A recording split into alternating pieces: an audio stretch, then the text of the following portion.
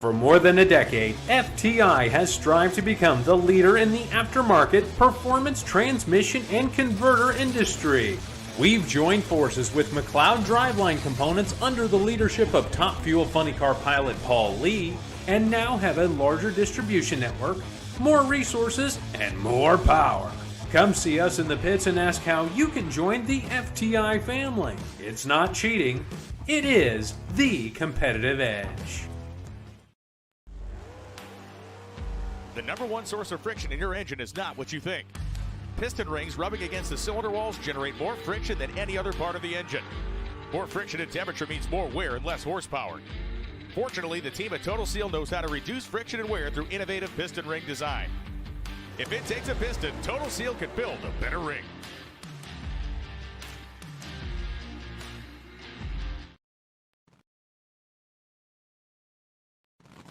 This is WFO Radio. Hey, everybody. It's Indy time. That's right.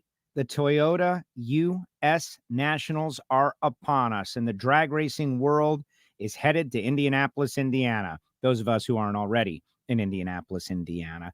We have got a great WFO radio program for you today, kind of a throwback show.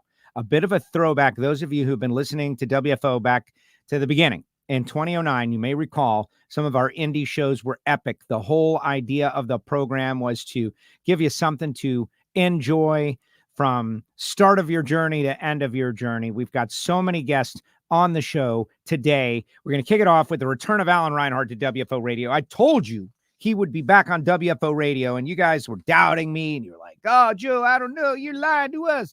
And the answer is Alan Reinhart will be back joining us just moments from now. Also, right at the start of the show, J.R. Todd, in the news lately because of that gutsy and gritty Brainerd performance at the Lucas Oil Nationals by Team Coletta.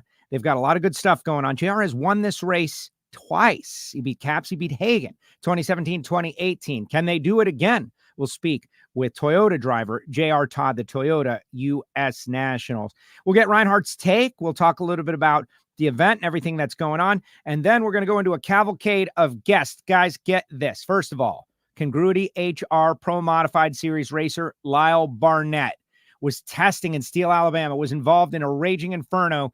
Lyle will be on this show. And I want everybody to know they're going to be doing a shake and bake show later on tonight. I want everybody to watch because you'll hear Lyle will talk a little bit about what they're going to show you in that incredible show. Thank goodness Lyle was okay. We'll hear from Lyle Barnett. We'll hear from Josh Hart, the R&L Carriers racer, who is kind of pointed in the right direction right now. We're going to hear from Paul Lee. He's got a good car, the best car he's ever had going into Indy. We're going to hear from Maddie Gordon, top alcohol funny car racer. We're going to hear from defending Pro Stock winner Matt Hartford, going to be on the show. Two-time winner, four-time Super Comp World Champion Gary Stinnett going to be on the show. Jason Line, Hemi Challenge. He's going to be out there running in a car that's called Fish Stick on the show. Camrie Caruso making her return to NHRA Pro Stock just in time for the countdown in the Toyota U.S. Nationals on the show. Tim Kulungian, owner of White Alligator Racing. They just got their first win as a team. He's going to lay it out.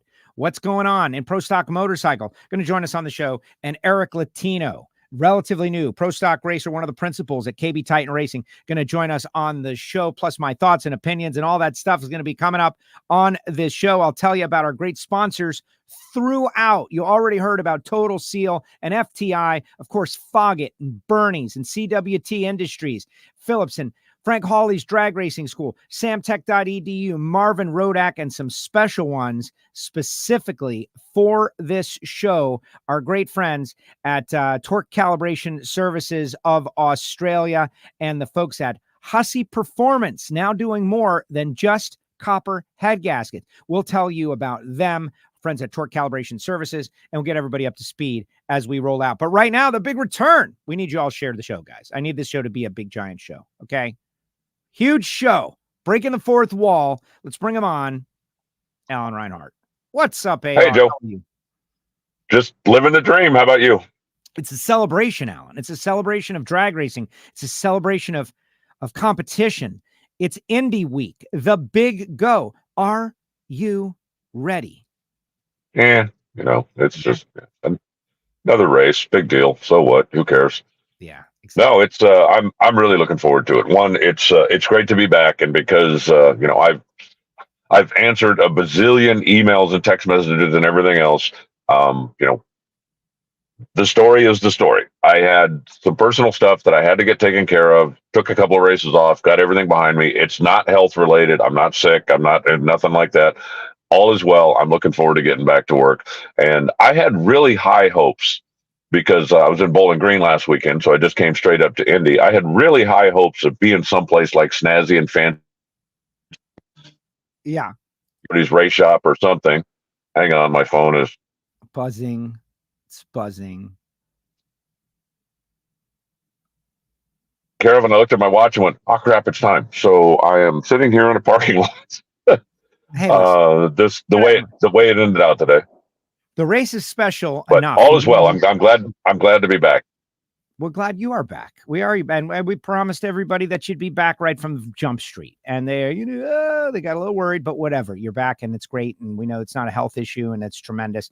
All right, I want to talk to you before we talk Indy, because we got JR Todd going to be joining us seconds from now. And fans of drag racing, we want you all to share the show either now or in the future, because you're going to have some amazing guests. Alan going to hang with us through JR and a little after, and then we're going to get into our pre-recorded stuff. But Alan. Jason Galvin in the final round Super Comp Bowling Green. My phone lit. Yeah, well, I'm so proud of the guy. And the old Bob Unkefer story, the announcer who won a race, right? Like that is, I don't know about yours, but it's definitely, I think, a secret dream that the announcers that I've spoken with. This guy gets to the final round. My phone blows up. He's got to buy into he wins the quarters, got to buy into the final. He's coming out for the final. I'm texting everybody that cares, people that don't know Galvin, they didn't get a text, but everybody that cared, got a text. Galvin goes out there, comes up a little bit short, but I'm proud of our boy here, man. And he's going to be racing at the big go. So no longer under the radar for Jason Galvin. Well, last year here at Indy, he made it to Sunday. So, it's not like, he's never seen a race car before. He doesn't know what to do in one. He ended up being in the final round. He ended up being in the left lane, which he hadn't been in all day, and just missed the tree a little bit. Simple as that. But he had been doing a really nice job. I'd been obviously, having some fun with him on the microphone and I know you can picture this. I told everybody, here's what's going to happen.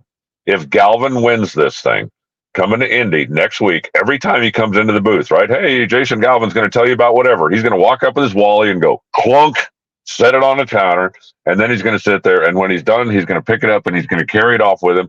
And everywhere he goes all weekend, he's going to be carrying his Wally around, showing everybody. Unfortunately for him, it didn't happen. But hey, us announcers always pull for the announcers. We like people to think that we have more skills than just being able to sit here and jabber about drag racing from time to time. But he had a good weekend. Actually, the whole weekend in Bowling Green. Brock and his staff down there do a spectacular job with the racetrack. The weather cooperated this year. It was about 90 degrees on Sunday. That was the warmest day. It was like high 70s, low 80s the other 3 days. So it was just a very comfortable, very good weather weekend. We had good performances. Mick Steele had the car rattle the tires, get sideways, and kind of sideswiped the wall. But that was really the only incident. And, he climbed out of the car, walked away. So that was certainly, what we always want to see. But for the most part, it was just a great race. We had good weather. We had really good racing. We didn't have a lot of downtime. And, the guys that were down there got tuned up and they're ready to go this week. Yeah, and results available online. Everybody go to Drag Race Central online to check it out, or NHRA.com, or whoever, there's in the divisional section. But the alcohol winners who came out on top, obviously, this is a tune-up race. This is the right before Indy final competitive tune-up for I would imagine everyone that can is going to Indy. Chris Foster won the alcohol funny car part of it. He qualified number one, had a great car. He and Jimmy Rector's working with him now, helping getting that thing going in the right direction. And he had absolutely the best car. He ended up running Phil Ez in the final round. And Phil also, had a pretty good car down there, but he was just a couple of ticks behind performance-wise where Chris was. And Zach Sackman won the alcohol dragster. It's his first win in alcohol dragster after 6 of them in the top dragster. He was driving one of the Randy Meyer cars. Beat Jared Dreyer in the final round there. But it was, we had a little bit of a short field as far as alcohol dragster go. There were only 6 of them, but there were some pretty quality cars. McPhillips had both of their cars there, and Randy had both of their cars there, and and Jared Dreyer ended up being in the final, so he had a good weekend as well. Amazing. Now, listen, a big tune-up race as everybody gets ready for the big go. All right, the Toyota U.S. Nationals. Great to have Toyota on board. We're going to hear from JR Todd in a few minutes, where you and I are going to pepper him with questions after the big body switch out there in Brainerd. But more importantly, they've really worked hard at Team Coletta to get the job done. He's won this race a couple of times. We're going to go through the categories before we bring him on, and we'll just preview as best as we can. For instance, Top Fuel, I see 21 entries. My problem is everyone is a really quality machine. Like everyone is a real, like Dan Mercier. He's been to the semifinal. Trip Tatum. Good car. The Gator Nationals. Ida just whole shot her way to the semifinals 1 race ago. Doug Foley has been to final rounds. Krista Baldwin. Fast car. They say they found their problem that's been tripping them up. Brittany Force. This could be the greatest single Top Fuel race ever in terms of level of total competition. Just qualifying is a major accomplishment. Well, certainly, in the modern era, we've got more quality cars there than we've had in one place in quite some time. And you are going to see, just plan on it, a big name is going to go home when qualifying is over with. Sunday night, somebody who normally is around on Monday is going to be taking the awning down simply because there are too many good cars. Happened to bump into Scott Graham and Krista yesterday. They're got brand new stuff. I mean, new blocks, new stuff, putting new engines together, getting everything ready. So they're planning on coming out here and making a splash. And, as you talked about, all of the super part-time teams that come out there, and you just automatically almost pencil them in the field. Well, you start penciling in the field everybody that is going to qualify, and pretty soon you're out of qualifying spots, but you still got people that are going to qualify. So mark my words, there will be a big name, household name, regular player that will be spectating or sitting in with me or sitting in with Brian in the TV booth on Monday. I promise you. Just one? At least one. At least one, right? At least one. You're looking at it. TJ Zizzo is going to be here. Zizzo has got a fast car every time down the track. He's setting personal best, and it's going to be amazing. All right, 5 qualifying sessions is back, and the weather, it's up in the air right now. It's going to be hot. It's going to cool down. Typically, that Friday night session, I know Heiner says on Hear It From Heiner, our Patreon only show, he's prepared for Friday night to set the field. If we get that session in, if we don't, chaos. Well, if the Friday night session goes as scheduled, if I'm driving a Top Fuel car, I want to run a 69 or a 70 and then pressure's off, because I don't see the bump being lower than that.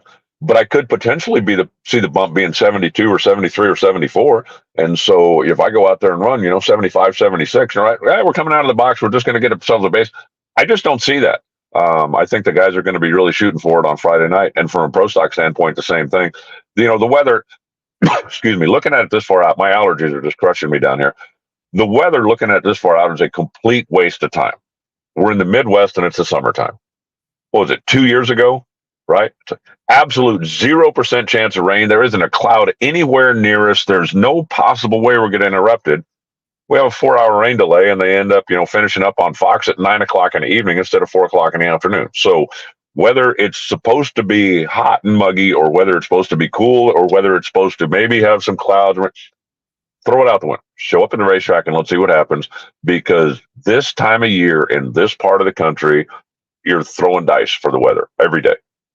Yeah, it's going to be very interesting as it all plays out. Another note, I guess, that I think is interesting is we had 3 of our pro category winners are trying for 3 in a row. Matt Smith and Pro Stock Motorcycle, Antron Brown and Ron Capps are going for 3 consecutive U.S. Nationals. Like, that is just bizarre that they all won 2 in a row, frankly. They're going for 3 in a row. So let's stay in Top Fuel and focus on Antron Brown. This Antron Brown has been very, very strong, and this is a race that he's excelled at. Well, Antron's kind of peaking at the right time. Earlier in the season, they were running okay, but not really the standard that you're used to seeing out of the Matco machine. They have definitely been stepping it up as of late, and now's the time when you want to get hot. Indy's been good to him. Indy is home to so many of the teams. Their shops are in Brownsburg right down the street. So I think he's coming in here, with a little extra pep in his step. Anson was down in Bowling Green running his Super Comp car over the weekend, got a couple of rounds in down there. And Antron was down there being, just basically coaching dad, not top fuel driver. So it was kind of cool to see him in that element. But yeah, he's got a good car at a track that's been good to him, and he's peaking at the right time. So, pencil him into the qualifying sheet. You want to go down and go one by one until we have all 21 of them penciled in? Yeah, 21 cars can't qualify for 16 positions. We know that. And Antron and Caps both won the Lucas Oil Nationals last year and went on to win Indy. Is that a trend? Justin Ashley, Blake Alexander, we'll see. But right now, let's bring on JR. Joining us now, very publicized storyline over the past couple of weeks. He's won Indy twice. He joins us now, Toyota driver JR. Todd, look, Alan, don't feel bad. I'm the guy who's the odd man out. You guys are both in your car studios. I didn't feel bad at all. It wasn't bothering me a bit. JR, what's happening, JR? What's a little nicer, JR. How are you, JR? Good. How about you? I'm good. I'm excited, man. I'm fired up for Indy. I am. I can't hear JR. You can't hear JR? JR, talk a little bit. Can you hear me now? Okay, I got you now. There you go. I got you now. I missed you that whatever the first thing was. Yeah, it's a miracle that we got this technology. All right, JR, let's hear it. I know you guys worked your tails off to get ready for this race. What is your status? The primary car that we tore up there Friday night in Brainerd got back to Brownsburg early this week, or I should say last week. I think the front half was on it by Tuesday or Wednesday. It was back at the shop Thursday night, and by Saturday morning the guys had it scaled and ready to hit the track come Friday night. Alan, question for JR. JR, I'm curious, after what you guys all went through with the body swap, as Toyota teams, have you looked at the possibility of making them more interchangeable? So if this happens in the future, say if Ron had to borrow one of yours for say, that it wouldn't be such a mad thrash to get it to fit? I'm not sure if that's something that we can do yet, just with the chassis being different. I mean, with the three Toyota teams between, Dell's team, our team, and Caps, we all three run three different chassis. So everybody mounts their bodies different as well. And I don't know, it wasn't a perfect fit with putting Ron's body on our chassis, but we made it work with the body hooks and putting the go around from our GR Super body on his and what have you. But like I said early on, I mean, just because they're all GR Super doesn't mean they're the same. So to answer your question, I'm not sure. That's something you would have to ask Todd Smith or maybe even Slugger. He could probably answer that for you. But yeah, luckily we got Ron's body to work out. And I mean, if I didn't see Hagen out the side window at half track, I was going to the finish line, hopefully turn on the wind light, but didn't want to risk blowing up any more stuff. So that's where our fun ended in the semifinals.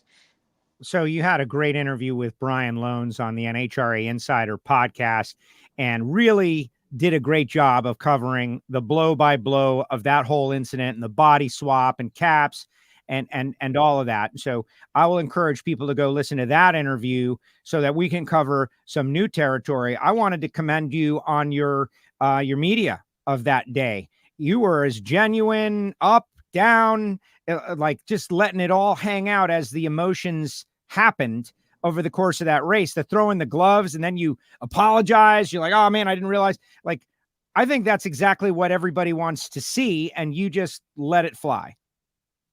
Yeah, I mean, I'm not going to apologize for being mad for tearing up stuff, because ideally that's not what we want to do. In the last 3 years, we've torn up a bunch of stuff in Brainerd, and to beat those guys second round, that was a big deal. I mean, it's a roller coaster of emotions within a split second. The wind light comes on, and then you dang near blow the body off the thing. So I thought that, after all the stuff that we had torn up, that we had wrecked basically two chassis and two bodies and a bunch of parts. That was my big frustration, and thinking that we weren't going to make up there for the semifinals. And yeah, we made it back up there, but was it ideal? No. I mean, we knew that we weren't loaded up for bear against Hagen, but yeah, some people don't like when I show my emotion, call me a crybaby or what have you. But it's funny because you get online and people are sending you messages or what have you, but they don't want us to be boring. They want us to show emotion, but then we do. It's a problem. So it's a lose-lose with the internet, and honestly, I don't care. Yeah, not a lose. I thought it was great. Like, I could watch that. If I never saw a drag race in my life, I would know that what you were doing was serious, that you cared about it, that there was drama, and I would want to watch more. I like moments like that. So don't listen to the net.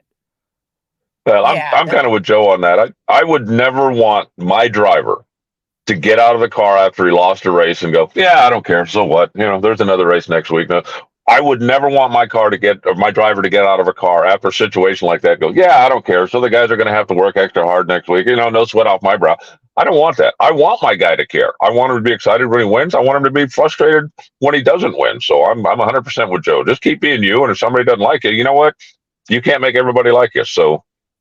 No, yeah, I agree. Everybody's not going to like you, and anybody that is a good loser is a loser. Like I hate losing, and we lose a lot more than we win, and you never get used to it. So that's the competitive nature in me. I mean, I've been competitive since I was a kid racing junior dragsters, and this is what I do for a living. Not everybody competing at this level does this as their livelihood. So I'm not saying that they're not as serious as I am, but I'm ultra competitive, and when I lose or something happens, like I definitely speak my mind on what I think about it.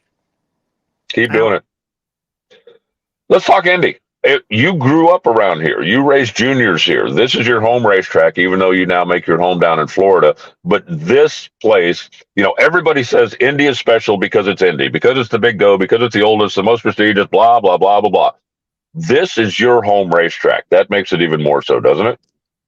Yeah, absolutely, Alan. I mean, I've been going to the U.S. Nationals since I was 9 or 10 years old, and I don't think I've missed one since then. So I've seen a lot, and I think going that long, you just kind of understand the history of it and what it means to everybody to win or even lose that race. Just I lost out on the track championship my first year, I think, in '93, racing junior dragsters by 1 point. So that's one thing I wish I could have checked off as a kid, winning the track championship at such a historic track. And to see the changes that have gone on at the racetrack over the years, and the legends that come and go there, and to be able to win that race, back-to-back years. And, we've been to a couple finals since then. It just, everybody's mood changes for this week. Everybody's, they're not buddies with one another. They're tensed up. Everybody brings their A game, their best parts and pieces, just because this is our Indy 500. This is the one that you want to win. If you don't win a race all year and you won Indy, that kind of makes your year, so to say. And bonus races within, we got the Pep Boys All-Star Call-Out, Tasca, Caps, Hagen, the two guys that you beat in your finals, Chad Green, you, Cruiser, Alexis, and Paul Lee, all in on the action. That'll be on Sunday. You got the Mission Foods Too Fast, Too Tasty Challenge that we're going to have as well. So there's a lot of different moving parts and pieces in addition to the big go. It's almost like race day 3 days in a row for you guys in the funny cars. Yeah, absolutely. I think it makes Friday night that much more important, where you got to hit the ground running, make a good solid run to get yourself qualified in the field. That way you're not tiptoeing around. I mean, you can kind of mess up and make up for it on Saturday with the Mission Foods deal. I mean, that's still important with the bonus points and the bonus money, but going into the call out on Sunday, that's where you want to be qualified and not worried about getting down the track, and you can focus on racing for the big money at hand, and then also kind of getting ready for Monday as well. JR, you don't have many opportunities if you're a drag racer to have a weekend where you can triple up. Have you given any thought to that? I mean, legitimately, somebody, and there's only 4 people in the category that have the chance, because not everybody is in the Too Fast, Too Tasty Challenge, but somebody has the opportunity to triple up. Do you think about stuff like that?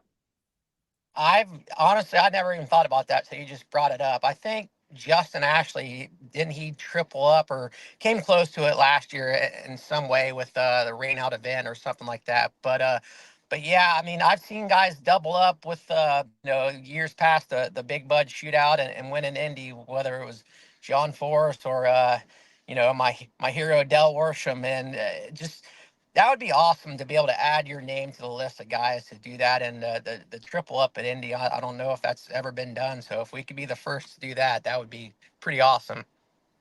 For the record, Justin Ashley did do that, but it was the rain-delayed race from Epping that was run in Bristol, and they counted the race as the Too Fast, Too Tasty. So even though he technically got all the awards, he didn't really win 3 separate races. He had a hell of a weekend, don't misunderstand. Yeah. Nitpicker. Come on, Alan. Give the guy a break. No, for the record. Facts. For the record. All right, JR. This is Indy. It's our biggest race. A couple of weeks ago, I was watching the Olympics, and they did something that I thought was really cool with one of the track events, right, where they talked to the runner, and they said, hey, man, hype this race for us. And he laid it out. This is how I would do it. This is what's important. This is what's significant. The U.S. Nationals, this is why it's hard to win. Can you give us a J.R. Todd version of, hyping the race and what it takes to win this race that you've already won twice? Like I said, it's our Indy 500, our Super Bowl. This is the one race all year that you have circled on the calendar that you want to win. And, anytime I feel like the legends show up just to hang out, that it's a pretty important race. Not that they don't, come to other races throughout the year, but it seems like a lot of them turn out for this event. With 5 qualifying runs and racing on Monday, it seems like you're competing for almost a week. And for me, it's just special just because I grew up here. I mean, I like I said, raced there as a kid, and I don't know, the payday is bigger on Monday. Just there's so much about it. 1.5 points. It's the last race before a playoff to the championship. There's so much at stake that, like I said, win or lose, you're going to see emotion from people that you don't see at any other race, basically. Yeah. Just because you needed some extra pressure coming into this deal, Toyota now has put their name on it. It is the Toyota U.S. Nationals. That means, you're going to have some bigwigs from Toyota. You're going to have some VIPs. You're going to have more people there that are looking at the teams that they back from the corporation. And you're one of those, in case you didn't need more incentive. Yeah, that's awesome. I'm extremely proud to represent Toyota, to be part of the Toyota family. I'm currently I'm in my Toyota Sequoia provided by them. And yeah, I mean, I know there's going to be some big wigs out there. We've won, Toyota races in the past there in Sonoma and got to celebrate with those guys and ladies. So hopefully we can check off the biggest race of the year that they're sponsoring and have a really big party come Monday evening. Yeah.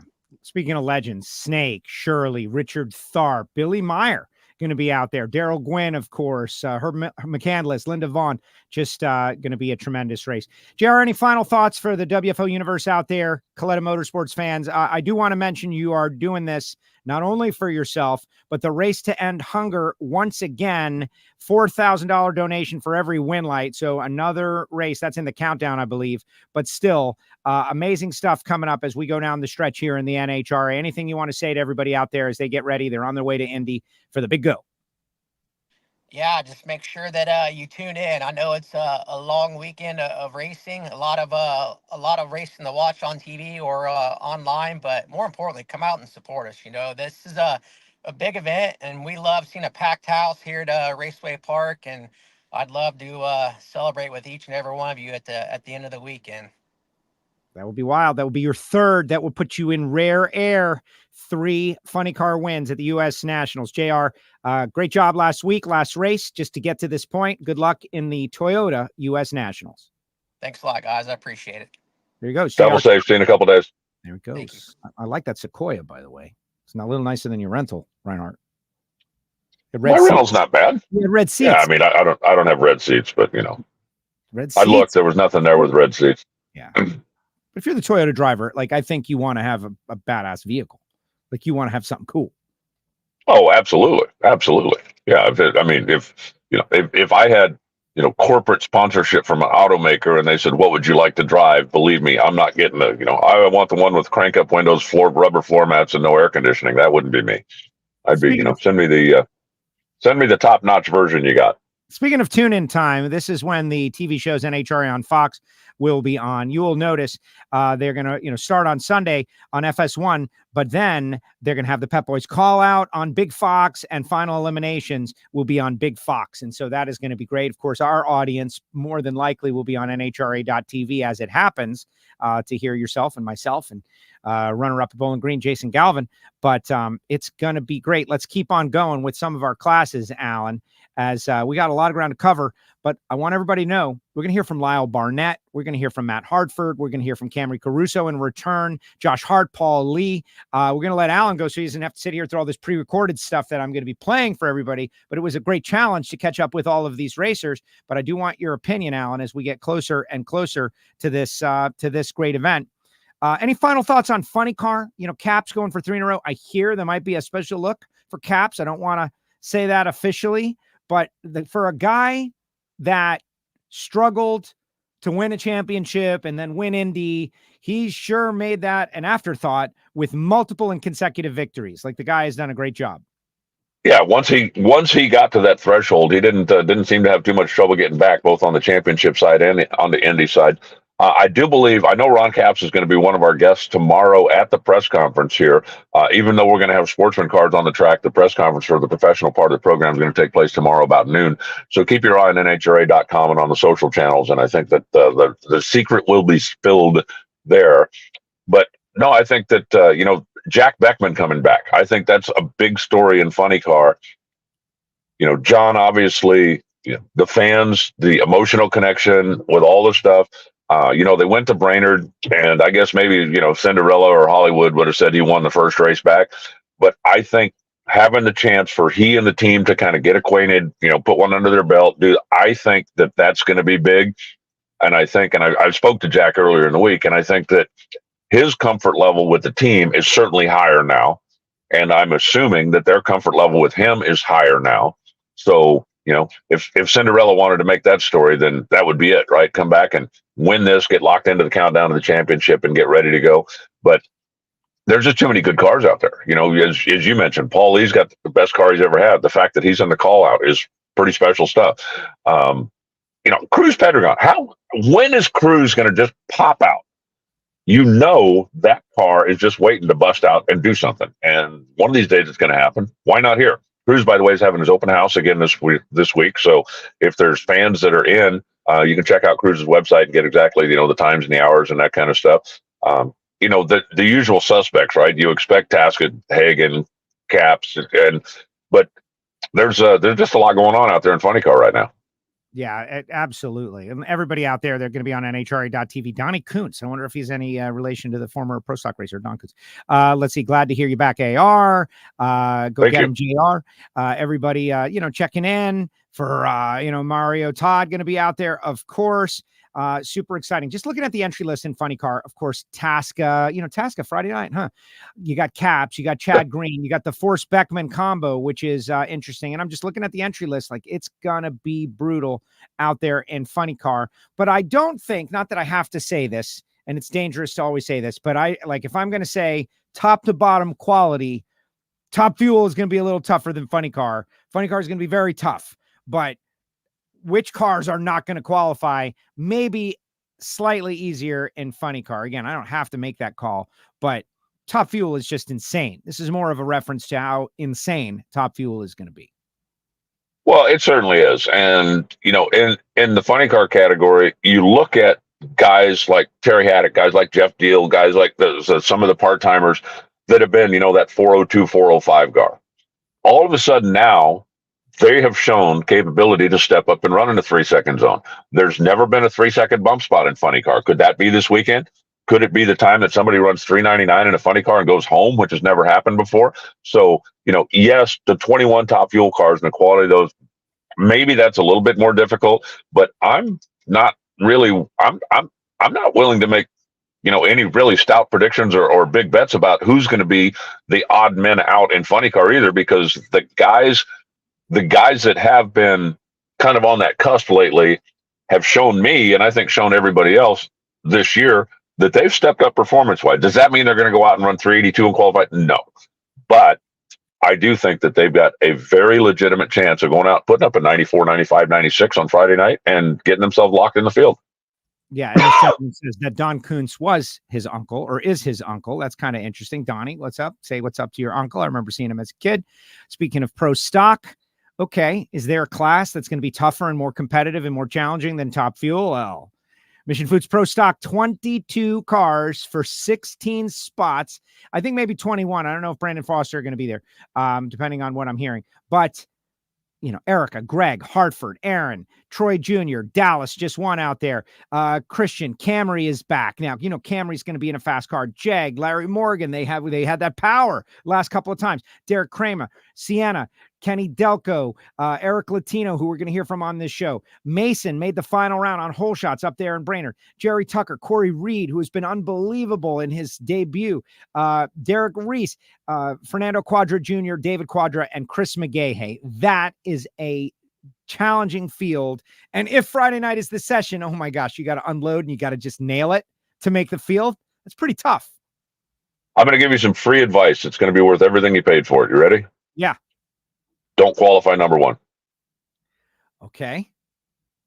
I'm sure that's backed up by some sort of a stat. Well, Erica won Gainesville, qualified number one. Greg won Phoenix, qualified number one. Dallas won somewhere early in the season, qualified number one. But since about the fifth race of the season, the number one qualifier has not won the race. It's been the guys that qualified, 3, 4, 5, 6, and then just come out and find it on race day. Now, the level of competition obviously is off the charts. And I think if you had to pick two, it would be pretty easy to pick Aaron and Dallas, and that would be a pretty good two to pick. But, what is Jag then? Half a tick behind? Maybe. And, you mentioned Corey Reed. I love what Corey's doing in the car. He's completely fearless. He doesn't feel any pressure. He doesn't know. He's not running for the points. He's not trying to get in the countdown. He doesn't care about anything. Okay, can I ruin your day? Let's see if I can ruin your day. And he's been able to do it a couple of times. So, there's just so much good equipment out there these days that power, for the most part, isn't the problem. It's making sure that you've got everything just right. Do we need another half a point of gear here? Should we take a quarter of a pound of air out there? Should we do this? Should we move the wheelie bar a 16th of an inch? Because that's the stuff that's making a difference in pro stock these days. Yeah, it's going to be insanity. And for those of you that are interested, the Hear It From Heiner show is available for Patreons only, but Michael Heiner talks a lot about the strategy of qualifying at the U.S. Nationals on this week's edition as we do our Indy preview. Pro Stock Motorcycle, we're going to hear from Tim Kulungian coming up in a little bit. Got his first win up there in Seattle with Chase Van Zandt as a team owner. He's won the big go with Jerry Savoy in the past. And Pro Stock Motorcycle, constant rules adjustments. And, Gage Herrera has never won the U.S. Nationals in his career. Yeah, his 2-year career where, well, he only won it. He only raced it once when he had a legitimate bike that had a chance to win. So I think it's going to be really interesting to see what the new weight breaks and what the new rule changes do. I spoke with Steve Johnson a week or so ago, and he said when the rules came out, he thought to himself, wow, because he feels like the performance of his bike isn't that he's down on power, he feels like he's missing something. He said, I used to be able to do those 103, 104, 60 foots, and it was just simple. And he said, but something just isn't there. And the fact that his bike did not get an adjustment as far as the weight goes, if he can figure that out, that legitimately could put him up at least toward the front of the field. And obviously they've been working on it, right? Everybody's been working on it when you're getting ready to come in here. But yeah, it'll be interesting to see the first couple of 3 qualifying sessions. I think by Saturday evening, we're going to have a pretty good feel for, how big those adjustments made by the NHRA Tech Department affected the class. Well, we'll see. We'll see. Kind of interesting as we get ready, what will happen in Pro Stock Motorcycle. One more class I want you to comment on, and then I'm going to kind of give you just like, take us to where you want. What are you interested in at the U.S. Nationals? Because I want to get to the Lyle Barnett interview. Of course, Lyle involved in a raging inferno. He's going to talk about it more on the Shake and Bake show. But Pro Mod 28 cars, like that's crazy. And their playoffs start. 28 cars for 16 spots, high quality cars. Pro Mod is going to be insanity. Stevie Fast bringing out Shadow 3.0. This is the race that everybody rolls out their best stuff. And we're going to see maybe one of the greatest Pro Mod races in history. Well, you mentioned some of the testing that was going on down in Alabama earlier in the week. There are at least a handful, and maybe more like 2 handfuls of Pro Stock cars that are in Bowling Green right now today that are testing, trying to get ready. The weather in Bowling Green, it's about 3 hours south of here. Going to be very, very comparable, I think, to what they're going to run in up here. Bowling Green is a great racetrack, as I mentioned. So I think anything you learn down there is going to transfer pretty seamlessly to coming up here. So there's a number of the guys that are down there, spending the extra time, the extra money, and the extra effort to try to make sure that they are ready when they come rolling in here. I saw some video of that deal from Lyle and a couple of pictures after it. I'm glad to see him get out of there. He and Fire obviously have a relationship that let's just say wasn't good. So I'm glad to see him get out of the car. And I honestly don't know the status. So I'm looking forward to hearing what he says about whether there's another car, because I don't believe that thing could have been fixed and turned around fast enough to get it back here. And I don't know. I don't have any information. Maybe you have more than I do. Well, he's going to share in the pre-recorded interview that I'm going to play right after we part ways. He explains much of it, but he's going to explain in its entirety on Shake and Bake tonight. And I'm mentioning over and over again, because I think it was really cool that Lyle came on WFO to share his story. And he's going to share, he's going to play the video on Shake and Bake tonight. He's going to play the in-car video in its entirety, which is insane. And, he didn't have to come on. He could have kept it on his own show. But what he really wanted to do, and we'll see that in a few minutes, was use the opportunity to alert racers about safety once again, which has been his mission since his first incident. Yeah, winning the U.S. Nationals in 22 was a big deal, but I think his primary mission is now sharing with other racers the value and the importance of safety equipment. He has another great opportunity that we're going to play that interview in a few minutes, but amazing. Maybe the title Shake and Bake is not the best for Lyle. Just throwing it out there. How about Shake and Chill? Shake and Lay by the Pool. Definitely worthy of consideration. This is definitely bad ideas, Allie. It's a good thought you've got. I was really grateful to see him get out of there. Lyle is just a really good dude, and I think everybody likes him. He's out there. He's as competitive as you can be, but he's also out there having a good time, and he'll help anybody he can. Just a really, really good dude. I'm glad that he was able to get out of that thing unscathed, because I saw, like I said, some of the pictures and some of the stuff is scary. You're going to want to watch Shake and Bake just to see that tonight. That's it. Okay. Take us where you want. Comp Eliminator with the Brogdon money and all those cars. That's going to be amazing. Like just the comp field.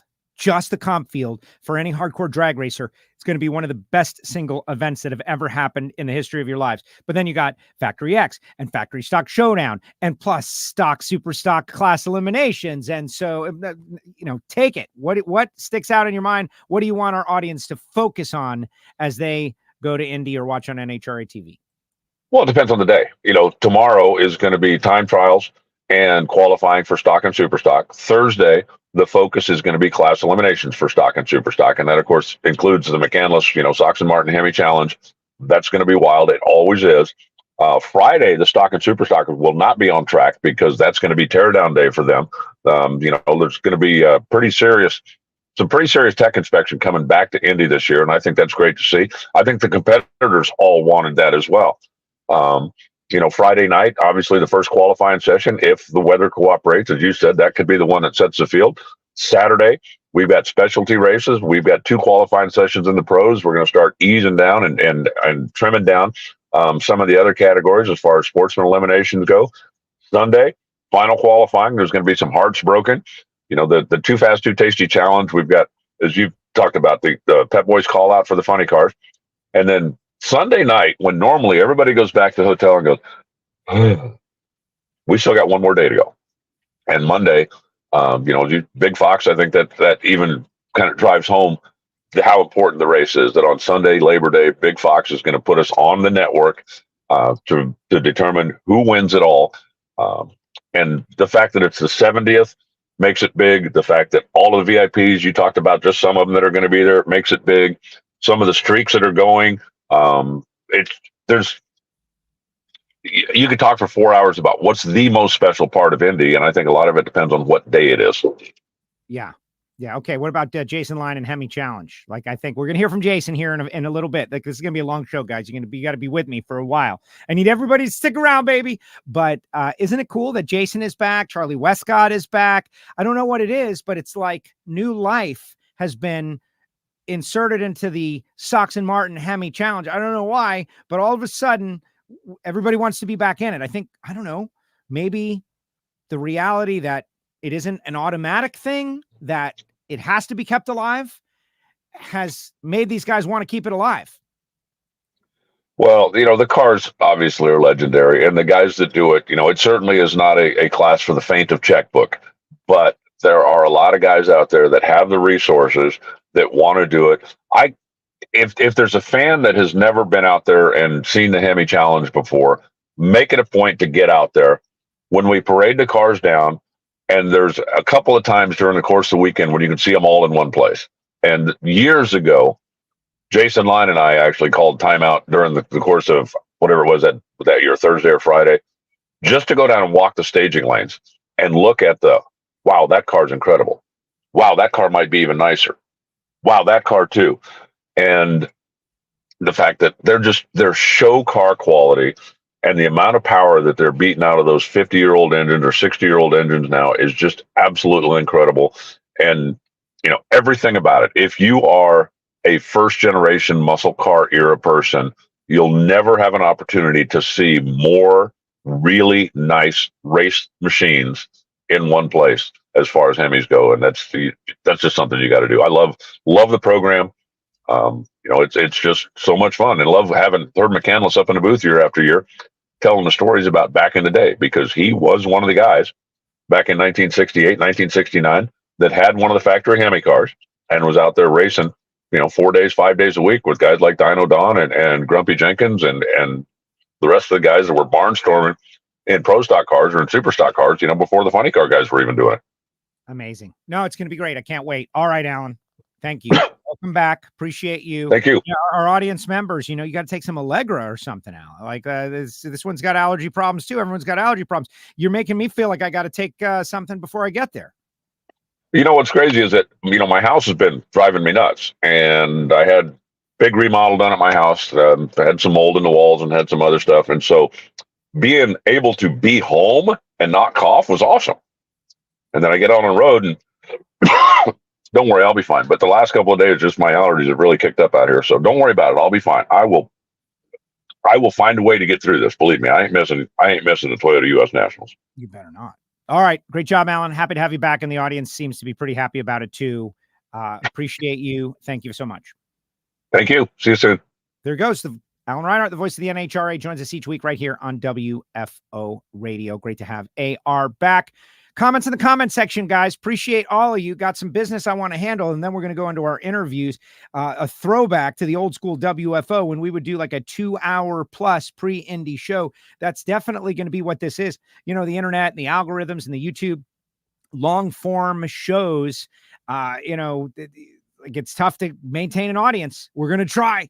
We're going to try to keep it interesting. You're going to hear from a whole bunch of different racers starting in a few moments, but your comments and me coming back and forth in live to tell you about different stuff is going to happen as well. So let's keep it going. And I would encourage you all to share the show. But right now, I want to tell you about the people who are literally making this thing possible for me to do this. The folks at Jesse, DPFX Fit. Scan that QR code. Heavy diesel, mid-level diesel, over the road. You've got to keep those converters, fresh and new and clean due to compliance. And where are you going to get them? Get them from the folks at Jesse. They've got high performance line as well called G Sport. Eric Latino is going to be joining us on the show not long from now. And he's going to talk a little bit about how they put a catalytic converter on a pro stock engine and lost 0 horsepower. That is his business. And when you see Jesse out there, think DPF X Fit, scan the QR code. Everybody's got a diesel. You're towing over the roads. You got the most torque. You get the best mileage. you might as well have the best converters. And thanks to Mr. Latino for coming on board with WFO Radio. Also, Randy Neal's company, CWT Industries. These are balanced machines for machine shops. You think we got any engine builders out there? I think we do. People who work in engine shops, who build engines, who are machinists. If they're not listening to us, they're listening to Hidden Horsepower, certainly. CWT, better, quicker, faster, easier to use. It's as simple as that. The balance machines that Randy Neal has put together are an industry leader, and I can put you together for a personalized introduction. If you've got an old school balancer, I'm sure it works, but does it work as well? Is it as easy to use? Does it make you money? Because of those two things. CWTindustries.com. Check them out and make sure you tell them you heard about it on WFO. You can always email me, joe@wforadio.com. Our friends in Australia, we got a lot of Australian listeners. In fact, the most recent winner of the drag race bracket bonanza came from Australia. The drag racing scene in Australia is probably second to that here in the United States. But they've got V8 supercars and Formula One and all kinds of different stuff going on there. Matt Clark from Torque Calibration Services handles many of the torque calibration for a lot of those teams. If you are in Australia and you're checking out WFO Radio because it's the U.S. Nationals, check him out, give him a call. You can go to his website. It's torquecalibrationservices.com.au.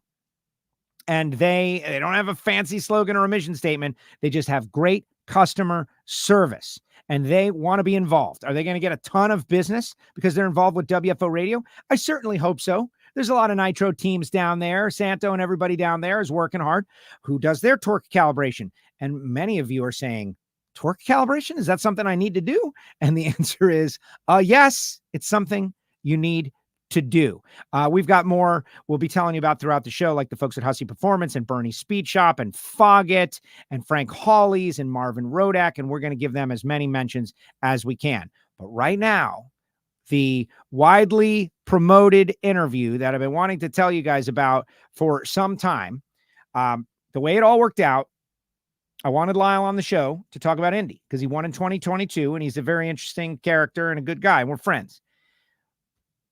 But, I didn't hear from him. And then I found out why. Let's check out the interview with Lyle Barnett after one of the most horrific and nightmarish things can happen to any racer. I encourage you to share the show. More importantly, though, watch him on Shake and Bake tonight. Joining us now, he'll be running in the Congruity HR Pro Modified Series. Their road to the championship begins this weekend. A 4-race playoff. He won this race in 2022. Mr. Lyle Barnett. Lyle, it's really good to see you today. It's really good to see you today. It's good to be seen. Well, we can talk about this in a minute, but I had a pretty eventful weekend. So, not that it's all about me, but I'm texting back and forth with Lyle, right? I don't know what happened to Lyle. I know where he was going. I knew that he had a race plan in Steele, Alabama, and that's it. And so he gets back with me, and I still don't know. I'm in my own little universe. And he's like, oh, yeah, this happened.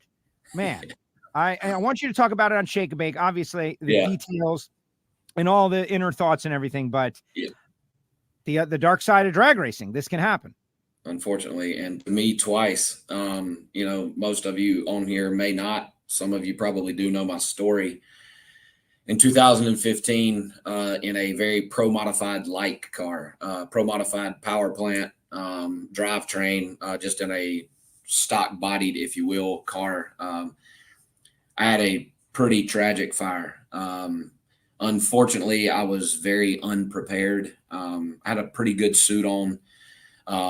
But I did not have good gloves. I did not have good shoes. Had a helmet on, but no head sock, no skirt on the helmet. And by my own accord, I did not have my face shield down, which is what all this is from. It burnt my hands up, burnt my feet up, burnt my lungs up. Was in the burn center for 2 months. Recovered from that, obviously. That was in 2015, and have gone on to do some pretty cool stuff. Continued racing about a year later after that. Came into the pro mod world in 2020. Made my debut in 2021 in the NHRA. Ran 2 seasons with Elite Motorsports and Justin Elks and the guys at Modern Racing. Had a lot of success over there. At the real root of my being, I am a big time turbo fan. I love the turbocharged stuff. And that's what we ended up in, right? You know, we had a pro charged car at the start of my career in NHRA. I transitioned into a turbo car and had literal immediate success. We won Dallas the very first race out. I had made like 5 runs in the car before we arrived in Dallas. Won Dallas. 2 races later, we won the final race of the year in Vegas. And in 2022, I won the most prestigious drag race there's ever been. I won the U.S. Nationals in that car as well. So from tragedy to triumph is what I like to call it. Joined Scott Tidwell and the Proline guys this year. There's no denying we've had a less than stellar year. I think I've won 2 rounds this year. The cars fought us from nose to tail all year long. I've been to 2 different states testing in the past 7 days. And unfortunately, on Saturday night, I had yet another major fire. However, very prepared this time. We were completely NHRA legal. And for those of you that are unaware, the safety precautions that the NHRA requires us to take there's a lot of them. And fresh air, the proper suit, and all the things. And I was 110% unharmed. The unfortunate side of that is we lost our race car. That's what's left. What you're looking at there is probably $100,000 minimum to fix. And obviously a new body, completely rewired and replumbed, new windows, all the carbon panels and whatnot that are required in those things. Valve covers are toast. Many of the outer engine components, are done. Fuel cell, everything. Like it's pretty much gone. So that kind of alters what happens for me the rest of 24. I don't want to get too far before you get to ask your questions, but where we sit today is I am without a race car and probably going to bow out of the championship hunt. I will be in Indy in a race car, and I will finish the year in a race car, but it will not be mine. Scott Tidwell's that I drive. We have already plans in place. The rest of my year is 100% mapped out. And my main focus right now is for Jose Gonzalez and Ken Cartuccio, one of the two, to win a championship, and I am there to help them do that. First of all, you go on as long as you want. You're breaking the news. You're giving us the explanation. It's very terrible about the car. I'm going to post up another photo from your own social media. And again, on the Shake and Bake show, which you guys do a great job. I watch it as often as I can. It's fun. It's great. Cord, of course, and Stevie. But Lyle, like this is something that we as fans, announcers, observers, casual observers, super stock racers, like we hope to never experience, to see this view that you posted from your social media and your in-car camera. But the thing that I take out of it is you've been through this twice, once with the wrong gear and once with the right gear. And here you are hours later after having the right gear. And hasn't that been really your personal mission to tell everybody out there that 100%, you can survive this with the right stuff? You can. And with the best stuff available, Joe, you have 40 seconds, right? And we could sit here for 40 seconds and not say a thing, and it's not that long, right? Like less than a minute is the amount of time you have with the suit that I had on. I text my rep at Stand 21, and I sent him that picture, and I said, Stand 21 forever. They make, in my opinion, the best of the best. Eve, they're a French company, and Eve and the guys that own that place have worked very hard for decades now to provide top of the line, the best of the best fire equipment, safety equipment for us racers. And I don't know what else proves that they are of the best out there. I'm not saying that none of these other companies, Sparco, Simpson, Impact, Alliance Racewear.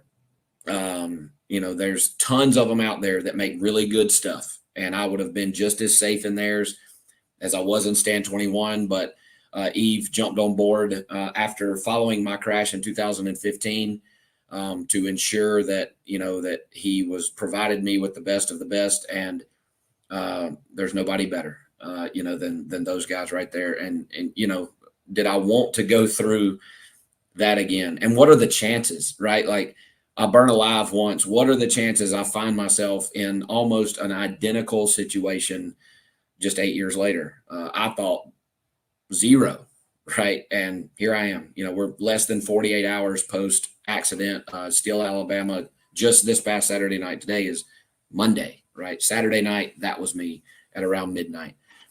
And it's just, dude, I hope now, that people that haven't before listen, you just cannot stress enough. I've got a family, dude. I got a 2-year-old Nash. I have a wife. I have my mom and my dad and my grandparents and my step parents and a sister, and got all these people at home that love me, and would probably honestly prefer that I didn't do this anymore. But right now, Joe, I feel like I'm driving as good as I ever have. I feel like I'm at the top of my game, and I feel like I could get in anything, and in a couple runs, if not the first run, figure it out and win in it, and I'm just too stupid to quit. I love it, dude. It's literally what drives me to come to work every day. I'm at MacFab. If you can hear background noise, they are beadlocking wheels as fast as they come in the door right now. And I got here to work this morning, and granted, I've been on the phone most of the day talking to racers and crew chiefs. And, I've got a message right now I need to respond to from Stilo, the helmet I wear, and all these people that want to help, and I want to take a second and thank a couple people. The entire NHRA Pro Modified community, first of all. They all reached out. If they had stuff to offer, it was ours. But I want to thank Stan Shelton and the Cult Lumber crew for offering me a turnkey race car, all the parts, all the pieces it would take for us to finish the year and continue my fight for a championship. I want to thank Justin Bond, the same deal. Here's a car. We'll bring it to you to Indy, or y'all can come get it, whatever you want to do, and something to compete in for the rest of the year. Due to the time constraint and what the time we've got between right now and when we burn in Indy in 4 days, we just did not feel like we had a sufficient amount of time to take a car there that could be, competitive. And I'm not saying that their stuff couldn't be competitive. It's new, right? You just don't have time to travel. I'd have to fly to Bowling Green today, and they would have had to finish putting the cars together today, and then we've got to test tomorrow. And that's not just me. That's Scott Tidwell and the truck drivers and the crew, Steve Petty, my crew chief. It's just a lot to make these things go round.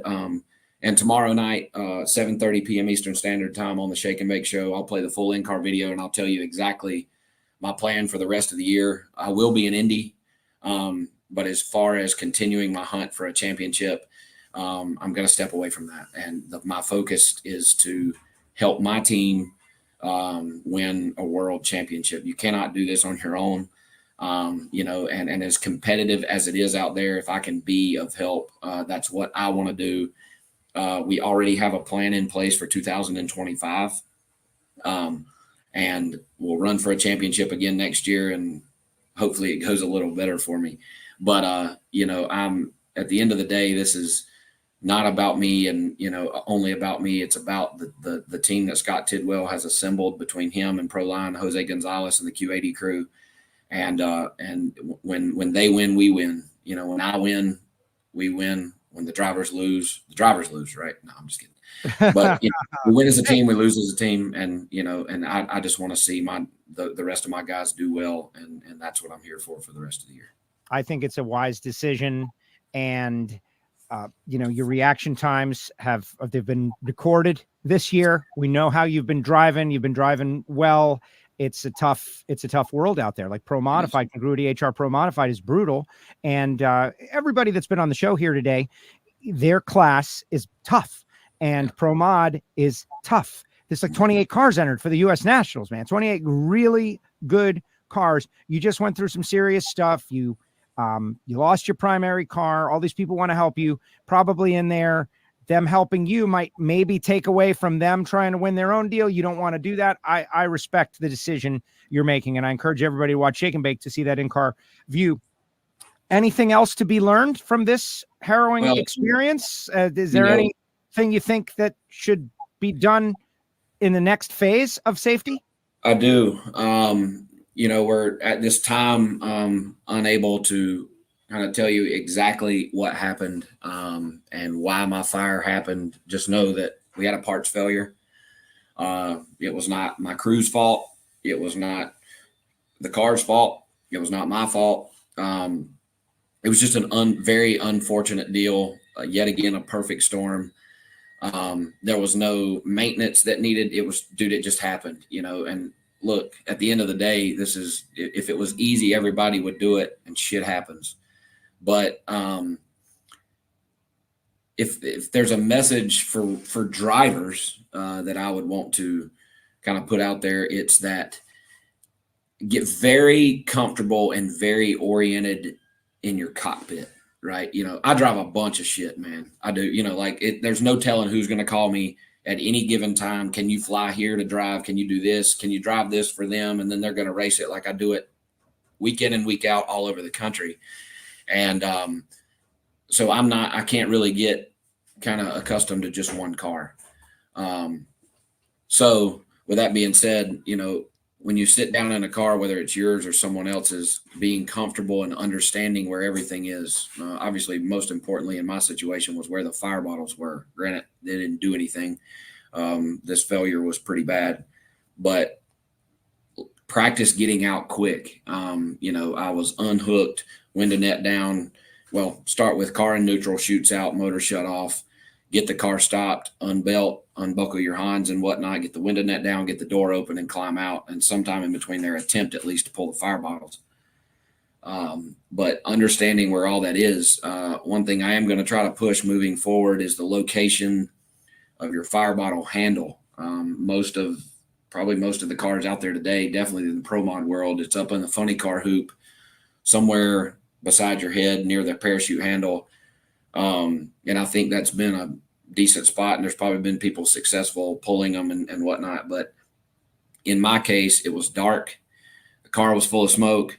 I did find it, but had it been somewhere in view where I could physically look at it, grab it and pull it, I think I would have been a lot better off. Just in a panic at that time, it was a little difficult.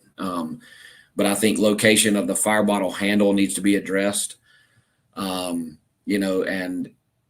at these racetracks you're running at, riding down to the top end and knowing where the turnoffs are and maybe where the fire extinguishers are. And for any of these racetracks, response time of your safety personnel, no matter what, make sure that all their stuff is ready and works and the guys know what to do. And, there's a lot to be learned from my incident in particular. But again, on the Shake and Bake show tomorrow night, I'll show the video and I'll show you just how fast this happened. That thing went from on the best run it's made all year to a small fire that I could see, in the cowl through the windshield, to one that was wrapping in the doors in a couple seconds, and it happens really fast. And not panicking, which I'm not going to say I didn't panic, but not completely losing, your bearings in there and understanding where you are. And, there's a lot to be learned, and just sitting down in these things and thinking it's not going to happen. It can. It's happened to me twice.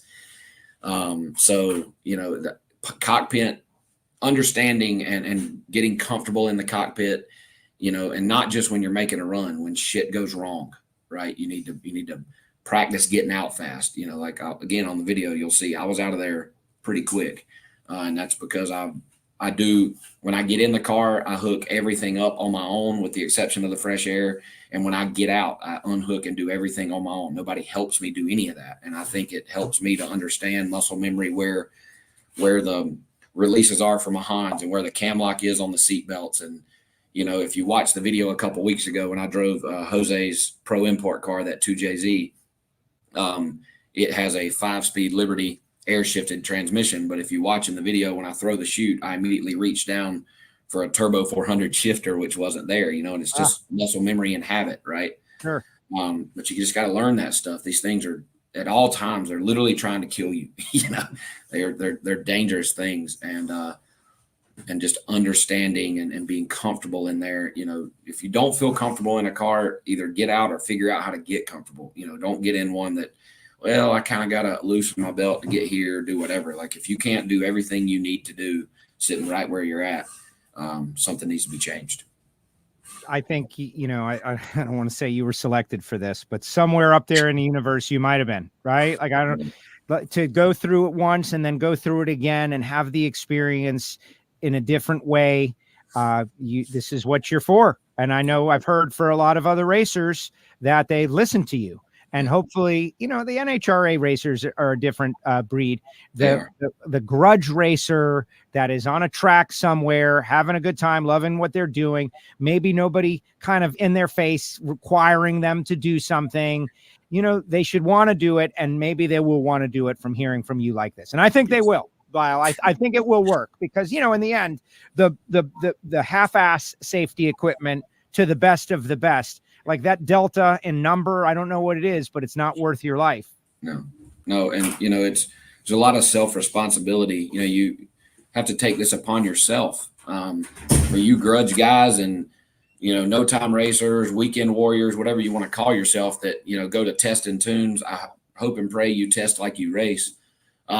But at a lot of these tracks for test and tune type stuff and grudge events, there isn't anybody coming by like Jake and the guys do it at the NHRA to check and make sure all safety equipment is not only there, but within date and all the things. Like, a lot of these places you go test, as long as you've got the sticker on the window that says you've paid for that day, that's all they're worried about, right? And I'm not saying the tracks are at fault for that, but like, you come to a test and tune, you have to take responsibility within yourself there to make sure that all that is there and you're wearing it. Can't blame anybody but yourself if you go up there unprepared. And why anybody wouldn't test like they race is beyond me. But just take it upon yourself to do the things that you should be doing in the slim chance, that something like this happens to you. I was 110% unharmed. I had fresh air. We were in an NHRA legal car. Like, I could have put it in the trailer, unloaded it at an NHRA national event, and it was ready to go down the racetrack at an NHRA national event. Everything. So Erica had that big fire a couple of years ago in Norwalk, and that spurred some changes that I recall some people pushed back on, like I think a coating under the carbon fiber so it didn't burn quite as much. And maybe that's where the fresh air came in. And every time there's a rule, it's like, oh, we got to do this thing and that. But you just experienced why. Mm-hmm. Yep. I didn't smell smoke. I had zero inhalation issues. I'm hoarse today because I was yelling at the fire department. And my fire from several years ago, it burnt my vocal cords up, and now they're just weak. But the fresh air worked flawless. Like everything about everything I was wearing was perfect. I felt no heat. I inhaled no smoke. And I don't know if you've ever smelt burning carbon fiber. It is putrid. It's awful.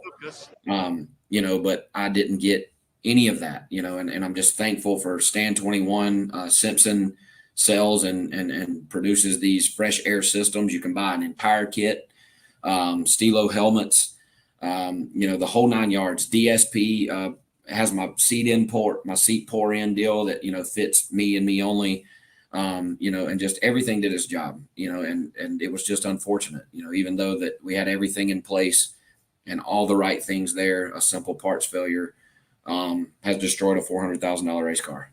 So we'll come back from it.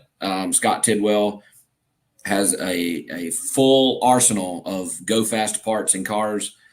Like I said, we already have a plan to finish the year. We already have a plan for 2025. And it will not involve in any way, shape, or form the car that I was just in. That one will get fixed over time. And you may see it out again, but it will not be for the rest of of 24, and more than likely will not be the car I drive in 25. So just a testament to Scott Tidwell and his passion and what he does for the sport and Pro Modified in particular. Just an awesome team to be associated with. They've all called and checked on me today, and I'm good, dude.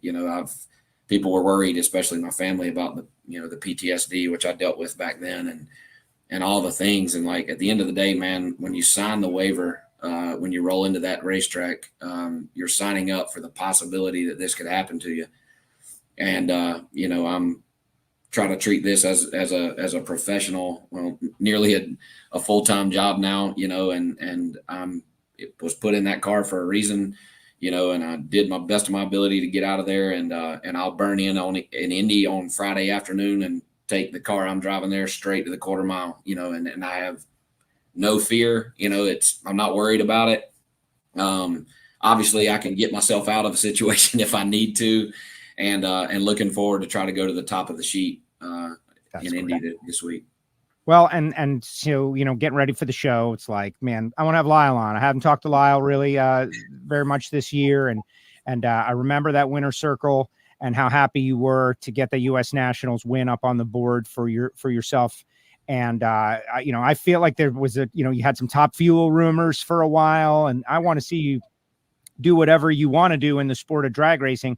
But then, again, to have this go down, and now all of a sudden, it's the more serious message. Winning is great, but we all got to stay safe. And you're the right person to tell that story. I really appreciate it. I want to encourage everybody to watch Shake and Bake generally. But on this particular episode, you're going to see stuff that nobody wants to see, but we're going to get a chance to see it. I'll be logged on as well, Lyle, and I will see you in Indy. And I thank you for making the time. I know your phone has been exploding because of everybody just well wishing you. But thank you for making the time for us here on WFO. No, thank you, Joe. Anytime you want me on, I'm obviously always willing to do so. Thanks to all of you watching that have reached out and commented and sent messages and text and called. It means a lot. For those of you that haven't and are curious, dude, I'm good. Was, like I said, completely unharmed, and just looking forward to Indy. We're going to finish these last 4 races, crown a champion in Vegas, and then looking forward to that. If you're a Pro Mod fan, the 3 race series from West Buck, the guys at Drag Illustrated, the World Series of Pro Mod will be in March, U.S. Street Nationals in January, and the closest one to us, the Snowbirds, for some Outlaw Pro Mod action. I'll be there with the Scott Tidwell camp. And looking forward to the Winter Series as well. So plenty of Pro Mod racing left for the rest of the year. And as much of it as I can sit my ass in the seat of one, you can bet it I'll be there. So, Joe, again, thank you, dude. And look forward to seeing you and everybody else this week. Yeah, Lyle, definitely. Well, the winter stuff is going to be great. And that's, right across the state from me. It's a 3-hour drive. No big deal at all. And again, just real happy that you are okay. Yes, and we'll sir. see you at the track, and we'll enjoy Indy together. Thank you for coming on the show. Appreciate it. Everybody watch Shake and Bake this week. Thanks, Joe. See you later, Lyle. There he goes, Lyle Barnett, with us here on WFO Radio. How about that? Lyle Barnett. And there was a lot of emotion in there, guys. That was a tough one. And hopefully you guys appreciate Lyle for who he is and what he does, but the honesty and the candor and the difficult situation. So I will be logged in and logged on watching Shake and Bake when they go live tonight to see the rest of that. And hopefully you will too. But we're going to keep on rocking here. Let's see who's out there. We did have an internet flicker, but you guys stuck with us. That's amazing. I'm sitting here, I'm watching Lyle. I'm thinking this is great. And then all of a sudden it wasn't great anymore, but keep those comments. But you guys all stuck it out, man. You came back and look, we fought through it. We got back. I got on the radio, Scotty, we got problems, and they all fixed it. But now we're going to keep on going. We're going to keep on going. And I'm like adjusting the show on the fly. The Lyle stuff was super intense. It was a very intense interview, thinking about it, right? So I want to bring some positive energy back into the scene. And so who's better for positive energy than the 100th different lady racer in the NHRA to win? She just got her first win. She's going to be battling it out in Top Alcohol Funny Car. She's one of the best new young personalities in all of NHRA drag racing. Earlier this week, we caught up with Maddie Gordon.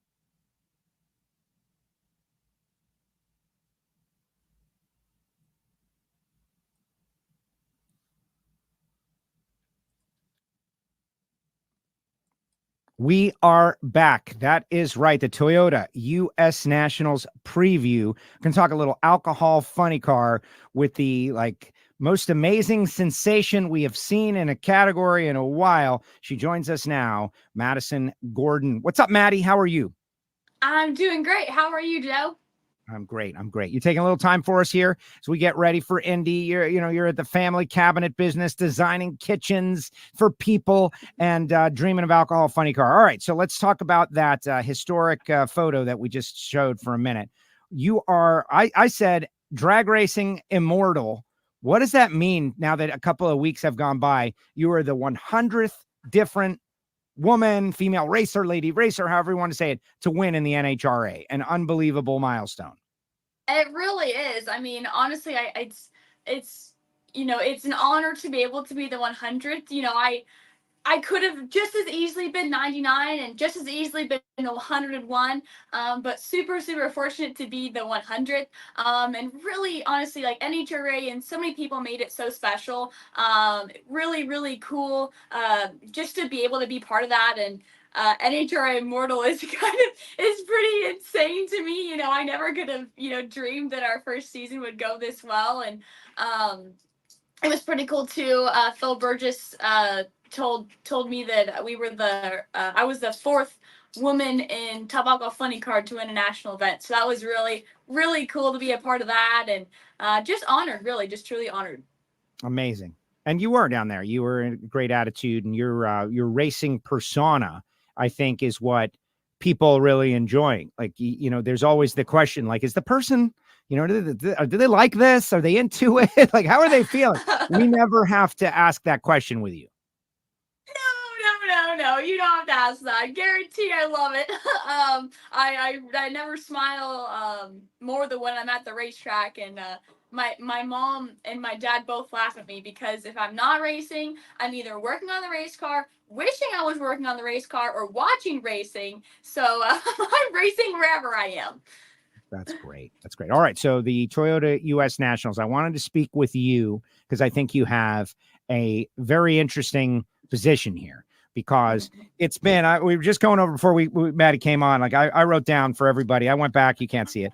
Every winner back to 2016 in every category. Just kind of see the flow, right? See the flow of the names. Something I think is interesting that Caps, Antron, and Matt Smith are each going for 3 in a row in the Mission Foods series, right? That's go for 3 Indies in a row. That's pretty crazy. All together, and just like the flow, but Alcohol Funny Car has been a 2-team show back to 2018, 18, 19, Bellamere and the Killer Bees, 20, 21, your dad, the Gordon family, right? And then 22, 23, Bellamere once again. And the championship battle has been pretty much the same, just you two teams swapping back and forth. And so here you go, Maddie, get in there. And now you got to fight it out at the U.S. Nationals against this amazing team, the Killer Bees, with your family team. Just, how does that hit you when you think about stepping into the arena like that? Yeah, I mean, it's big, it's been a lot of pressure, coming in after my dad, obviously, who won 3 world championships. So there's just that natural pressure there. And then Indy just adds that a lot of pressure because everybody wants to win Indy. But just a couple months back, my first win ever came at the Indy Cletus and Cards event. So that was kind of insane to say that my first win came at Indy, but it wasn't the big go, but it was still Indy. So that's really cool. So I'm really, really stoked to be able to go back to that racetrack and have a win under my belt there. So I'm really stoked about that. But just I'm pretty nervous. I want to do good, and I want to be able to, obviously I would love to win Indy. But just this field's going to be stout. Everyone's going to be on their game. Every car, even if we don't get a full field, every single car is capable of qualifying number 1 and winning the race. So the quality of cars is just absolutely insane in Alcohol Funny Car. And anybody's just lucky to make it out of first round. We got beat round 1 to Brainerd, which was unfortunate. But I'm really working on, while we have this kind of off time, working on getting my mind right and just kind of getting into the groove of Indy, because that's its own race, and I'm really I'm nervous but excited. That's exciting to hear you say that. You mentioned the Lucas Oil Nationals in Brainerd. I think I said that a couple of times. Like there's only a few cars, but every one of them is great. And so number one, hey, out there in the universe of alcohol funny car people, come on, get in this thing. Let's rock. Come on. Come on. And number two, oh my goodness, to be successful, like the points battle in alcohol funny car, you and the same team, the Killer Bees, are slugging it out now. Bob McCosh has thrown himself up and in, and I don't know, it's not over yet for certain. No, it's not over. The Killer Bees, they're hard. They're just they're not unstoppable, but they're like practically unstoppable. They're just an absolute dream team over there. They've got guys hired from every state, not every state, but practically every state. They just handpicked the perfect team, and just to be able to go toe to toe with them is honestly just it's really cool that we are able to go toe to toe with them as a family. I just get really excited to roll up next to Sean and get out of the car and have my suit on, and Sean has his suit on, and it's just like, whoa, I just raced against you. Are you kidding me? But I could never have thought my first year would be going this well, and I'm really happy with the progress that we have made and that I have made in the driver's seat, and I look forward to the more things I can learn. But I'm really happy with where we are right now. I think that's reasonable. I think it's reasonable. You've had a very good season so far, given the circumstance. It's a very challenging machine to drive. The competition is incredible. You've got this world championship caliber car, and you're doing well with it. But I would like to hear, and you mentioned like right before we came on the air as we were talking, some of the things that you are also in the process of working on. And I find that to be interesting, especially for the young drivers out there who are coming up in their categories. How are you managing this situation? And what are the things you feel like you've done well? And what are the things that you want to do better? Yeah. And, I have no problem talking about the things that I've done wrong or that I'm working on, because I really like when other drivers say that too, because I'm like, oh wait, like they work on things too, like they're not perfect. Are you kidding me? But I am by no means am perfect by any means. I have a lot of things to work on. I feel like at this stage in my driving career in the top alcohol funny car, I feel happy with the way that I'm able to drive the car down the racetrack. I hit my shifts, decently well. We've had to adjust the shift compared to what my dad had, but I feel happy with, how I'm shifting it, how I'm, driving the car down the track. Some things I definitely am working on are pedaling. It is so hard. My dad, Bob McCosh, Sean Bellamere, Matt Gill, Shane Westfield, they make it look so easy, but it is so hard. So I'm working on that. The other thing I'm working on right now is kind of keeping my mind right. There's just, like I mentioned, there's just so much going on. When you drive that car down the racetrack, it looks, like you just go straight, but you have so much going on that it's hard to just kind of click your mind off and focus on the tree or whatever you're trying to focus on. So right now I'm working on kind of being able to just clear my head and just race the race car and just cut a light, rev it up to the right RPM and not have too much going on. So currently that's like my biggest challenge at the moment, is just keeping my mind right and being able to focus and not get distracted. So that's kind of what I'm working on right now. That's great. No, that's great insight right there. And perfect for every driver in every category, be able to be, react. But I would love to hear you go a little more deeper on the pedaling deal, because I'm sure a lot of people think like, what's, I've taken my foot off the gas pedal and then put it back on the gas pedal and it just goes up and down and it's not that hard. But for you, and I think I know what you're about to say, and it probably has something to do with the supercharger sucking in all that air, but why is it so hard? So, the car is just moving obviously extremely fast and everything happens really fast.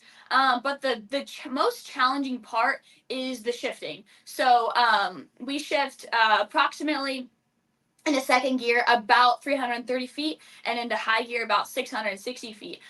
And within that time is when you would need to be pedaling it if you're going to be pedaling it. You should be pedaling it like way before 330 if you're going to do that. But the way that the alcohol funny car, like the way it revs up, when it revs up into when you're about to shift it into second gear, that rev up is super fast. So, you know, the RPMs are revving up really fast. So when you go to hit that second gear shift, you got to hit it like right on time or you're going to be way late. So with that being said, you know, when you're trying to pedal it at the beginning of the racetrack, the RPMs are just like skyrocketing super fast. So if you pedal it, if you lift off the gas pedal, get back on it, and then by the time you realize, okay, we're going again, you need to be shifting it. Well, your brain, at least my brain, is, I haven't had enough runs in the car yet to just be, my brain is, it's behind, to say the least, when I'm trying to pedal it. So, you know, the car shakes and you get out of sorts, and then you go, okay, let off the gas. Okay, hit the gas again. Okay, going back straight. Okay, now you need to shift it. Okay, oh wait, am I in the middle of the racetrack? There's just so much to think about. And that's been the biggest challenge. I have, you know, made a big mistake in Charlotte, you know, my first time trying to pedal it. I got out of the groove, had to lift off the gas, straighten back up, hit the gas again, and as soon as I hit the gas, the shift light was on. By the time my brain comprehended what that yellow light means in front of my face, as soon as I hit the button to shift it, it was too late, and it created a lot of damage. So that was a unfortunate learning experience, but it's just so much going on. I just have a lot to learn when it comes to that.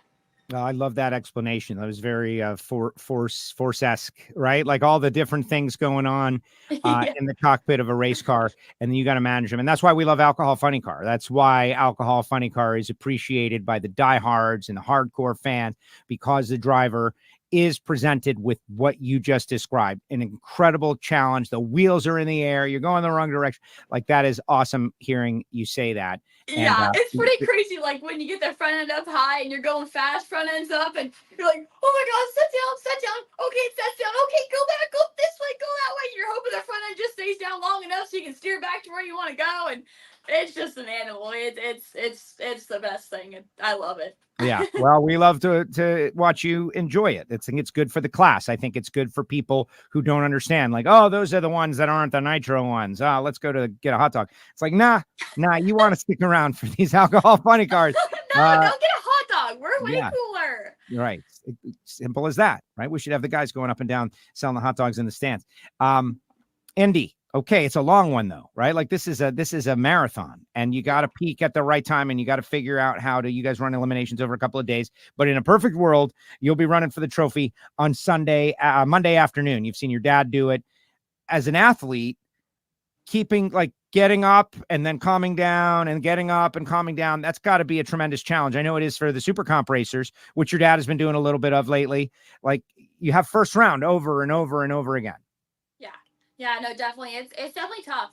It's hard to, you know, especially working on the race car too. You have, you know, you're jam going super fast, and then you stop, and then you get up and get excited to race, and then you race, and then it's like, okay, tomorrow. So it is hard to be able to, you know, stay up as far as adrenaline, things like that, and then, you know, be able to do it again the next day. So it's tough. It's, you know, kind of a mental battle to stay up and stay on the tire and stay ready to go.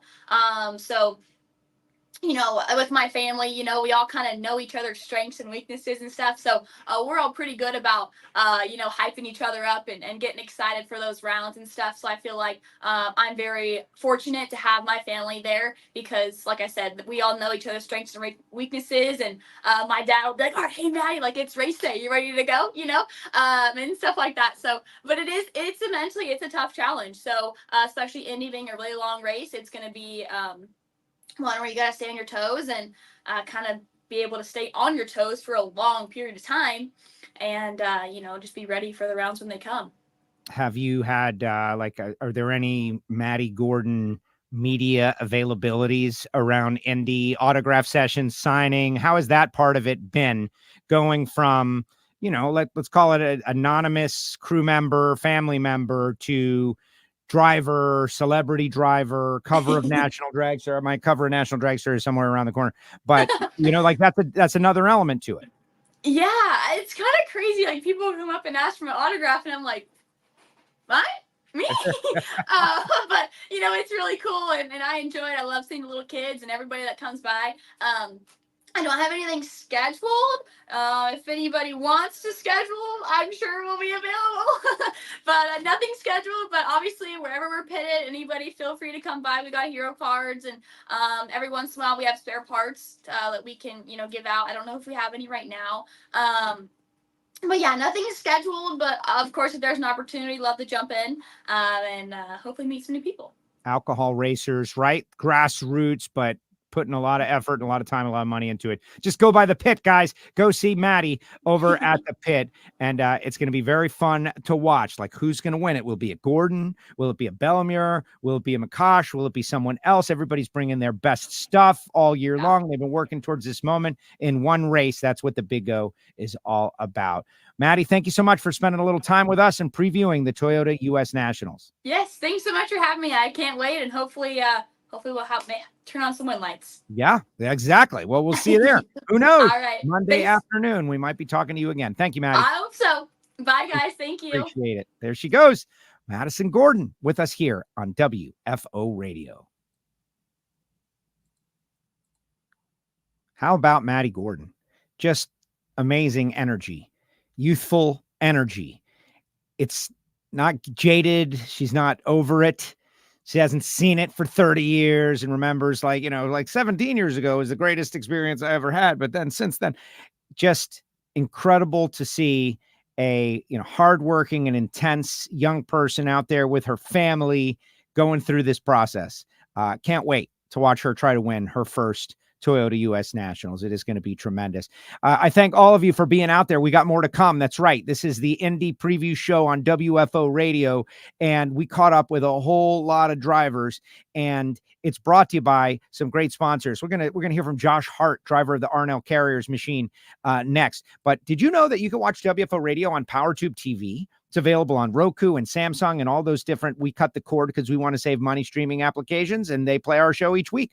And so check them out at PowerTube TV. It has been pretty amazing. Also want to let you guys know that WFO gear, the swag, the drip, the latest, the greatest, the hats, the shirts, the mugs, all of it is on sale right now, up to 35% off. The link is in the chat.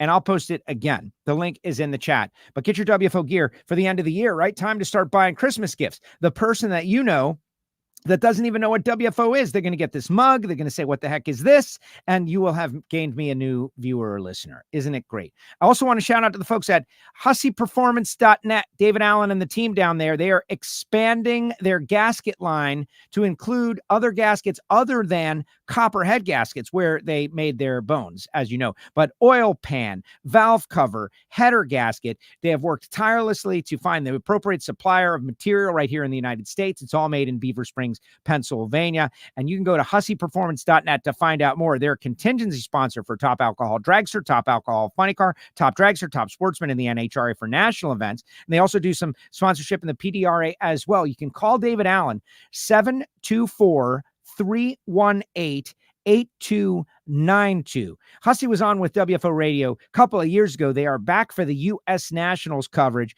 and it is great because they have got gaskets in the top fuel ranks, and they are expanding their product line. So if you're thinking about Hussey Performance for just copper head gaskets, you can now think about them for more than just copper head gaskets. If you want to find out more, it's all made in the United States. Go to HusseyPerformance.net. And you can learn all about it, but reach out to David and you'll know exactly what they've got going on. All right, Arnell Carriers, Josh Hart won his first ever national event. Where? At the U.S. Nationals. Won his first ever Top Fuel national event at the Gator Nationals. This guy knows how to win the big events. We caught up with Josh as he was getting ready for the big go. Don't forget, WFO gear on sale. 35% off. Get yours now.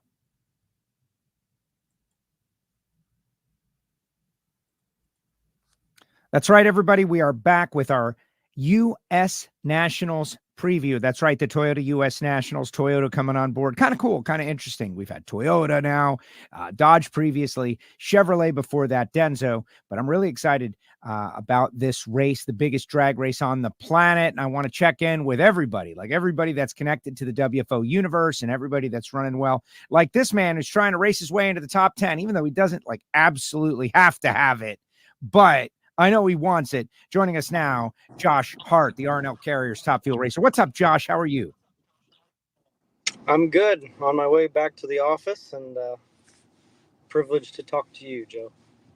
Well, exciting because you guys made some very, serious calls earlier this year. You brought on John Stewart. You're making changes to the car, bringing on a new car. Give us the state of your team right now as you go into this critical 1.5 points race, and more importantly, the countdown, which you will be eligible for. Everybody's confident. New car showed a lot of promise in Brainerd in the test session, so we're very pleased about that. But the team is starting to gel together the way that we had hoped it would happen a little bit quicker. But a lot of new full-time help. They're amazing. Ron Douglas, John Stewart, they're doing a great job. And can't forget the people behind the scenes. My wife, she's still 100% back in this play, so that helps out tremendously. That is great. Yeah, we started the season at Bernie's Speed Shop.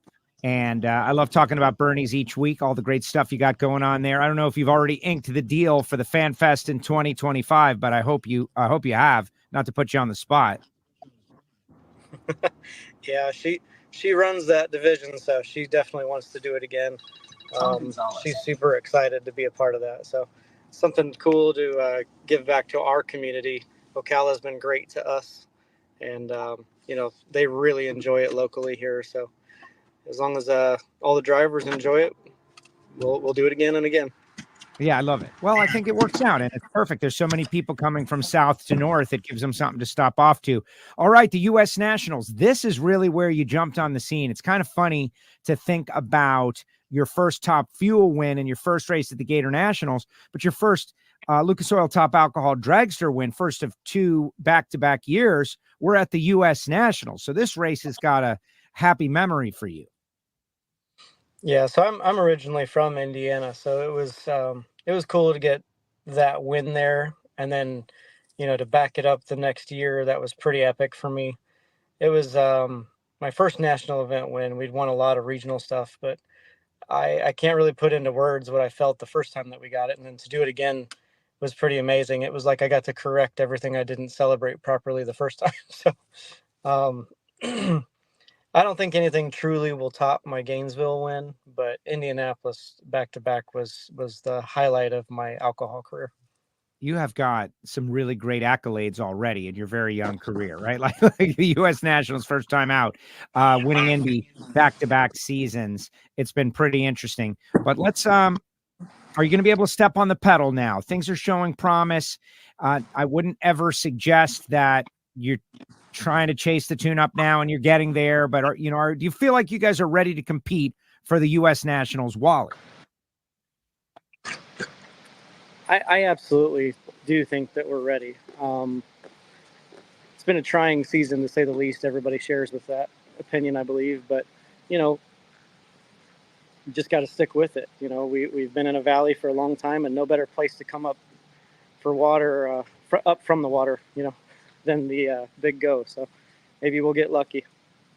What does John Stewart bring to the team? Like, here's a guy, he's a veteran. He's worked with everybody. I might be answering the question, but beyond that, like there's got to be an extra chemistry as well between he and Ron. Yeah. I mean, they complement each other well. They have no problem being brutally honest and objective in their decisions.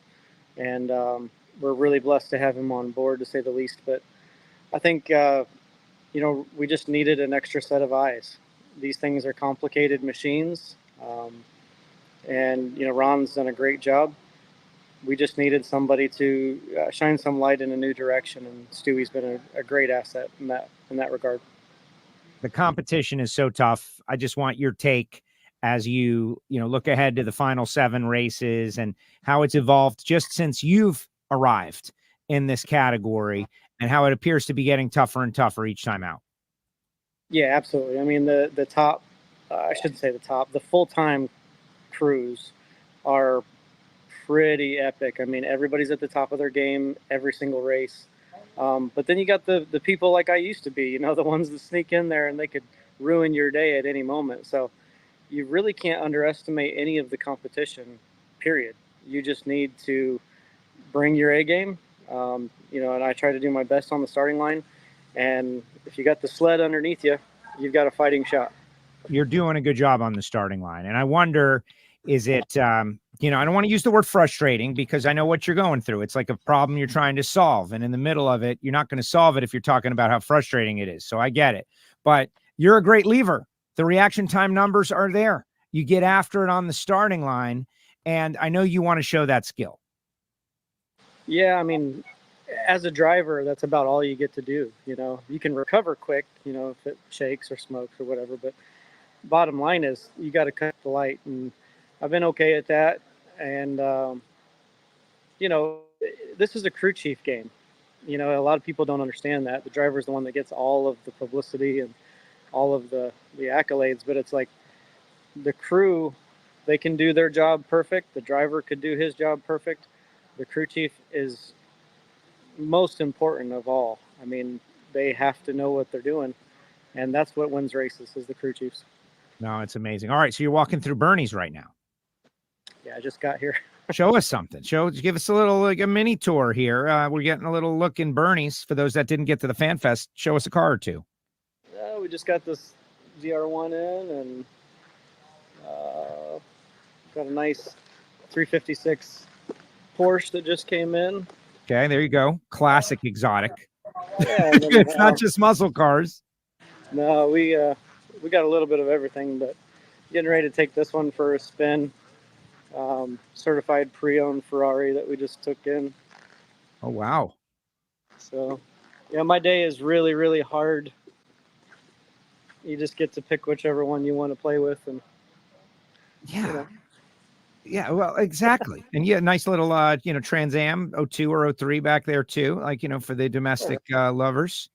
Yeah, so if you're feeling bored, you can take out that. Or main thing is, like, if you're feeling your Nicolas Cage coming back, you can take Eleanor out.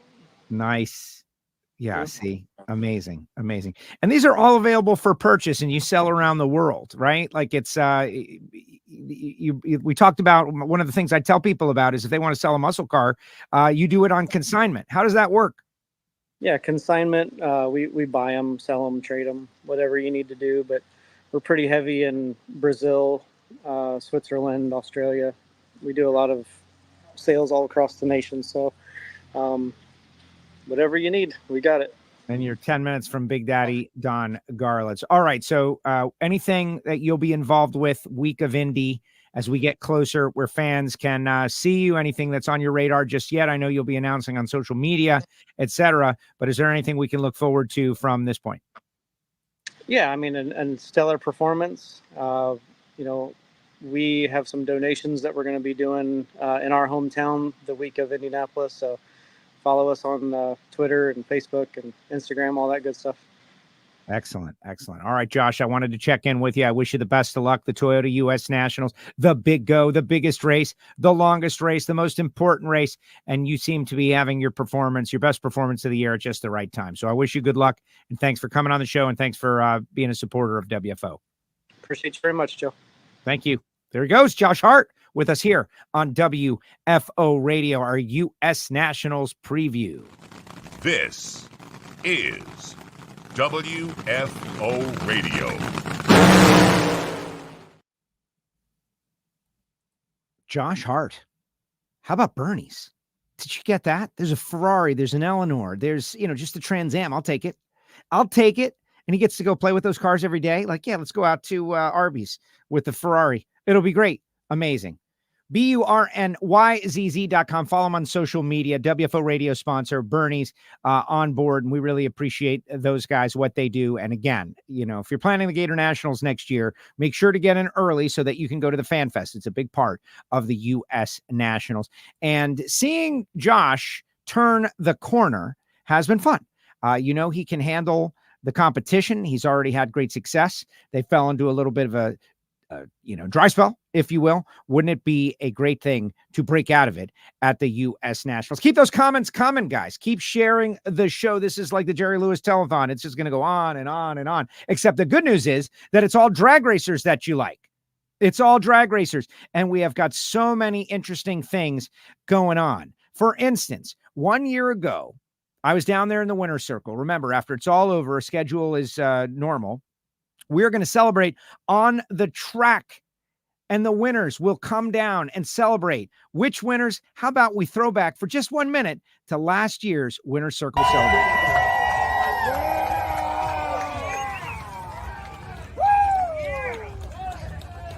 Come on down here, John. You got to join around on stage. You have to.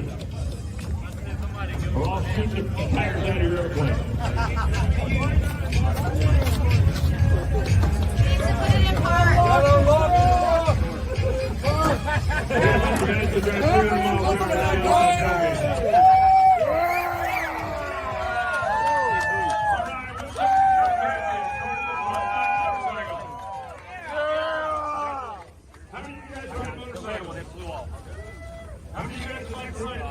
Woo! Never quit, baby. Never quit in life. Never quit. Yeah, maybe they can get to the 60-foot. I'm not sure can. There you go. Maybe we'll get that a shot. Well, your Pro Stock motorcycle champion has done it here before. He didn't qualify great. He didn't qualify bad. Come over here. I'd take on John Hall and round one, send him home. Give him another chance to work on it. Chase Van Zandt for round two. Nah, he couldn't stop either. What do you think? Of everyone I've won, I've never taken an original for myself. This will be the first original I keep for myself. You just won Indy, brother. You just won freaking Indy. Number one qualifier, turned it into a blue hat. We talked about that this morning. Good job. Here at the U.S. Nationals, his name is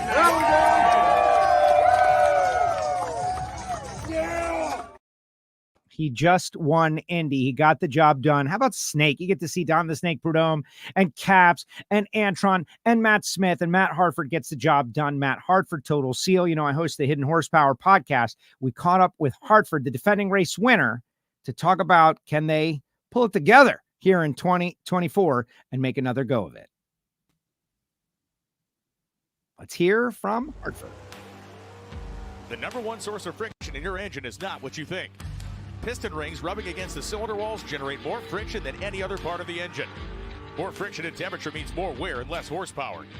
Fortunately, the team at Total Seal knows how to reduce friction and wear through innovative piston ring design. If it takes a piston, Total Seal can build a better ring.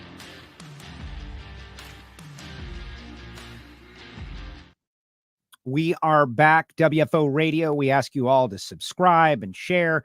And if you've subscribed to the YouTube channel, you're definitely doing the right thing as we get ready for the Toyota U.S. Nationals, the biggest drag race on the planet, the biggest race on the planet.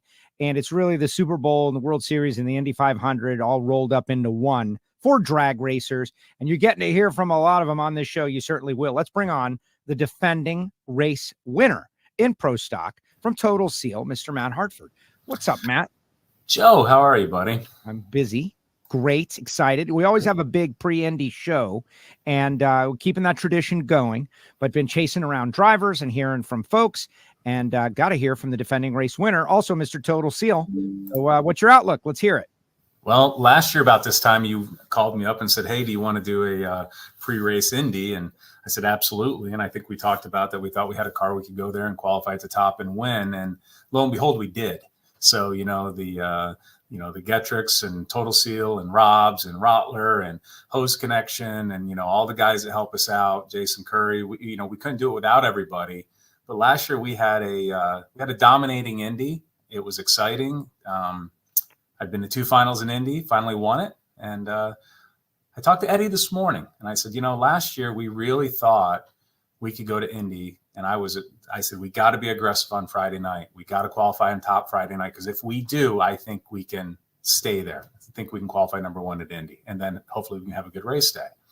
And he says, so what are you thinking this year? I said, well, have you looked at our track record this year? Yeah. He started to laugh and said, knock it off. He says, we definitely have a car that we can go there and we can qualify and we have a chance to qualify at the top. And the box score doesn't say that we do, but I have a lot of belief in our team. I have a lot of belief in our partners, and I certainly have a lot of belief in what I can do in the car. Well, I think this is all really interesting to people who want to understand the mental side and the energy side of it. I want to know how much that runner-up to Erica. I was just going back and looking at the results, right? And it's they say you got to come close first, right? Like, how much did that help you win last year, having been through the experience, having gone to the final round, having had come up a little bit short, and then you end up over the top in 23? I think every time you lose, it just aggravates you internally to some level, maybe people different than others. But for me, it just gives you more drive. All you want to do is you want to win more every time you have a loss. And if I take that for what it's worth, I want to win pretty bad this year, because we've had a pretty rough go this year, and we've had some pretty, we've lost by small margins on several races, and we've lost by, we've shot ourselves in the foot a few times as well. But having been to the finals at Indy and losing by a narrow margin, to come back and just to have a race like we did last year, we're anxious to get there. We want to get to Indy. We want to come back out, and we want to show that not only are we defending, but we can come back and we can win it again. It's been a learning year with the new chassis. And I think people, maybe they think that you buy a new car and it's like getting a new car from the Chevy dealership, and it just is what it is, as opposed to having to learn what it wants and what it needs in certain conditions and do all the notes translate. And like, maybe not, you got to figure out what the differences are and all. And it just seems to be a process. But you have had a car that has gone number one in certain sessions. You've had a car that has been fast. There are a lot of people who have never been number one in a session. And so the sparks are there, and now everything is in the rearview mirror, right? It's like a new season, a one race season that is the U.S. Nationals. So what has been the process of learning the car?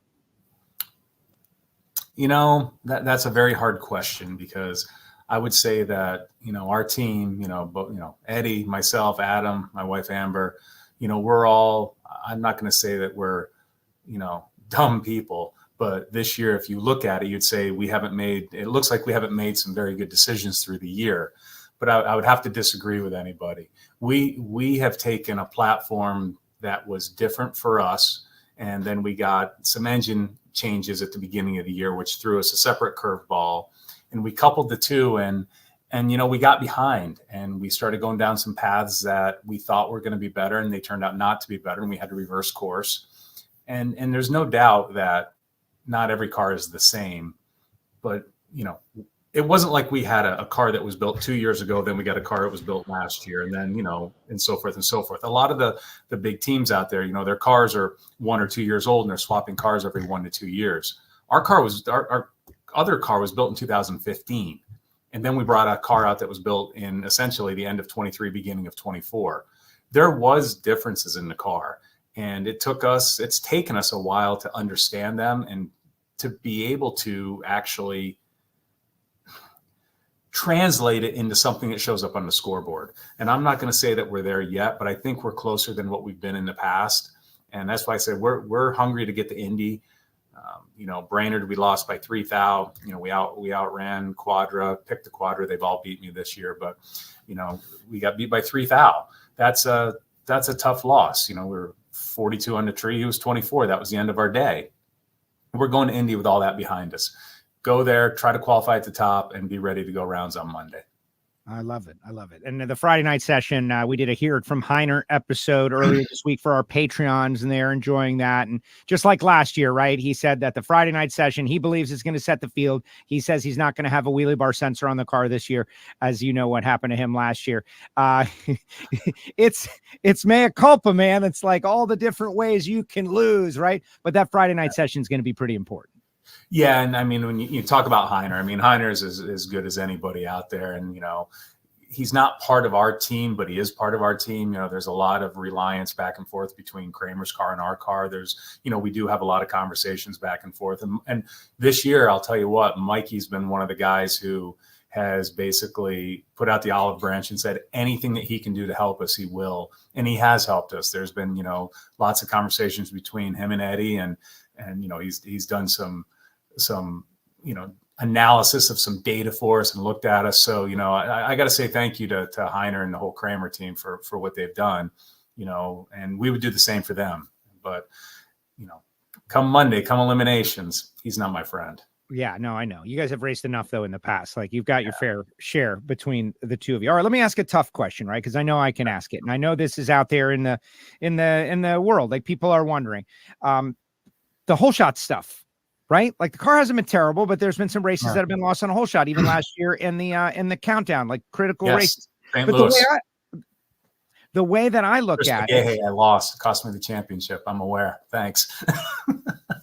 You didn't have to be that specific, but since you did, it's facts. It's facts. And that's why what I want to talk about. Like, you know, a driver's performance, you're the last guy to get the car. And in the end, someone could just say, oh, there's a thing. There was a problem. There was an issue. But you got to get your mind right, and you got to go into combat. You got to go into the race like as ready as you can be. So just talk a little bit about how it's been, you know, some people are lucky to be in a situation to even lose on a whole shot. They never even get to that point, right? They never get to the point where it could matter. So how are you processing all of that? You know, the biggest thing is I'm going to reference my good friend, Pat Galvin. He, you know, he has a lot of, I'm going to call them therapy sessions with me, more or less. He, you know, he really tries to help me understand what I need to do to clear my head and how important it is to be consistent and, you know, talking to people who can basically make sure that when I get in a car, I'm letting everything else go. I'm not worried about the tune of the car. I'm not worried about what four link we got in the car. I'm not worried about what tire we put on the car. What did Eddie put on the clutch? You know, I've got to clear my mind. And that's very hard to do when I'm as involved as I am with every aspect of the car. We're a 4-person team, so it's not like we have a lot of people. But Pat's been really good about helping me just, you know, come up with some better ways maybe to manage my own brain. And I got to go into Indy with a better thought process. Now, for most of this year, I haven't had a lot of confidence in what's going to happen when we go to the starting line, and it showed. You know, is the car going to shake? Is it going to, you know, go left? Is it going to go straight? We've worked through all that. We have a good car now. Now we got to get back to having a good driver. And with the car starting to perform, the confidence in myself comes back. And I think we're going to be okay. I got a lot of confidence in myself. I've driven a lot of cars over the years. I've made a lot of mistakes, but I also know I got to go up there and be on time every single run. And, you know, if someone goes 0-0 against me like they have many times this year and wins, that's the case. You know, if I can be 40 or better every time I go up there, I'm going to take my losses. I know some people say, oh, that you can't have that. But if you look down the sheet of eliminations, every single race, I mean, the finals last week were 55 and 55, I believe. And, you know, so it's like, you don't always have to be perfect, but you got to be consistent. And you got to be good every time. So I strive to be 40 or better every time I go up there. If I can do that and we have a fast car, we're going to start winning some rounds, and we got a good chance to win some races this year. No, I like that answer. That's great for driver training and everybody out there who's a racer, like to think like, okay, this is how it's going. Dallas was like 60 something winning. Mason was 11 though, but it didn't get down the racetrack. Yeah, I guess it was 55-55. I think it was with him and Aaron is with the race that was that way. Well, that's the thing though. You know, you got to go down the track and the driver has to do a job. And then in the end, it's about the randomness of drag racing. Like, what did the other person have? If they're 0-0 or they're 10, you're going to lose. If they're with you, you're going to win. But you're capable. You beat Aaron in the middle of his streak. He was winning. He won 3 out of 4. And the one he didn't win was you guys. We made you the marquee matchup, and you were 20 something. So it's there. Yeah. We'll be okay. It's a matter of where are we at today. We can't look back. We can't be concerned with, you know, our entire Getrix team and Total Seal team has had a rough year. We got to say, we understand that it happened. Let's learn from what happened, but let's look at where we're at today. Friday night qualifying is coming. It's coming very quickly. We can't wait to get there. We got 5 rounds of qualifying and 4 rounds of eliminations to go in Indy. If we do our job, we have a car that's as capable of winning as anybody out there right now. And I can drive. If I get my head on straight, I can drive as good. I'm not saying better than anybody, but I can drive as good as most everybody out there. We've proven it year over year over year. We just have to do it consistently, and we have to do. Now is the time to do it at this race. That's what the U.S. Nationals are all about. And then the countdown, the big Reading the anniversary of the Reading leaving the track on the rollback and finding the problem and going out and winning. That was amazing. That and I got to thank Rob's towing for doing that for us last year. That was incredible. I mean, the amount of effort that he puts into our team, not only as a sponsor but as also as a friend. And he was right there supporting us the whole way in Reading when that happened. And help us. Let's get off site. What do we need to do? Do I need to find do we need to find parts? Do we need to find tools? Do we need to find an airstrip? What do we need to do? Rob and his entire crew were ready to support us in every way, shape, and form. And that's our entire ecosystem of partners on our car, whether it's the hose connection, whether it's Jason Curry, whether it's Rottler, whether it's Getrix, Total Seal. They're all that way. We're a big family. And that's why we got to perform, because I want them to be as happy about holding up a Wally as we are. So our goal is to go out there and get everybody a Wally in Indy and go back to back in Indy. And if we can do that, we're going to be the happiest team alive. Yeah, then the rest will take care of itself. But that having been said, like 21 competitors, closest it's ever been. Brainerd was 46,000 from 1 to 16. Yeah. Pro Stock, Camry's coming back. There's a lot of cars that are going to be out there. This is brutal. It's a brutality, and it's never been quite like this. Just speak on that for a moment.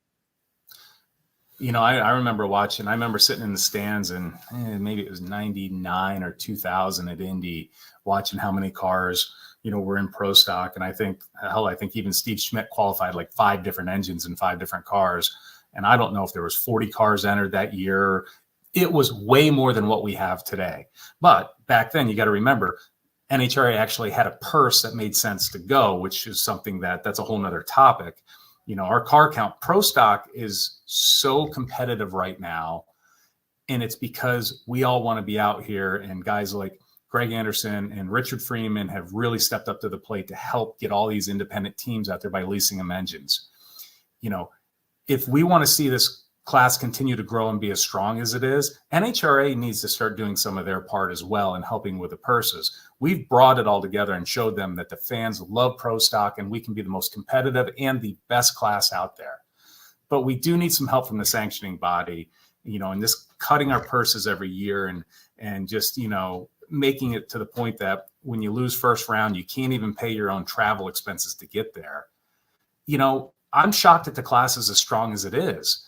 And if something doesn't change, I'm not sure it can stay that way.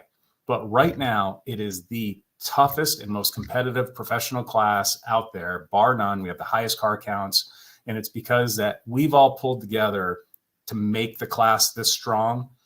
It's not that we all get along with each other personally. It's not that we're all best friends with each other personally, but we all come together to do what's best for the class. And I wish the sanctioning body would look at that and see that, hey, this is a recipe for success right there. I hope they do. And I love Pro Stock, and people who are new to drag racing, who maybe, it's all about nitro. It's all about nitro. And maybe to some point, nitro is responsible for the largest percentage of people in the stands. Absolutely. But the people that are, when they leave, the people that are left watching Pro Stock, those people matter too. And it's all depends on how you want to look at it. Like, I know a lot of people that didn't go when Pro Stock wouldn't be at a race. Yep. They wouldn't. No Pro Stock, I'm not going. I don't know how many there are. We haven't defined them. We don't have their address, but they exist, and there's a lot of them, and enough to make a difference. All right, final thought.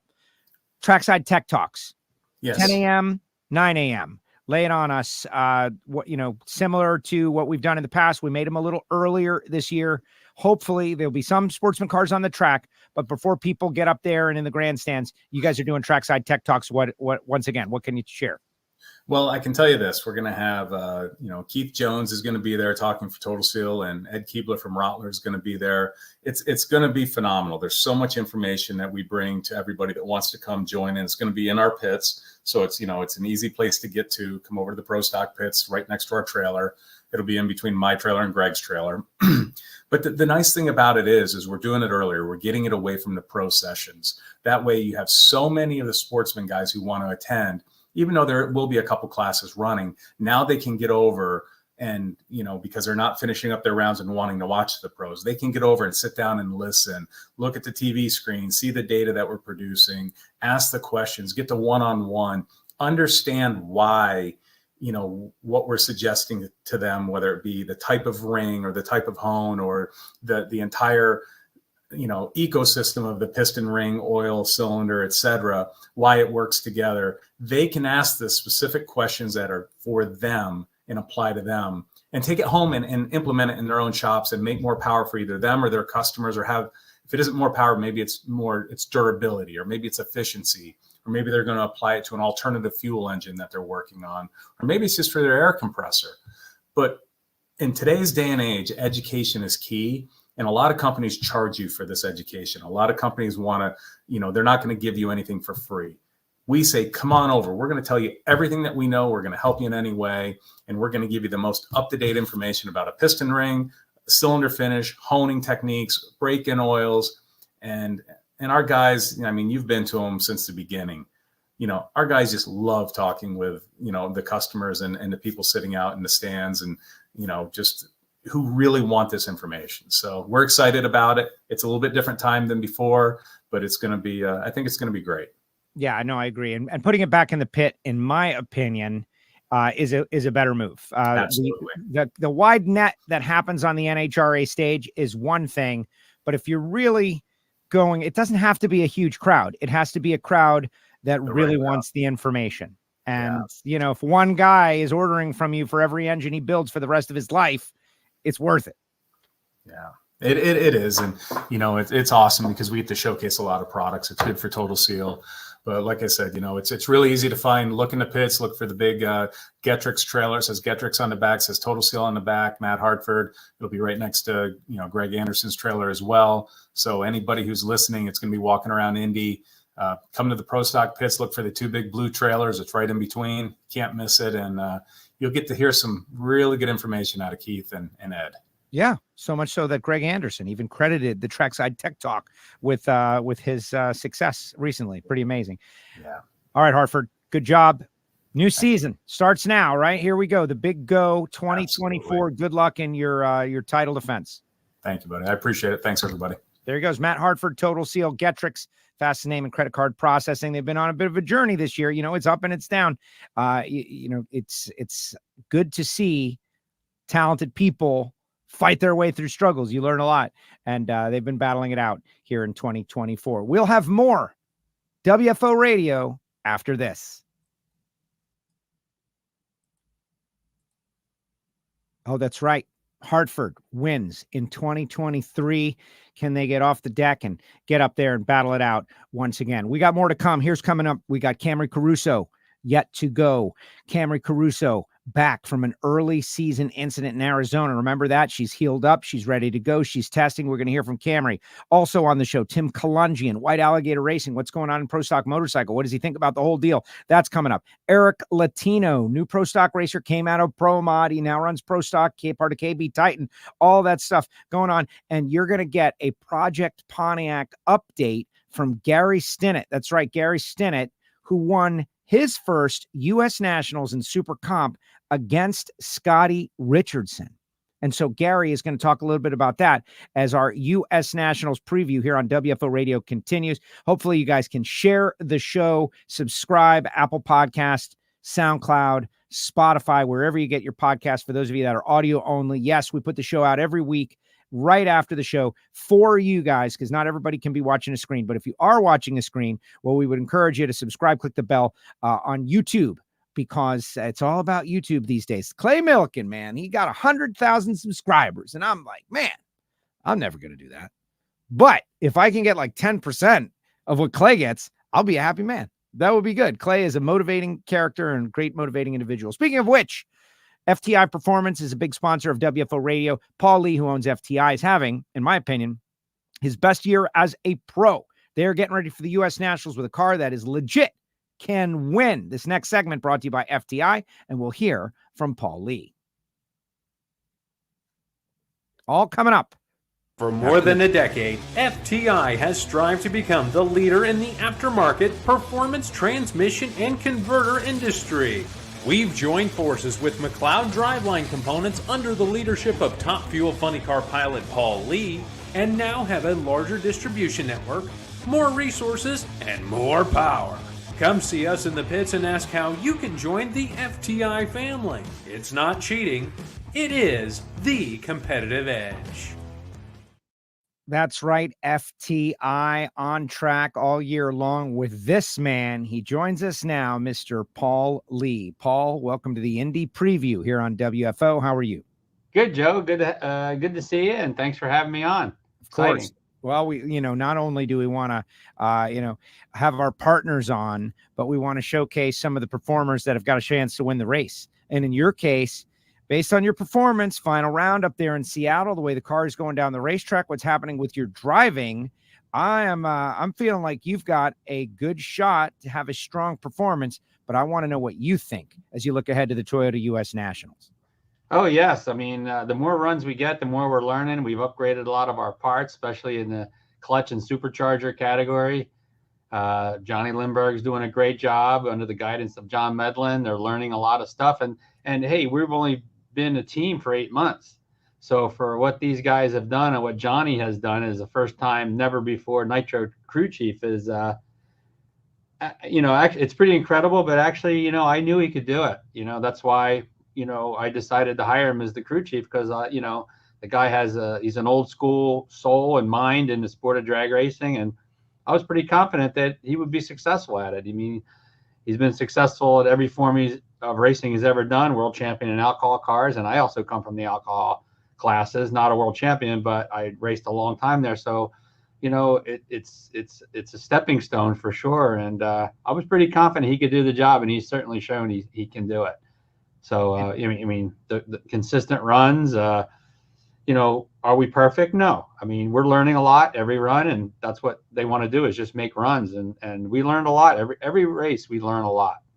Well, I'm noticing it with your driving, and I wonder, we hear there's cliches in sports about confidence and everything, but I would imagine in a nitro car, it's more true than anywhere else. You've got to feel confident that the car is going to go down the track. You got to feel confident that it's going to give you a feeling that you want. And the car is, and it looks like your reaction times and everything associated with you has improved with it. Are they related? Oh, for sure. I mean, I know you did, like you said, it was a cliche, the confidence in the car, but it's actually true. I mean, Don Perdome said a long time ago, you can't win the Kentucky Derby on a donkey, right? I mean, we're high-speed jockeys. Let's face it. Drivers in top fuel categories are high-speed jockeys. We're only as good as the horse. It doesn't matter how good of a driver your reaction times win. If you don't go to the end of the track fast, and at least in the range of what these top guys are running, you're not going to win the race, right? But as the car starts going down the track, which I've never had a nitro car, especially since I've owned a team, go down the track this consistently, and what that does, it gives you confidence. And it's like, if you think the car is going to blow the tires off, well, what's the use, right? You're going to still try to get a good reaction time and try to beat the other driver because you're competitive. Like me, I'm very competitive. I don't want to lose, at all. Even in qualifying, I'm trying to get a good reaction time against the other driver. I'm always competing because that's the part I can control, right? As far as the performance of the car, that's the crew, that's the team. It's a team sport, so it takes everybody to win a race. But going back to that, confidence. Yeah, I have a lot of confidence in this car, and it does make you a better driver. I mean, just like a jockey would be on a horse. If you have secretariat, you're going to be pretty confident, right? So, we're high-speed jockeys, and I like to have that fast horse for sure. A lot taller, though. Like we drag racers, way taller than those jockeys. That's for sure. I don't know about me, though, Joe. I'm pretty. Hey, you and I are eye to eye.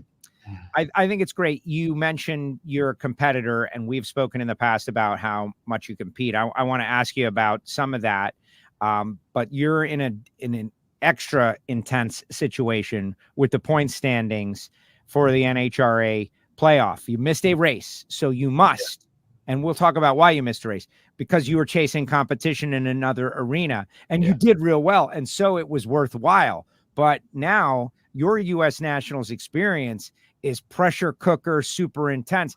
I kind of feel like you want that. Like that's part of the rush of why go racing, to feel this.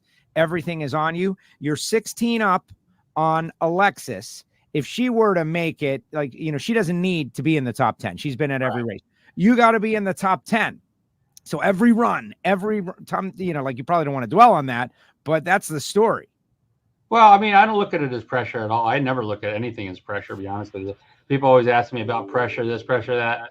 That's not my outlook on any kind of competition and even life. I look at it as opportunity, right? So I get in the final round in Seattle, someone's asked me, oh, what about the pressure? There's no pressure. I have an opportunity to win a national event. That's how I look at things. And now Indy, we have an opportunity to make the top 10. And I said in the beginning of the year, we were going to miss this race. And it was like, well, if we can't make the top 10, legit, I'm not for this participation trophy. I'm just going to tell you right now, I think it's a joke. That's just my opinion. It's a joke. If you don't make the top 10, you shouldn't be in the countdown. That's the way I look at it. So if we can't make the top 10, then we don't deserve to be there. That's the way I look at it. Wow. I like that. And that's the intensity of it. And so like on that note, like looking at the people that would be out, like Cruz and Buddy and those guys would be out. Alexis and you are battling for that final spot. Chad Green is a little in front of you with 1.5 points. I guess both you and Alexis could potentially leapfrog him. But there's all these mathematical permutations, which is why you missed the one race. You were off playing poker. Talk a little bit about that, because that was a huge weekend for you this year. We just don't publicize it so much because we're talking drag racing, but you had a big weekend. Yeah. I mean, I play every year for, I don't know, over 10 years now. I play in the World Series of Poker. It's the best tournaments in the world. People from all over the world. It is truly an international sport, the World Series of Poker. And it's intense competition, but it's a different kind of competition. Because in poker, in tournament poker, you're using your brain against another player, right? In drag racing, we're racing our cars against each other. But in poker, you're actually playing against other players and you're mentally trying to outthink them. Yes, cards have a lot to do with it and the luck has a lot to do with it. But the skill and the concentration and the brain power with the mathematical probabilities and deductive reasoning, it's just a different way of competition, which I really enjoy. And I've been going to the World Series of Poker every year since 2008. And doing well. I've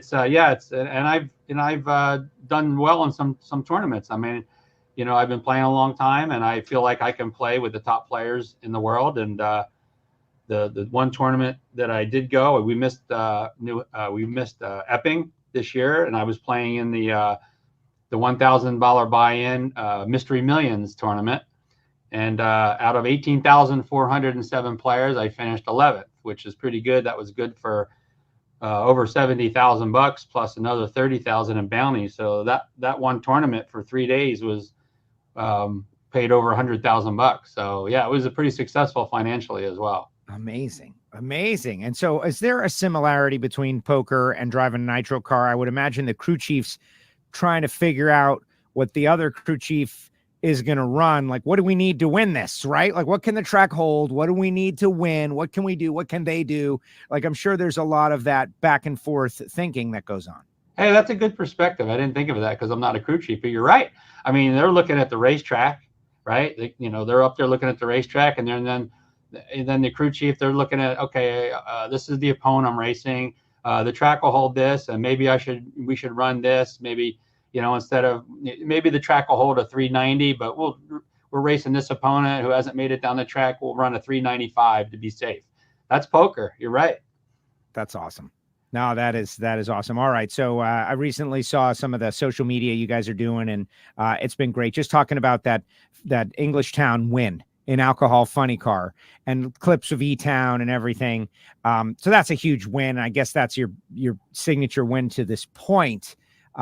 Talk a little bit about what Indy means. What is this race? For those that are new fans, relatively new fans, I've been saying it's the Super Bowl and the World Series and the Daytona 500 and the Indy 500 all wrapped into one. Over 900 competitors in various categories chasing their dream to win the U.S. Nationals. But what about for you? Well, yeah, I mean, Englishtown 2004, when I won it in Top Alcohol Funny Car, that was the highlight of my career so far because that was my home race. I mean, I grew up going to Englishtown, going to the Summer Nationals when I was in junior high. Watching all my heroes race, and to be able to win that race was pretty amazing. Now, U.S. Nationals, I haven't had a whole lot of luck there, even back in the alcohol days. For some reason, we just, there's some tracks you do better at and some you don't. For example, Las Vegas is a track I always seem to do well at, So, you don't know why. And I think every driver has that, favorite track or tracks that they do well at all the time, no matter what. But yeah, U.S. Nationals, I mean, it's a long race. It's the biggest race. I mean, there's people who haven't won championships, but they won Indy, right? And they're well known for winning Indy. I think Eddie Ace McCullough, right? How many times did he win Indy, right? So it is the biggest race. It is, like everybody says, the cliche. It's our Super Bowl, but yeah, to win the Indy that would be like winning 3 national events, winning Indy. Yeah. And then that would solve your points problem as well. Your points and a half. What's the state of the competition in funny car based on your past experience? I'm watching Austin Prock, who I happened to be there when he came over after the Seattle final. And you guys had kind of a cool moment. I thought, like, driver to driver, he told you did a great job. You were like 29 or something on the tree, going after that win, but it's been really intense. He felt terrible about his mistake this past week. You got JR, everybody, Blake. Like, it seems like, I don't know, my opinion is that people are opening up all of a sudden because the competition is brutal and there's no point in keeping it on the inside because it's very clearly tough. Task is talking. Everybody's talking. We had the Force incident and Jack Beckman now is in that car. It's going to get even tougher. Like, I can't imagine a class that is more challenging than funny car right now. Yeah, I mean, both Top Fuel, funny car, pro stock, all the pro classes, I think it's the best, the closest and best competition. And I've been watching, I've been a fan of the sport. I think I've been an NHRA member since 1979, right? So I tell, people think that I just started racing a couple of years ago. I've been involved in the sport since the 70s. I'm old, right? So, I mean, I've seen a lot. And I'll tell you what, right now, it's about the most competitive it's ever been. And in funny car, I love driving a nitro funny car. There's nothing more fun than that, let me tell you. And I love the competition part. So, I am, friends with a lot of these guys and girls. But when we get to the starting line, we all want to beat each other, right? But we all respect each other. I think respect is something that's really came around this year between drivers, is the respect for other drivers, which is nice to see because, we're all out here. It's a small world. There's not a whole lot of us that do this. And, it's going to take all of us working together to, not only make the sport better, but to solidify the future of the sport. I mean, like Austin, he's just a natural. I mean, I don't think I've ever seen, and I've been around a long time, I don't think I've ever seen a more natural driver than him. And getting for him to be able to work with his dad. And I've always said, and it's no secret, his dad's the best crew chief in the sport by far. And and for them to be able to work together when, he came over after the final. When he beat me, he came over and he was very respectful. He said, "Good job. Nice job on the tree. Great race. And we'll see each other again down the road for sure." Yeah, no, it was good. Seeing everybody you like everybody and they're all jockeying, as there's that word again, for position in this very brutal competitive environment. We got to spend a lot of money. Obviously, we want everybody to be safe. I just can't think of anything more interesting than what we've got going on right now in the NHRA Mission Food Series. Like you said, Top Fuel through Pro Stock. It has been insane. You got anything going week of Indy that, fans could meet up or see up or check you out on their way in? Anything you want to put out there before we part ways with the FTI McLeod team? Well, we're doing the Pep Boys All-Star Call Out. Obviously, yes, you're in that. That's a huge milestone. Yeah, it is. That's the first time I've been in part of one of these specialty races. I remember growing up watching the Big Bud Shootout. Say that real fast. And it was always cool to see that special race. And I'm glad that Pep Boys stepped up to do this race. And yes, I mean, I kind of lucked into it. I mean, we have been qualifying very well. We are actually number 9. And since, John can't, obviously he's not going to be able to be part of it. So we kind of slid in the 9th luck spot, so we're number 8 now because John couldn't make it. But I'm still happy to be part of it. I'm proud of how the guys have been doing qualifying, car going down the track, qualifying in the top 5 a lot of the times, in the top 8 most of the time. So that's a good start for our team. I mean, I'm proud of my guys. I'm proud of my guys and girls. We have girls on the team too. And it's just the best team I've been a part of. And I'm just happy that they all get to be a part of it as well. Not just me, but it's a whole team. Johnny and John on the starting line is something worth seeing. I know you're not in the position to watch it, but it's really cool because, you know, if it goes, they're excited and John will come over, you know, and you can imagine what they're talking about. Like it all worked out. Right. I think it's a great pick. So what would it mean to get called out? Like what do you think about that? Like here you are, you're in the situation, right? You've definitely earned being there, the John thing notwithstanding, but now like you're the 8th place points guy. So maybe you'll get called out. Although in Funny Car, it's been like Robert calling out Tasca and those guys are seeming to try to, you know, go after their biggest threat early on. I don't know. That's a good strategy. I mean, that's a good strategy. I remember when that happened, I thought that was pretty smart. You know, hey, this is all fun. At the end of the day, it's fun. And I think a lot of people will pick not based on position, but based on how you've done lately, right? Steve Boggs told me a long time ago, you're only as good as your last race, right? And, you know, so I kind of always remember that, you know, you're only as good as your last race. You could have all these good races and then you screw up, all of a sudden you're a donkey again, right? So I always keep that in the back of my head, you know, so the guys I think are going to just pick on, you know, who's hot and who's not, basically. That's interesting because I don't know. I think you're definitely you're warm. You're not cold, you know, and you have the potential to be hot out there. So we'll see. It's going to be fun. Just be ready with some like you know, witty retort if you get called out. Sounds good to me. Bring it on, man. It's all fun.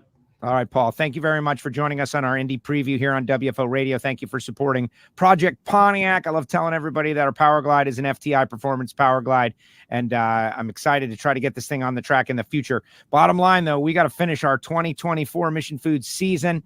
It's about to get very serious from right now. I wish you luck getting into the playoffs, and then it'll be a reset. We're going all in. For the poker terms and drag racing our team, we're all in, baby. We're all in for this year. We're going to do whatever it takes. I love it. I love it. And it's been fun to watch. Paul, thank you so much. Thanks, Joe. Appreciate it. There he goes. Paul Lee with us here on WFO Radio.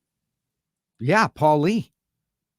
All in, baby. All in. Krista's out there. What's up, Krista? Great to see Krista out there. He's in the shootout. He's got a lot going on. Good to see. We got some questions in the chat section. Let's knock out some questions. We've got Camrie Caruso coming up next. Jason Line talking Hemi Challenge. Going to be driving a car that could contend for best appearing. Tim Kulungian, Eric Latino yet to come as our WFO Radio U.S. Nationals preview continues. It's amazing. I booked too many guests, guys. That's what I did. But look at this guy. Where is he? Mark wants to know about the new tower. Is the new tower up yet? The new tower is not up yet. But a tower is up. We're going to be working out of, it's going to be very interesting. We're going to be working out of a couple of shipping containers that are right near the track, double stacked. And I am excited about it. And I'll tell you why I'm excited about it. I'm excited to be part of the Indianapolis Raceway Park renewal. And this kind of thing doesn't happen overnight. Remember, we were in the old tower last year. And the fact of the matter is to raise the tower, to get the plans and the permits and build a new tower before this year's race was impossible. I'll call it impossible. You don't need to do it that fast because we're going to work out of an alternative location, which will be a double stacked shipping container right next to the track. And so it's going to be interesting and it's going to be unique this year. And the tower that they're going to build, if you haven't seen the photographs of it or the renderings, I should say, it's amazing. It's very similar, in my opinion, to the Gainesville Tower, but it has rooftop viewing, which I felt was very, very important. Rooftop viewing was very important.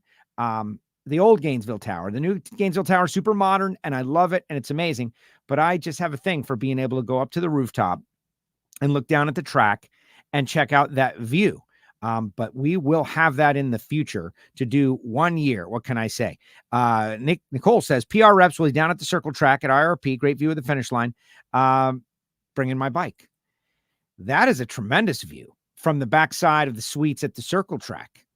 And I'm just really eager and excited to get to Indy and see what happens. We're going to have a Project Pontiac update. Do want to remind you guys, the folks at Jesse Converters now on board with WFO Radio. We're going to hear Eric Latino in a little bit, talk a little bit about it, but DPFX Fit is the brand. Scan the QR code and you can learn more if you are a diesel mechanic, if you have a shop, if you're looking for a brand to stock, they can definitely get the job done. Also want to shout out to our friend at Foggit. Foggit, Foggit, the spray for inside your racing engines. If you've got a finely tuned stock eliminator engine and you want to keep it absolutely perfect between runs, between races, you got to fog it down after you're done racing it. Foggit, available at Summit and available at Amazon.com. Our friends at Frank Hawley's Drag Racing School, always on board with WFO Radio. Drive a dragster. You can drive a dragster. This makes a great holiday gift. I'm serious.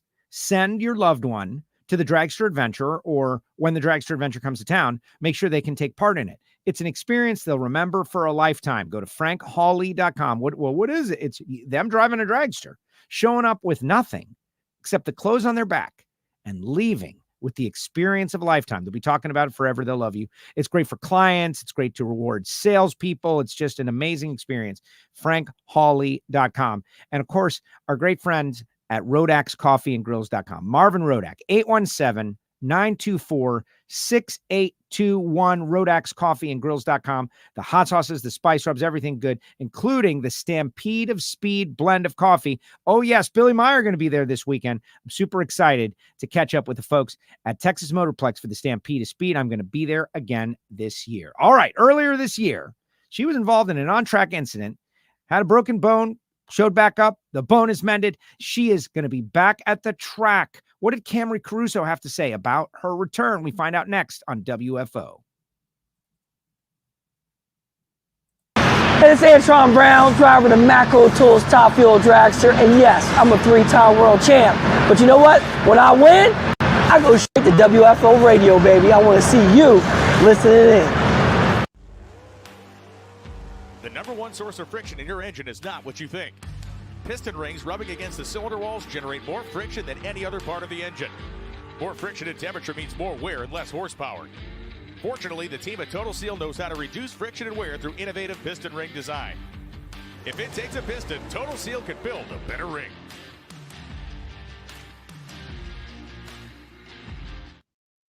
That's defending U.S. Nationals winner Matt Hartford. He's getting ready in a perfect time to talk a little pro stock with a racer who will be making her big comeback at the Toyota U.S. Nationals. She joins us now, Camrie Caruso. Camrie, welcome back. This is it, heading back at Indy. That's awesome. Thank you. I'm excited. Figured might as well come back at one of the biggest races of the year and finish off strong. Yeah, I think so too. So let's talk a little bit about, I know we're going to talk about the sponsor. We're going to look at the car. We're going to talk about the countdown. You're like throwing yourself right back into the middle of it. But most importantly, how are you healed up? Are you good? I heard you tested the car. Just give us like a little, status. I'm good. I'm all cleared. My leg is not broken anymore. And we are actually testing again before Indy. We did go testing a few weeks ago. And we're going to go testing again and then head to Indy and make sure we are all the best we can be. That is tremendous and super excited. All right.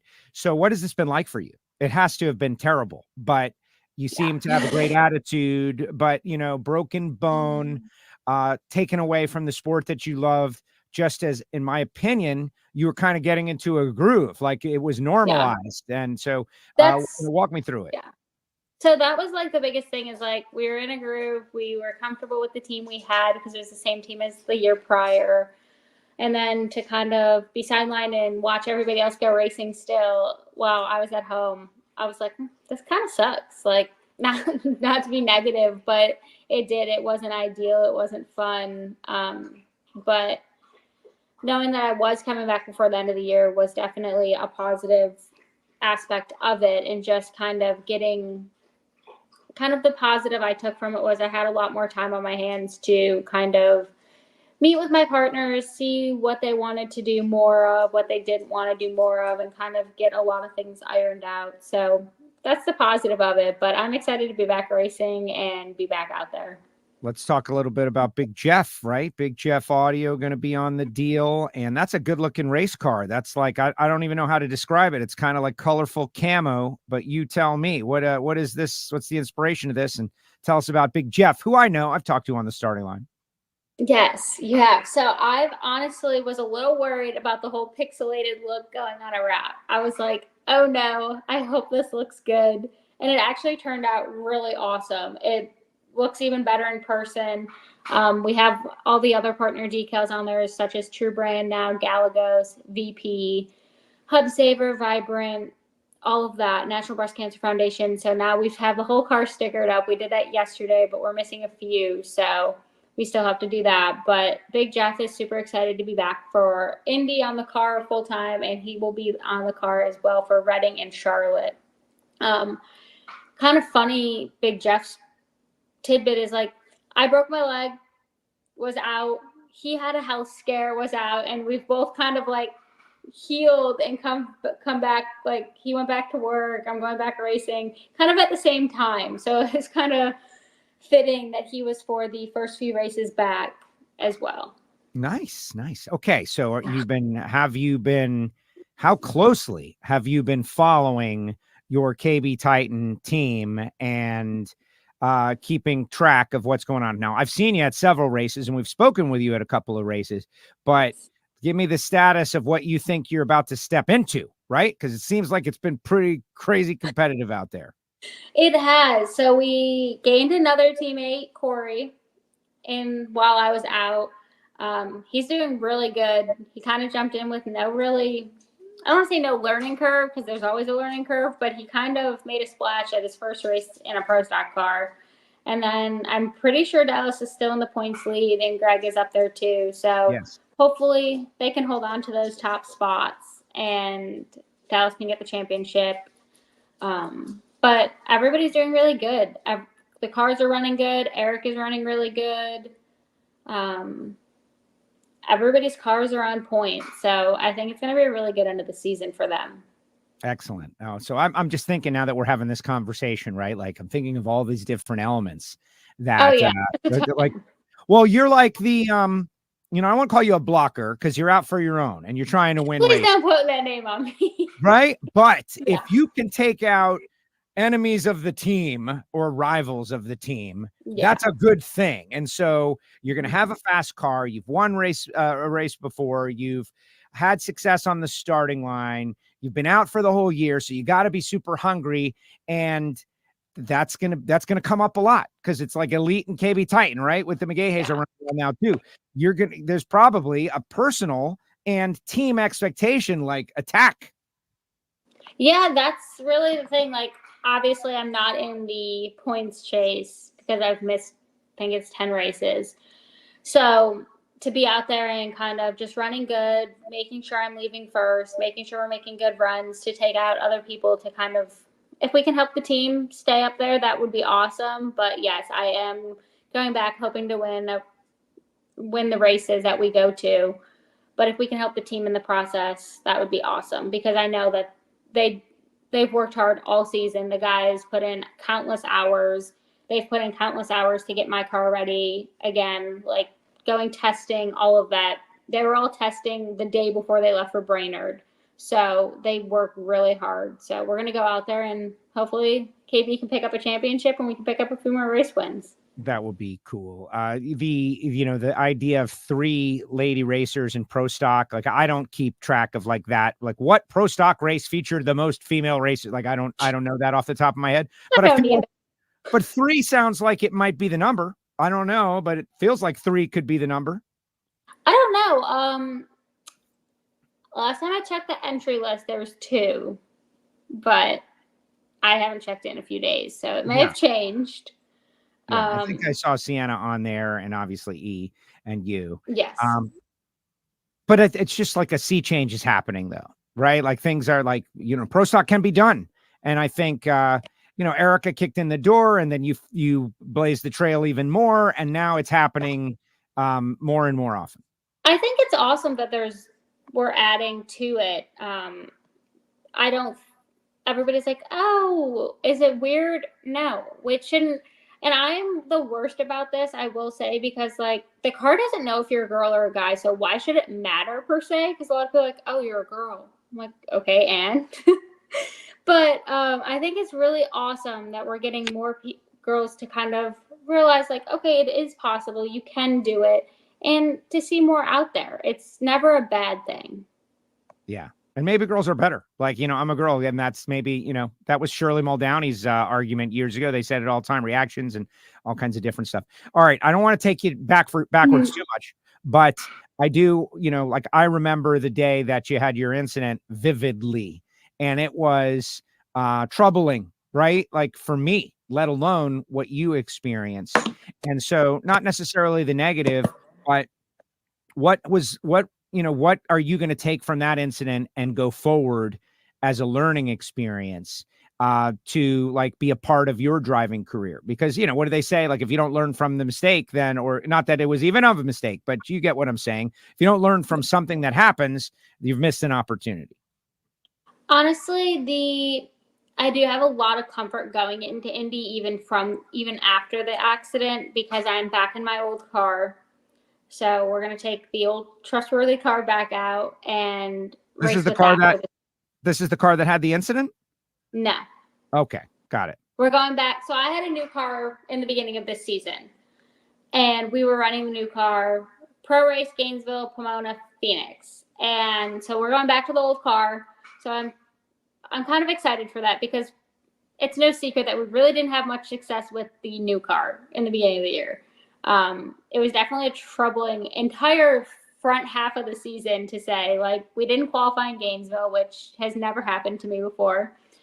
We ran okay in Pomona and then Phoenix. So I know the guys are working super hard to make sure my old car is ready to go and ready to compete. But that car we have really good luck with that. So learning from it is like, know what the car is when it's unhappy, because that car wasn't really happy, unfortunately. So we're going to work with the old car, and then we're going to take the new car out maybe over the off season, try and work out some kinks to it and get comfortable with that again. But going back to a car that we know can win and know goes fast, that's really comforting. I can imagine. And we've seen it across the board. Greg break out a new car. It's not exactly as he wants it. He goes back to the old car. He comes back to the new car, but Dave in a new car, that kind of thing. It just seems, it just make sense though, that the brand new thing wouldn't be quite as refined as the thing you've been running for 5 or 3 years. That's the thing. Like, the new car is an awesome car. There's nothing wrong with it per se, but you have to learn it. Each car has its own personality.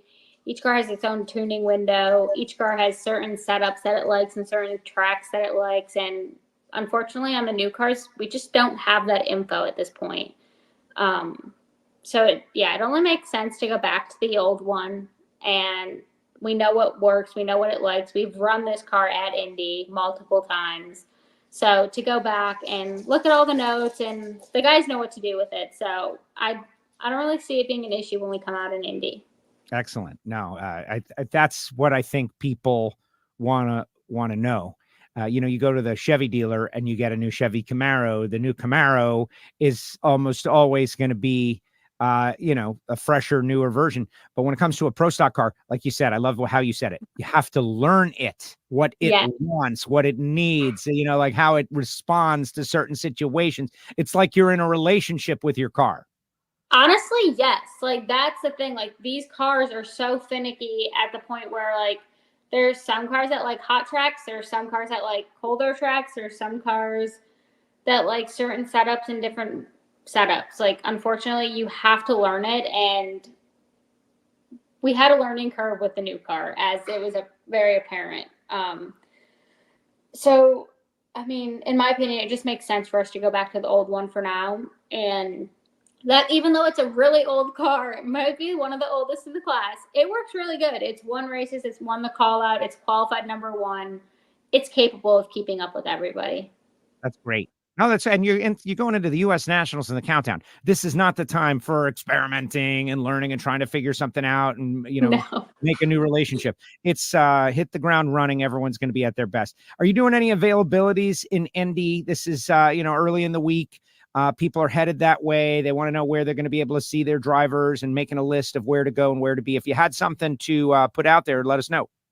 So we will be at I think some of the other KB drivers as well, will be at the Cruz Pedregon signing Thursday. I have a signing at the Renaissance Indy North Hotel Thursday night after the Cruz deal. And then there's signings at the racetrack, Tampa Limited Club, all weekend, that we will all be at different times and different days, and then we'll all be at the pits. So whenever anybody wants to come over and say, hey, we'll be there. That's great. There's going to be great. a lot of different things going on. I know we have some picture stuff for the Pro Superstar Shootout going on. So Indy's going to be a busy one. It's it always is. It's long and busy. How's your dad and your grandfather? They're awesome. Dad's busier than he's ever been at work, and it's like, are you still coming racing? Which he is, so he'll be there. My dad, my grandpa, my dad's fiance, and my papa's wife. Everybody's coming to Indy, and they'll be there like later Friday though. They're gonna work as long as they can, and then they'll come visit. But it's gonna be great. They're excited to be back. My grandpa's like, "It's time to go racing yet?" I'm like, yes, Papa, we're going racing. So it's awesome. That's awesome, Camrie. Well, I always enjoy seeing your, Papa Joe and your dad down on the starting line, and I'm excited that you're back. That's going to be good. You add a bit of character to what's going on out there. It's going to be an interesting situation that you're going to be in, right? Like out there, like we're making your return just as everybody's running for the U.S. Nationals and that countdown. And I know you're going to make a splash. Thanks for spending a little time with us here on WFO Radio. Good luck, have fun, stay safe, and I'll see you in Indy. Thank you. Travel safe. See you there. There she goes, Camrie Caruso, making her big return. And we got her here on the Indy preview of WFO Radio, looking at the Pro Stock entry list. It's going to be insane. It's going to be absolutely insane and a whole lot of fun. U.S. Nationals coverage continues here on WFO Radio. Oh, that's right. And if you are a fan of Pro Stock, as I would imagine you are, check out the Hear It From Heiner show. That's right, Michael Heiner, Get Biofuel crew chief, Pro Stock crew chief. Is he giving up like every secret? He talks about a lot of very interesting stuff on Hear It From Heiner. It's part of our Patreon VIP listener club, patreon.com/WFO radio. If you want to go inside WFO, if you want to be one of the crew on Ignition, if you want to get Monday motivation, if you want to get behind the scenes content, like everybody's got one of these Patreons. And Michael Heiner is like, hey, I'll do a show for the Patreons. So if you're a fan of Pro Stock, you might want to join our Patreon VIP listener club. And if you sign up for a year, we'll send you a t-shirt in addition to your stickers and your everything else that you get by being a Patreon, which there's some swag. There's a little bit of swag out there, certainly. How about Camrie throwing herself right back into the mix? I know it's very exciting. It's very interesting the way it is all going down. And I am super excited. Hey, I want to tell you about CWT Industries balance machines. Check out these balance machines. Like this is the touchscreen. And it's, I don't want to say it's fully automated, but it is partially automated in that it is intuitive. It knows what you need to do. And it makes it easier to train the people working the balance machine at your machine shop. CWTindustries.com. You can email me, Joe, at WFOradio.com if you want a personalized introduction to Randy Neal. But next time you're in the high quality machine shop or engine builder and you look around and see what kind of balance machine you've got, like at Straub Technologies, where they did a lot of the machine work for Project Pontiac, what do they got? CWT Industries. Folks at Molnar Cranks, who did the crank for Project Pontiac and balanced it, what do they have? CWT Industries.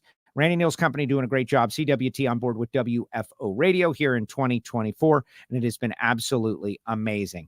All right. We've got Jason Line talking Hemi Challenge, the Sox and Martin Hemi Challenge. We've got Eric Latino going to talk Pro Stock, KB Titan Racing, a very interesting interview. But next, going to be Pro Stock Motorcycle, that he got his first win as a team owner. White Alligator Racing, Chase Van Zandt, but he's the owner, one of the more interesting characters in the pit area. Mr. Tim Kulungian caught up with him. Check it out. This is WFO Radio. The U.S. Nationals is upon us. I want to thank everybody for checking out this show. We're going to keep on going and in a little different direction here with this next guest. Should have had him on a long time ago, honestly. Like, this is my bad. Sometimes I'm like, this is a great idea, and then I don't execute it. But we're executing it now right before the Toyota U.S. Nationals. He is a new team owner in the NHRA. He's already got a win this year. Let's bring on Mr. Tim Kulungian. Hey. What's up, Tim? Pro Stock Motorcycle. Is it still White Alligator Racing? Is it Tim Kulungian Motorsports? What is the official name of the new entity that you purchased from Jerry Savoy?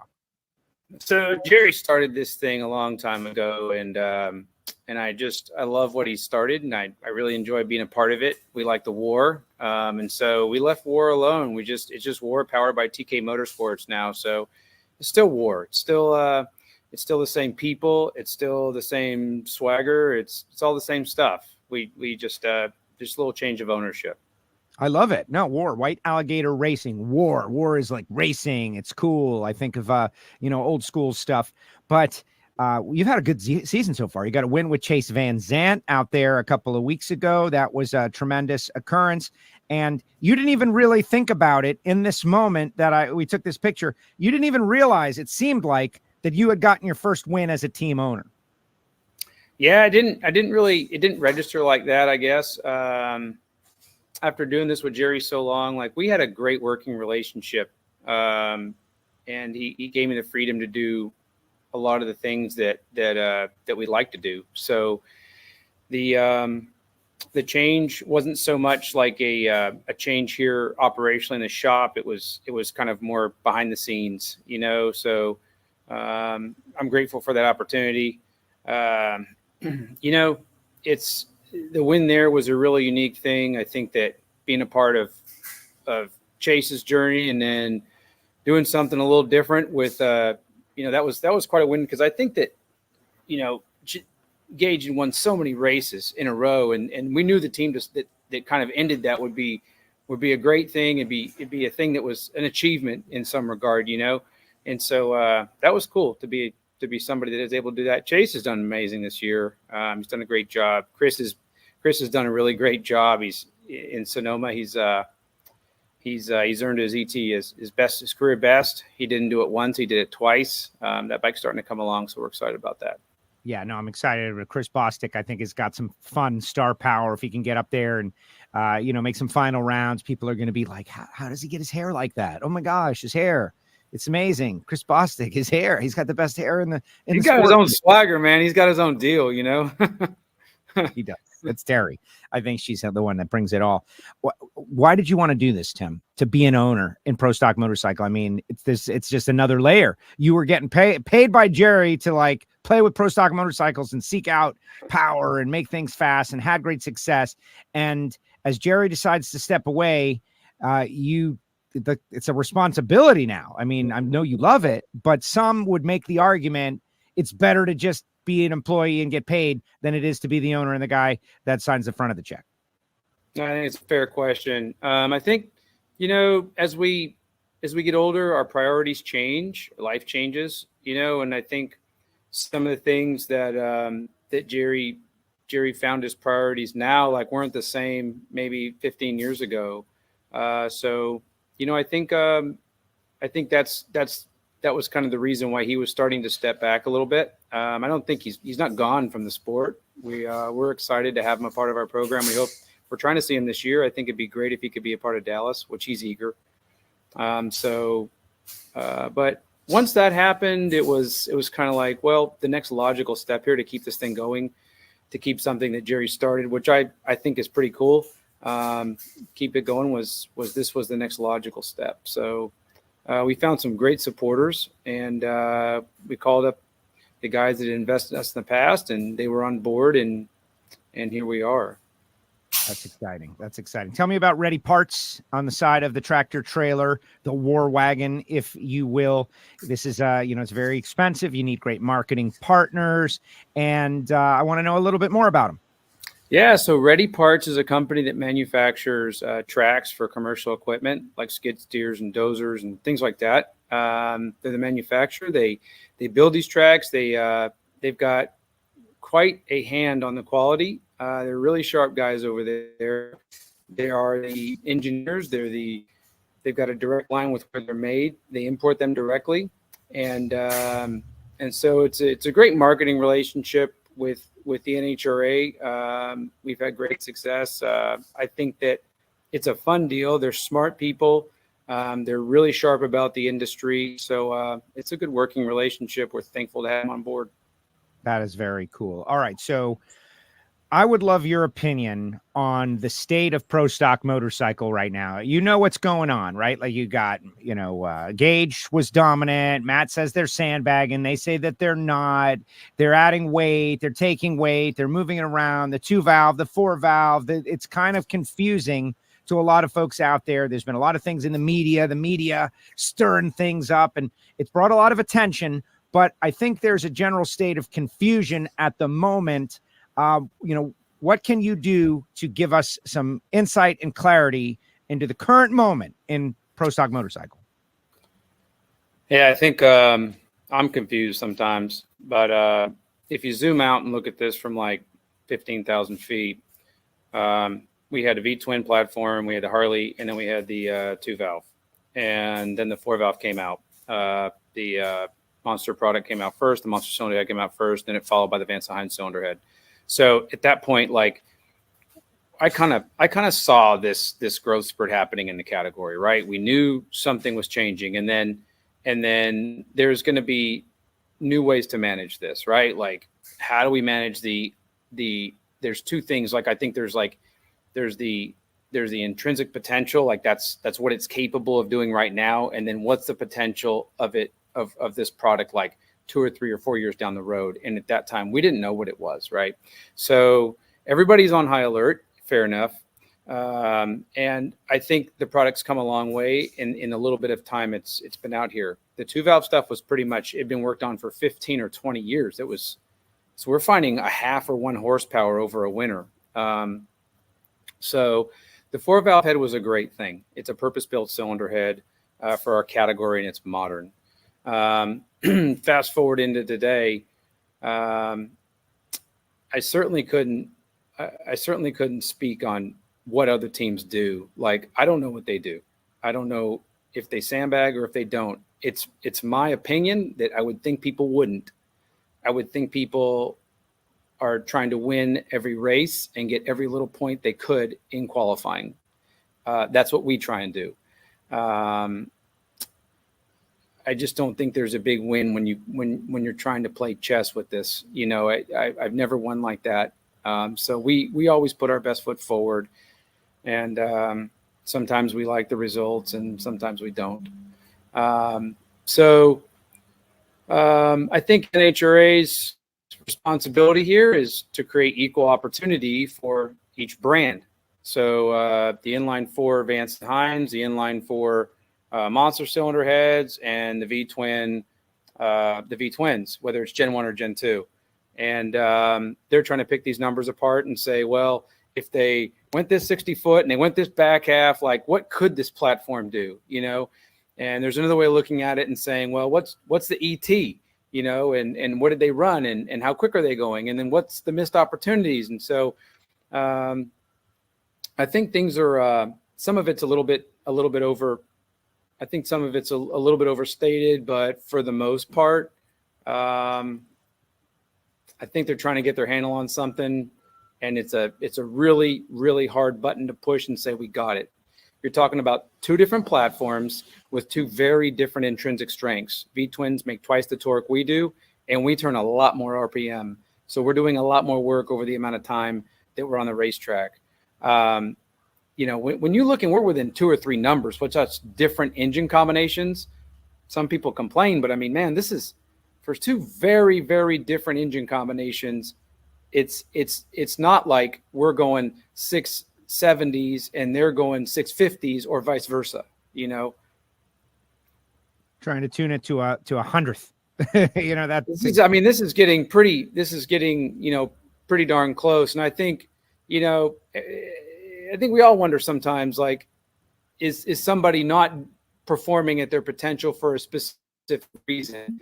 And, because you can go back at data and say, well, at this venue in this weather, they did this, and now they're doing that. And it's like, well, sometimes people have venues they're really good at. Dallas, we've been really good at. I don't know why. I can't quite put my finger on what the difference is there, but we go to Dallas and it's like our team really does good in Dallas. It typically does good in Sonoma.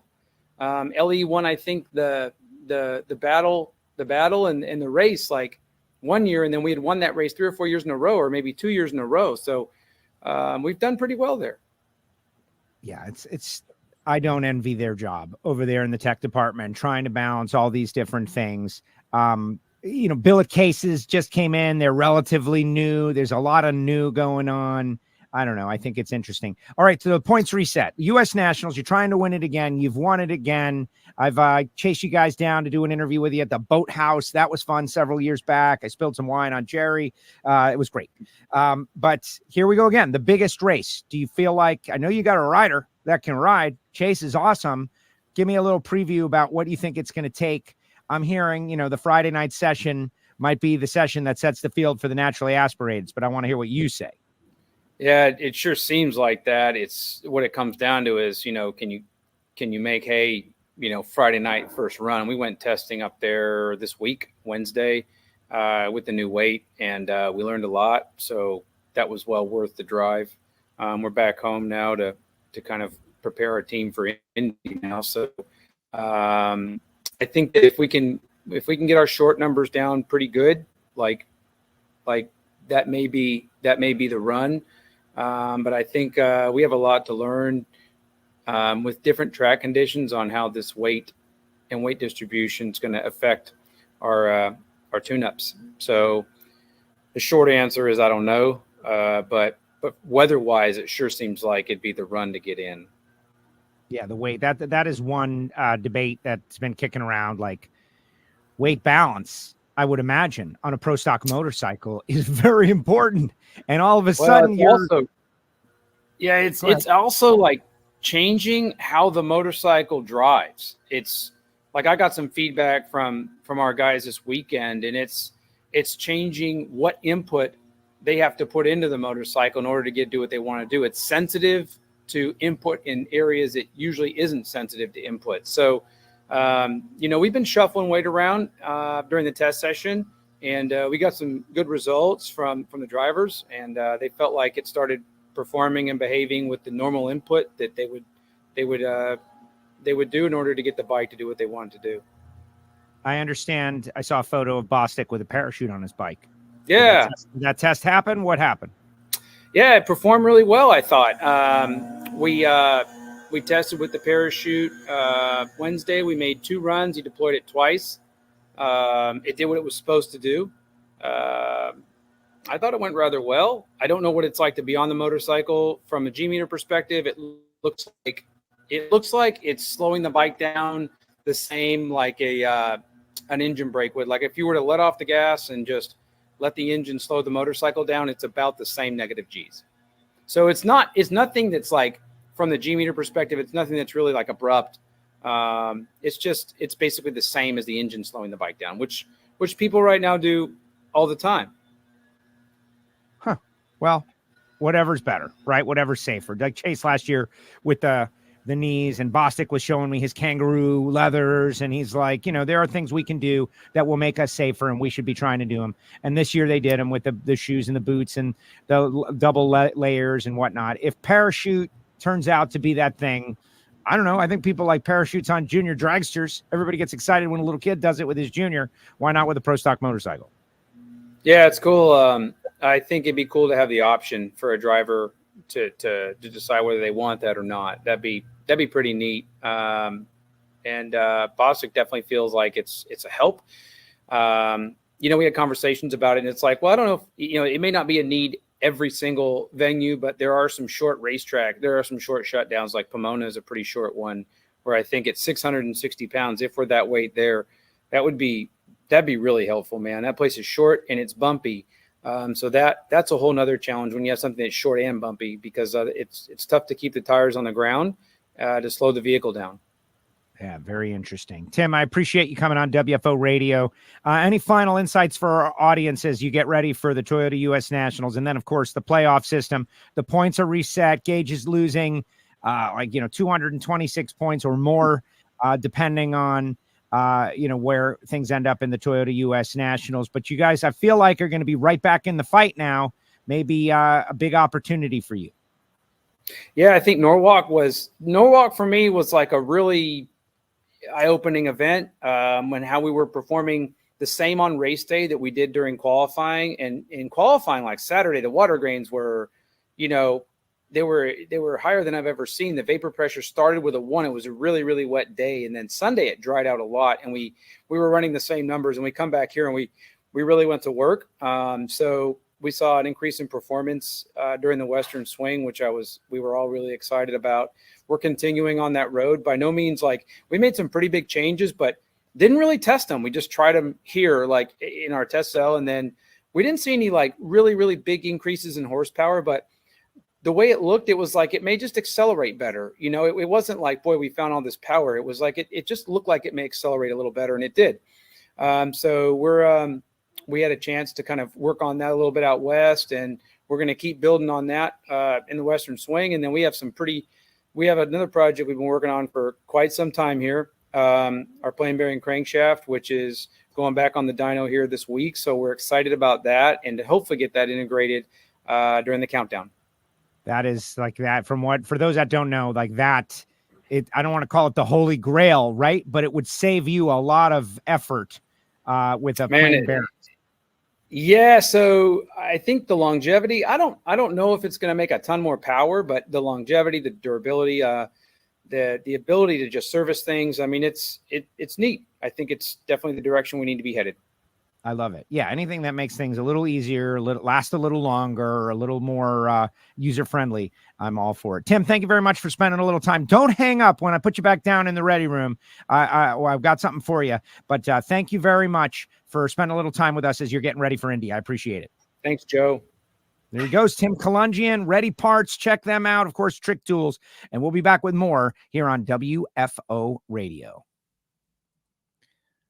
WFO merch is on sale. That's right. It's 35% off right now. You can get a shirt, you can get a hat, you can get stuff. Get your Christmas gifts, 35% off. The link is in the chat section right now. That plain bearing crank is very interesting, and Pro Stock Motorcycle going to be very interesting. You know what else is very interesting, guys? That we're coming down the home stretch here on the WFO U.S. Nationals preview, and you thought I was lying to you when I told you I booked too many guests. But I had too many people I wanted to get in on this deal, and I really appreciate them telling their stories and taking the time with me because I'm super excited for Indy, and hopefully you are too. What's also interesting is watching the numbers kind of like go up and down as different guests are coming and going, and Camrie came on, and then her people came in, and then Tim came on, and the Pro Stock Motorcycle people, they want to know what Tim is talking about, and it is great stuff. And Walt is out there. Walt is like, hey, man, patiently waiting for the former Stock Eliminator world champ. And why wouldn't you be?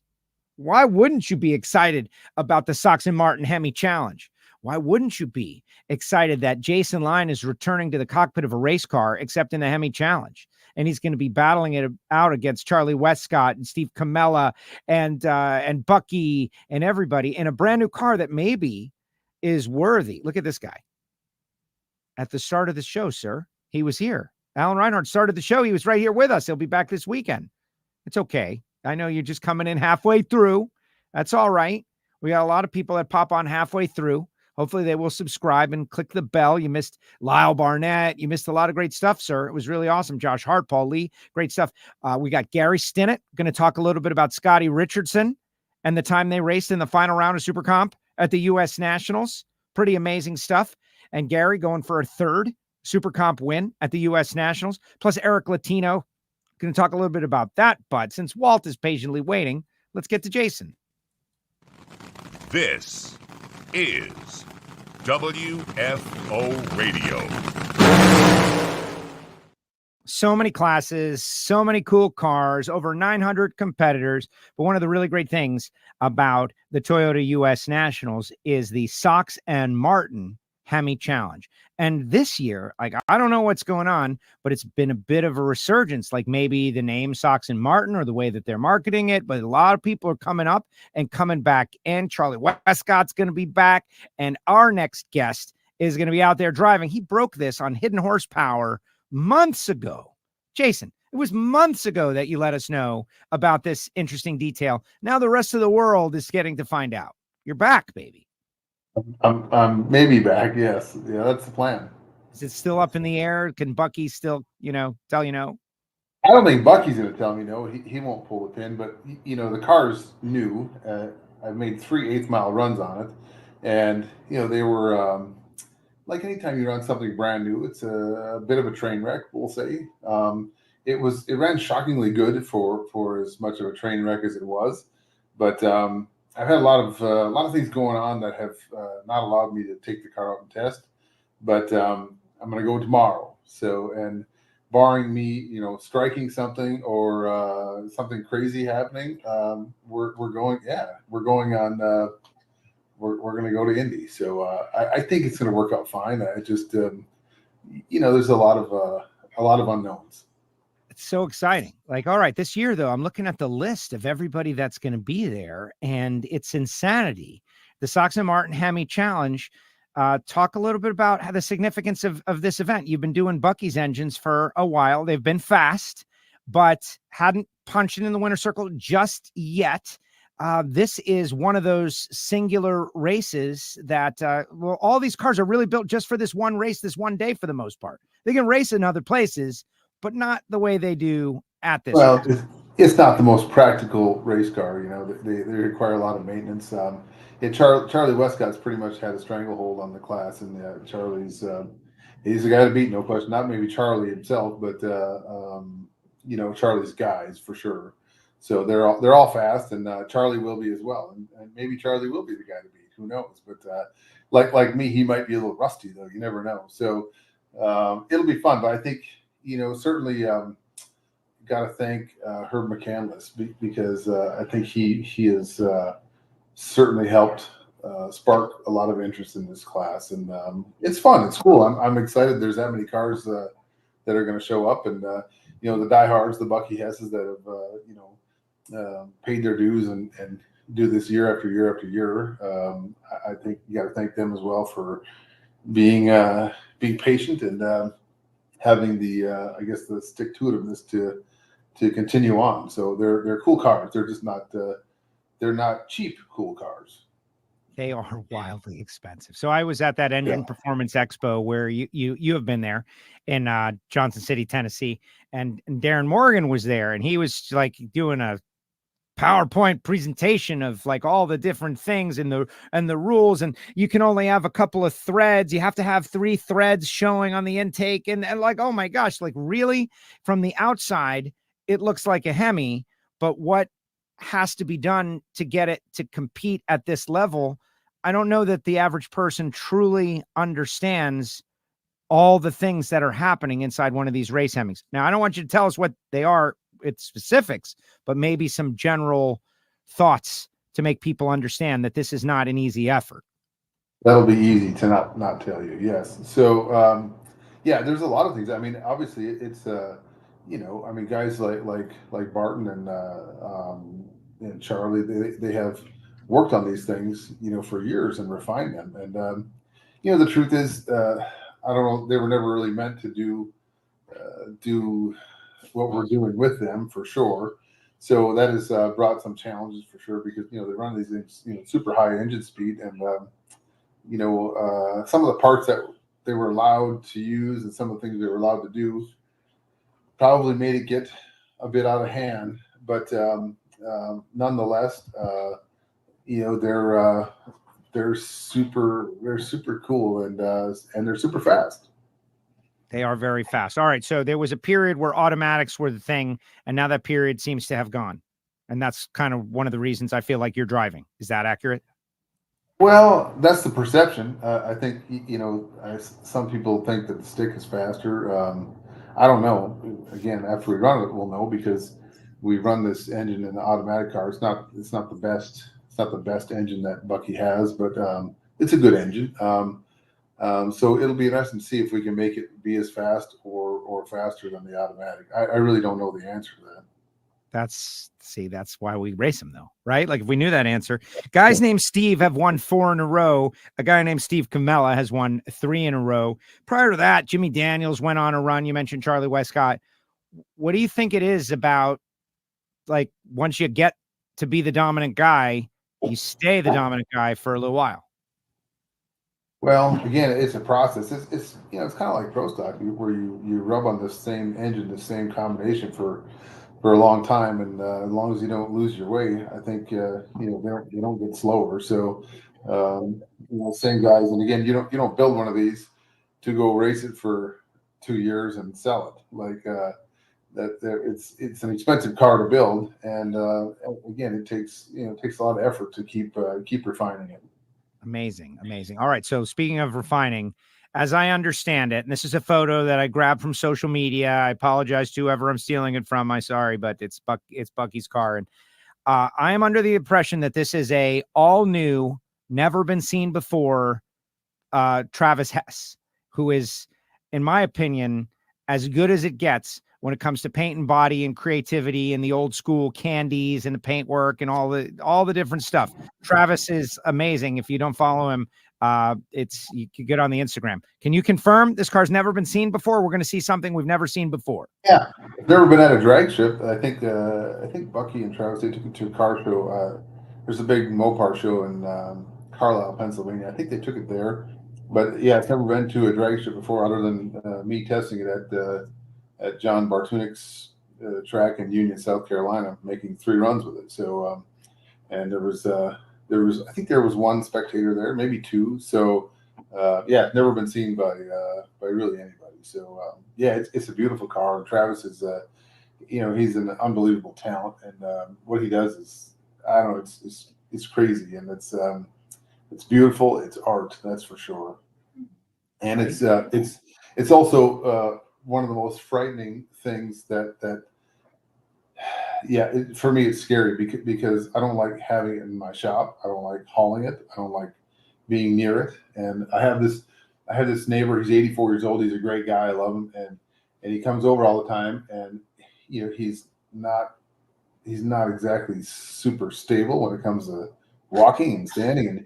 And he migrates to the car every time. And I tell him, let's go stand over here. And he just, like, it's like a magnet to him. He's got to migrate right near that car, and he wants to lean on it. I'm like, oh, you got to get away from that car, because I'm pretty sure that Travis would just shoot me if I scratched it. So yeah, he loves to have like a hammer in his hand, just to have something, a screwdriver in his back pocket. Well, he's a farmer, right? So he's got tools hanging off him, and he's he looks at it, he thinks it's cool, but I don't think he really can appreciate the effort that it would take to actually duplicate it or fix it if you scratch one particular part of it. Amazing. Well, that's the downside, right? There is a stress to having a beautiful and amazing car, and it sounds like you're feeling it. Absolutely, yeah.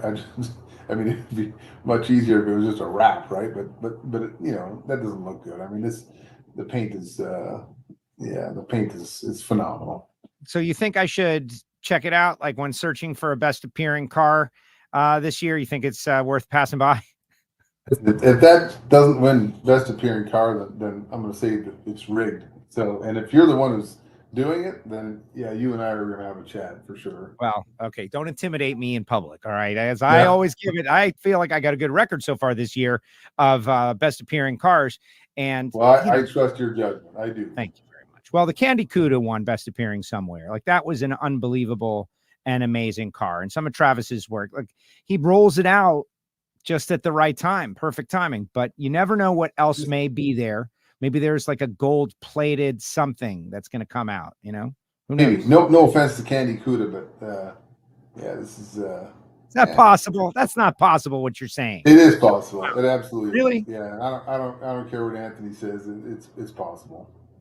Wow. Okay. And the car's name what? Fish Stick? Fish Stick. Yep. That was Travis. That was a Travis name also. I think it kind of started as a joke, but it became the Fish Stick. There's a South Park episode about fish sticks. Yeah, never. Proud to say I've never seen it. Good. Well, don't watch it now. Don't watch it now. All right. Competitive wise, like you sound like you're managing expectations here, because it's going to be very tough. But I know you're going to win.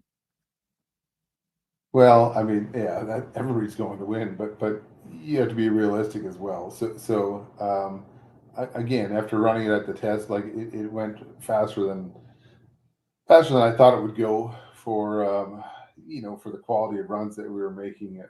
But so I think it can be competitive. Again, Bucky's. I think his car being an automatic, certainly. I think it's as fast as any other automatic. The automatics seem to be a tick slower, but who knows? It could just be maybe we're not as good, or maybe the engine's not as good. But I think hopefully this will kind of answer some of that for us. So, but either way, I hope it's competitive. But yeah, you got to manage the expectations for sure. Like to say that I'm going to go to win. Yeah, I'd like to. It would be really nice. But I think taking a car that's so far has 3 runs on it and expecting to go beat Steve Camella, I think is, that might be a bit of a pipe dream. Right. There it is in a nutshell right there, folks, right? Like, yes, but there's a bunch of people out there who have been doing this full time for multiple years. The guy's won the last 3 in a row. He's not ready to just give it up. No, right? he's tough, and he's got a program. We don't have anything. I'm trying to, we couldn't even get my trailer out without trying to gouge the side of it up. So we're a bit of. Oh, we lost him. He's going to come back though. Watch this. He got an email or something. He's got the text has come through. The Jason line momentarily lapse of reason. But yeah, I am interested in checking out the car for certain. And Bucky and Travis Hess have done a great job over the years on unveiling machines. And this is like a nice tease because you don't really see it. Let me kick him out and try to bring him back. Because that's what happens when you get an email or something like, or power outage or power surge or something like that. We'll see him momentarily. But I would encourage everyone to be in the stands for the Sox and Martin Hemi Challenge. It is as good a race as it gets. Battery died. Ha. Okay. Well, Jason Line with us here on WFO Radio, and be there to check this thing out because it's going to be amazing. That is as big of a tease as he says 1 minute. Yeah, I can keep you guys entertained. This is where I ask you to subscribe and click the bell. Those of you who are new to the show, this is what we do each race, each week. We interview drag racers. We go in depth about what they're doing and their mindset and mentality it takes to be successful in drag racing. And this Hemi Challenge to me, you think about the Indy 500 or all of these races where people are solely focused for years at a time on one race, not the points in the series and the championship, one race. You win the Sox and Martin Hemi Challenge. You have accomplished a life goal. And there are plenty of people that are out there chasing their life goal. Look at this guy. He's moved positions now just in time. That was great. So what, your battery died? Yeah. Of course. Yeah, that's okay. Well, it's okay. It allowed me to fill in the time with whatever I saw fit, which was okay. tough. All right. Catch up, Jason, before we let you go, because I was getting ready to wind down. I know you got to work, but status update, right? How's the block business going? How's Jason Line doing for everybody out there in our NHRA fandom that wants to check in? Jason's okay. He's all right. Things are getting better. The block business is tough. It's certainly a challenge, but we're getting there. We're slowly but surely getting there. So we're not really advertised much yet. We have more iron stuff than we do aluminum. The aluminum's been a little bit more of a struggle, but we're getting there. So we got brand new stuff waiting at the machine shop, and it'll start being machined here shortly. Tremendous. Okay, how's Project Jack Line going? I've seen him at the track a couple of times with Bo, Mountain Motor Pro Stock. Feel good about this young man following in your footsteps? Project Jack is good. He's he's done some stuff for him. We actually we have a cylinder head that we're selling, and it's called the Jackhammer. He did a lot of the CAD stuff on it, so we named it after him. It's the Jackhammer, and he's a Jackhammer. He's good. He's very excited about everything. He's enthusiastic and loves the cars and loves being a part of it, and loves Bo and Randy Lynn. So that's good. I'm happy he has some purpose, and he's doing it. So it's all good. He wants to drive though. He's getting to the point where he's I don't know if he's tired of spectating. He's not, but he definitely is itching to drive something. Doesn't that make sense? being around Sure. it, like it makes perfect sense that he would want to drive. Yeah. So what's the plan? I know he's doing land speed stuff. Like you guys are going fast over there on the Great Salt Lakes and whatnot. But what about drag racing? Like if he was to drive anything, like how would you guide him to do it? Is that Well, I know what he wants to. I know what he wants to drive, but which is. Well, he loves Pro Stock, of course, but I think that takes a pretty good sized budget. That is not in his budget. I can assure you of that. So, and I think you have to start a little bit lower than that. I don't know if that's not lower. That's not the right word. Start something a bit more entry level than jumping in a Pro Stock car. So, I don't know. He's had certainly people offer to let him drive things, but and I'm not always big on that either, because when you drive something and it breaks, then you feel bad and you got to pay for it. So and it's still not yours. So as Ken, he can tell you all about that. So I still own for a car, but it's going to happen. I don't know when it's going to happen, but it's going to happen. He's chomping at the bit, and I think. He's not the most aggressive personality. Like he doesn't go and try to make it happen. But at the same time, he's going to figure out if he doesn't go make it happen, it's not going to happen. So, yeah, you sound like you and my dad came from the same class when it came to borrowing cars, right? Like, I don't like that. Yeah, it's like, hey, it's going to break, then you're going to have to pay for it. It's going to break. It's not a matter of if, and I don't care what it is. They break, they just do. So and then you have to be able to pay for it. And of course the other side of it is, even if it's not your fault, it breaks, you're going to feel bad about it. Like that's just how it is. And you don't want to break somebody else's toy. At least I don't. Right. And I've broken a lot of kids' toys. I try to avoid breaking people's race cars.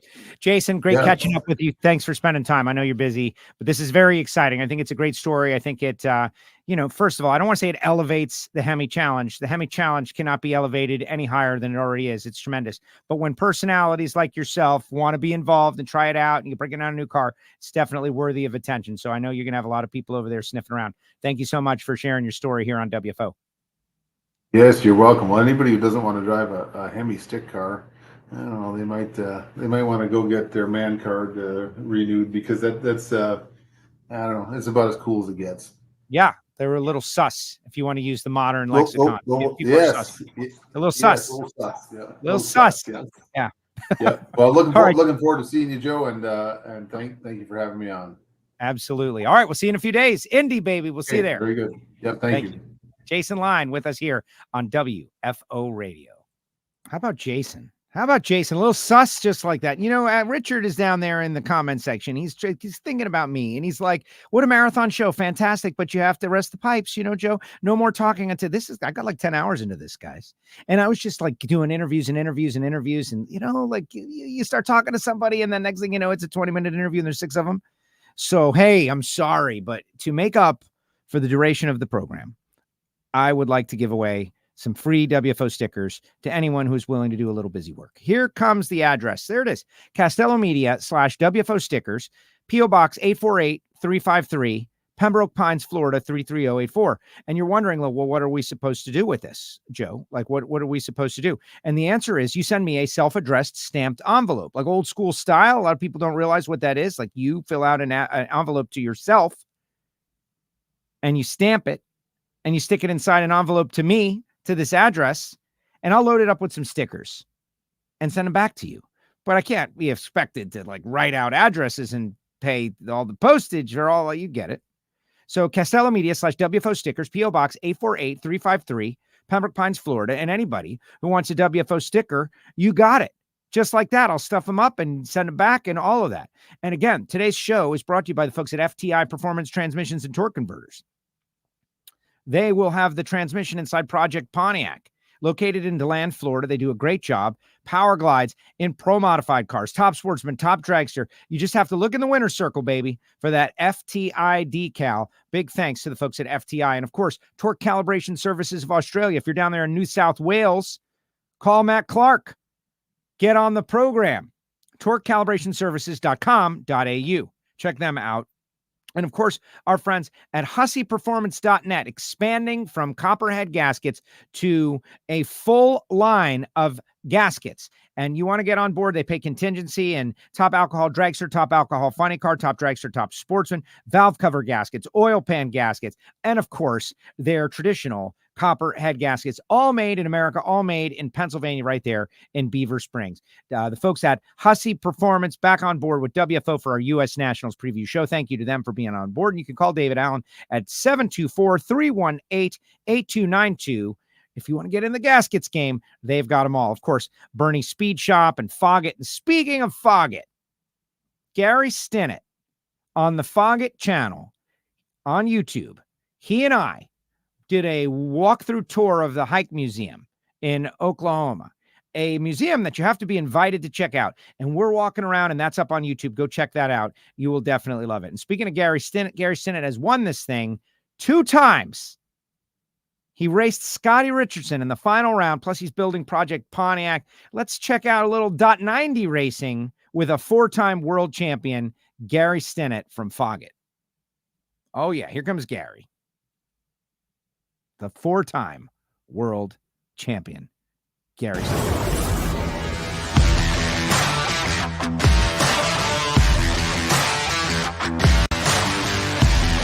Foggett is a high-performance fogging oil designed especially for internal combustion engines. Foggett can be used by everyone. If you have a lawnmower, a jet ski, a motorcycle, a tractor, a high-performance car, a classic car, racing vehicles, if it has a cylinder wall, it needs Foggett. And our U.S. Nationals preview continues here on WFO Radio. And as we're getting ready for the Big Go, why not connect with the 2-time winner, who is also the man behind Foggett, who is also the man behind Project Pontiac. Let's bring him on. He'll be joining us at the race this coming week. Gary Stinnett. What's up, Gary? How are you? I'm good. Good afternoon, Joe. All right. All right. So the Foggett commercial turned out pretty good, right? Not as good a time as we had making it, but it worked out. Yeah, it's pretty cool. He did a good job. Yeah, definitely. All right. Big Go, Gary. Let's talk about it. This is a huge race. You haven't been running the .90 stuff quite as much this year, out there chasing the big money tour and promoting Foggett and whatnot. But, give me your perspective on this event. The Big Go. How big is the Big Go? It's pretty big. It'd be my first super comp race of the year. So I took the bracket motor out of the dragster and put everything back to super comp, new converter, new tires, and I haven't let go on a pro tree since last October. So this ought to be interesting. Oh my goodness. And my super stocker, which I haven't raced since October. Last night I changed oil, new seat belts, checked springs, and got to let go on the bottom bulb. First time in, 10 months or something. You've been chasing the big money on the big money bracket tour. How's that been going? In the Kansas area. I know that there's financial incentive. How's that going? I've made a lot of runs. I haven't won yet, but like in the month of June, I had a great month in June in Iowa, a couple races in Missouri, and over at St. Louis at the Twin 50s. I get to the 7th. Seems to stall in the 7th round like about 6 times. But the good news there is you bring home enough money to cover your entry fee and travel. And one of these days I'm going to get by that 7th round. Yeah, like mental stamina. That's one thing that I can't even imagine. The mental stamina to go like 9 rounds over like 16 hours at some of these big money bracket races. And then you got to be at your best at the end of it all for all the money. That's crazy. Yeah, I guess I did get to the 9th round at one of them. It was like 1 a.m, 3 cars left. But, it's a lot of stamina. It's a lot of skill and luck, and you have to have really good equipment. But, the payoff's pretty big, when you can win anywhere from $50,000 to $250,000. That the one I went to in Michigan, that guaranteed $250,000 to the winner. That is tremendous. And plus, you're out there singing the praises of the Foggett with the bracket racers, I'm sure. Let's talk about 1994, the first time you won Indy. Set the scene for us, because that's to get one on the board in the last century. To go on, you've won 2. You've made 4 final rounds, did you say? But an impressive record at Indy as we get ready for the 2024 edition. Talk about 1994, which that is feeling like a long time ago. 30 years anniversary this year. And the sad news is that my friend and competitor was Scotty Richardson, who I ran in the final round of the 94 U.S. Nationals. So they started Super Comp at Indy in 92, and I was there. I red lighted by 1,000ths in the first round, went back in 93 and red lighted 1,000ths in the first round. And in 94, my wife didn't want to go. She didn't want me to go. She said, "You're just going to go there and red light first round." And I said, "Nope, I'm going to go there. I'm going to win it." And sure enough, I mean, I ran some pretty good guys. I ran a guy named David Tatum in the late rounds and David Rampy in the semis. And in the final round, I got Scotty Richardson, the reigning world champ, #1 on the car, slick 50. And because of rain, we were running at midnight. And so we were both 22 on a tree, and he was out in front of me, and I caught him, and I ripped it a couple of times, and he dropped, and I dropped, and I went 891.7 to his 893 something. And I won the U.S. Nationals, my first national event win. So unfortunately, we lost Scotty last week, and I was actually kind of looking forward to seeing him at Indy, I hope, this year and reliving that 30-year anniversary. But I've ran every single U.S. Nationals since they started in 92 in Super Comp. I don't know if there's another person that's done that, but let's see. Then I think around 2012, I don't remember, I got to the final again. I ran Tommy Phillips, and I had a 30 light and got beat. I made it back to the final in 16, and I won against Greg Camplain. But that was a really good race. The memorable thing about that race was first round, my guy red lighted, and I went down there and made it go 890 with a 0, which got me the bye. And then I went 890 every single run to the final. And in the final, Camplain red lighted. So I had a really good event, a great car. Then 2 years later, I made it back to the final to lose to Joey Hessling. And the story there was that Joey, he was driving really well, did a good job, but I was actually in the middle of having a heart attack.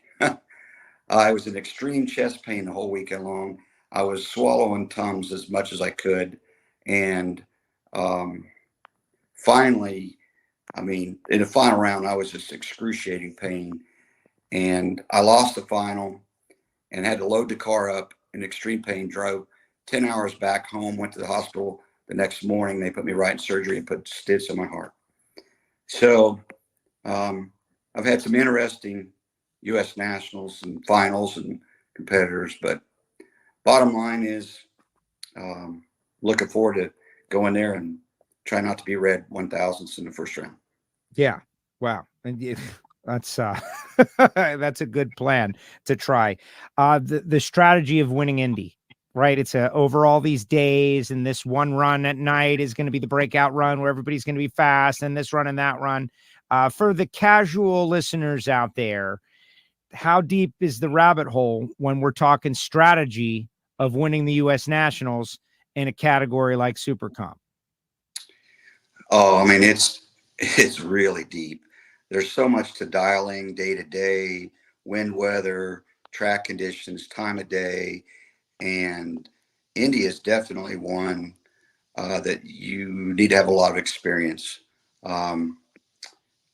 Whether it doesn't have to be at Indy, but you need to be an experienced, accomplished racer with some knowledge of different situations. One memory, I don't even know what year it would have been, somewhere like 2006 to 8. It was a Sunday morning round. Peter Biondo was not running Super Comp, but he walked over to me. I was at the hold line, and he said, "Be careful. This is a round on Sunday mornings where everybody goes faster than they should." And I'm like, I got it. Well, I didn't got it. So I went down there and broke out, and Peter was right. So there's things about Indy. I mean, it used to be the most overused statement about Indy, and especially in Super Comp or any of the sportsman classes, is it used to be back when everybody camped out on Sunday night. They'd run a lot of rounds of us, and the campfire smoke would get all thick in the air, and everybody would be like, "Oh, you're going to slow down. The campfire smoke. You're going to slow down 200s." And sometimes you did. I mean, it wasn't a myth, but it's just things like that. Knowledge of you might lose a couple here, or you might be faster Sunday morning. There's just a lot to Indy, and a lot of times you see new guys win it, their first win, or somebody fairly young, and okay, so how did they get that knowledge? They didn't. They were just naive and believed that they were going to do what they were going to do, and it worked. So sometimes you need to be on one extreme or the other, completely oblivious to any of this stuff, or extremely knowledgeable about it. And the guy that's in the middle somewhere, and he gets into his own head and psychology, and oh my God, I got this guy or that guy, that'll get you beat. Wow. No, but I'm excited about it. Like, that's the thing, is every category, everybody is focused on winning this race, and you go to races and you're trying to win, but it's just different at Indy, the big go. I'm super excited about it. All right. Can you elaborate a little bit more on Scotty, since we were talking about it? You brought it up. You won your first Indy against Scotty Richardson. We paid tribute to him on the microphone, but there's only so much that I can say. Kevin McKenna did a great job in the sports report, listing accomplishments, but from one of his peers, a successful peer. Why is Scotty Richardson so special for those that maybe haven't paid attention to sports and racing the last 30 years? Scotty could get in anything at any time and be extremely competitive, if not win. He did not need a good car at all. In fact, he thrived on driving some of the worst cars to victory lane. Growing up, having Edmund as your coach, and they drove an old funny car with the front end off of it. I think it was Gene Snow's funny car, no windows in it, sitting center steer in the back seat area. And that's what Scotty was learning to race in. And when you really can learn how to race in a car that doesn't do well and you don't trust, then you figure out how to really drive the stripe tighter than anybody else has had to learn. And you figure out, I've got to crush the tree. I have to have the light because I have to drive the finish line. He never had to have a great car to win. But if you had a good car, you were really in trouble. So he just had the right instinct. He could slow the run down in his mind while it was going on and drive the finish line. And he understood, when to take the stripe and when not to. There's a lot of great names that you could throw out there. Peter Biondo is right there with the skill level. Peter's an entirely different driver than Scotty. He's more scientific, more detail orientated. Not that he can't take 2,000 stripe, he can, but Peter's going to demand upon himself to have a better vehicle. He's not going to go out there and try to win in something that's not good. He's going to make sure the car's good, and then he's going to complement the car. So Scotty was just unique in a different way than any other driver. There's a lot of them out there. There's a lot of really good finish line racers. There's a lot of guys that can take a not so good car and win with it, but he could do it anytime, all the time. Amazing. One of the greatest of all time, and rest in peace, Scotty. Okay, so this particular race can be your first Super Comp race of the year, but a lot going on behind the scenes. How's Project Pontiac? Good. We worked on it a little bit today. We got the crankshaft in it, the camshaft in it, the block's all done, painted up, looking good. We just kind of work on it in between projects here and there. And I think we're ready to start putting some rods and pistons in it pretty quick. Oh, wow. Oh, wow. All right. I got to start working on my end of the deal over here with the chassis and everything. But how's it been different? How has it been interesting to you, guy who makes, 1,500 horsepower top dragster engines and stock and super stock engines? How has this Project Pontiac build been for you? Like right in the wheelhouse, or different or interesting, if you could characterize it? It's just been interesting in some of the details about Pontiacs that we were unaware of, having not been a Pontiac guy, and learning some little intricacies of it. The rest of it's pretty straightforward internal combustion engine stuff, but just making sure that you don't overlook something that the Pontiac guys know, and checking, with some industry experts and getting their opinion on what you should or shouldn't do for the oil system. But the rest of it's pretty straightforward. It's just fun because it's not your average big block Chevy SR20 632 slam it together. And we're trying to make it ultra nice, and it's been fun. That's great. No, it's great. This thing is hopefully we'll have a following. People out there in the WFO universe are going to want to come see Project Pontiac. All right, tell me about Foggett. How are things in the Foggett universe? Your side hustle, which, I look everywhere. I see machine shops. I see race pits. Everybody's using it for various things. It's going well. It's just a slow growth. But it keeps just growing. In fact, we just got a sales report. I got one a day or two ago for the month of July, and our sales are up. They're the highest per month that they've ever been. And when you look and compare it back to like April, they're double or more, 2.5 times what we had in April. It just keeps climbing up and getting better and getting better. And it is fun. People call every day and they say, "Hey, I bet you didn't think of this. This stuff does this X, Y, or Z better than anything we've ever used." Even the guys that tell me, "Oh, it takes the burnout splatter off better or bugs off the dually better." I don't care what you use it for. Just use it. Exactly. It's kind of fun. I went and tested my Camaro last Saturday at a local track, and there was only two other door cars there. It was a motorcycle race. And these guys were testing their twin turbo drag and drive stuff, and I went over and just started talking with them about it. Not initially about Foggett, but how good the track was and what they were testing for. And before you know it, we're talking about Foggett. And they said, "Well, we'll come over to your trailer and buy a can." Well, when they came over, they said, "You know what? We'll just buy a case."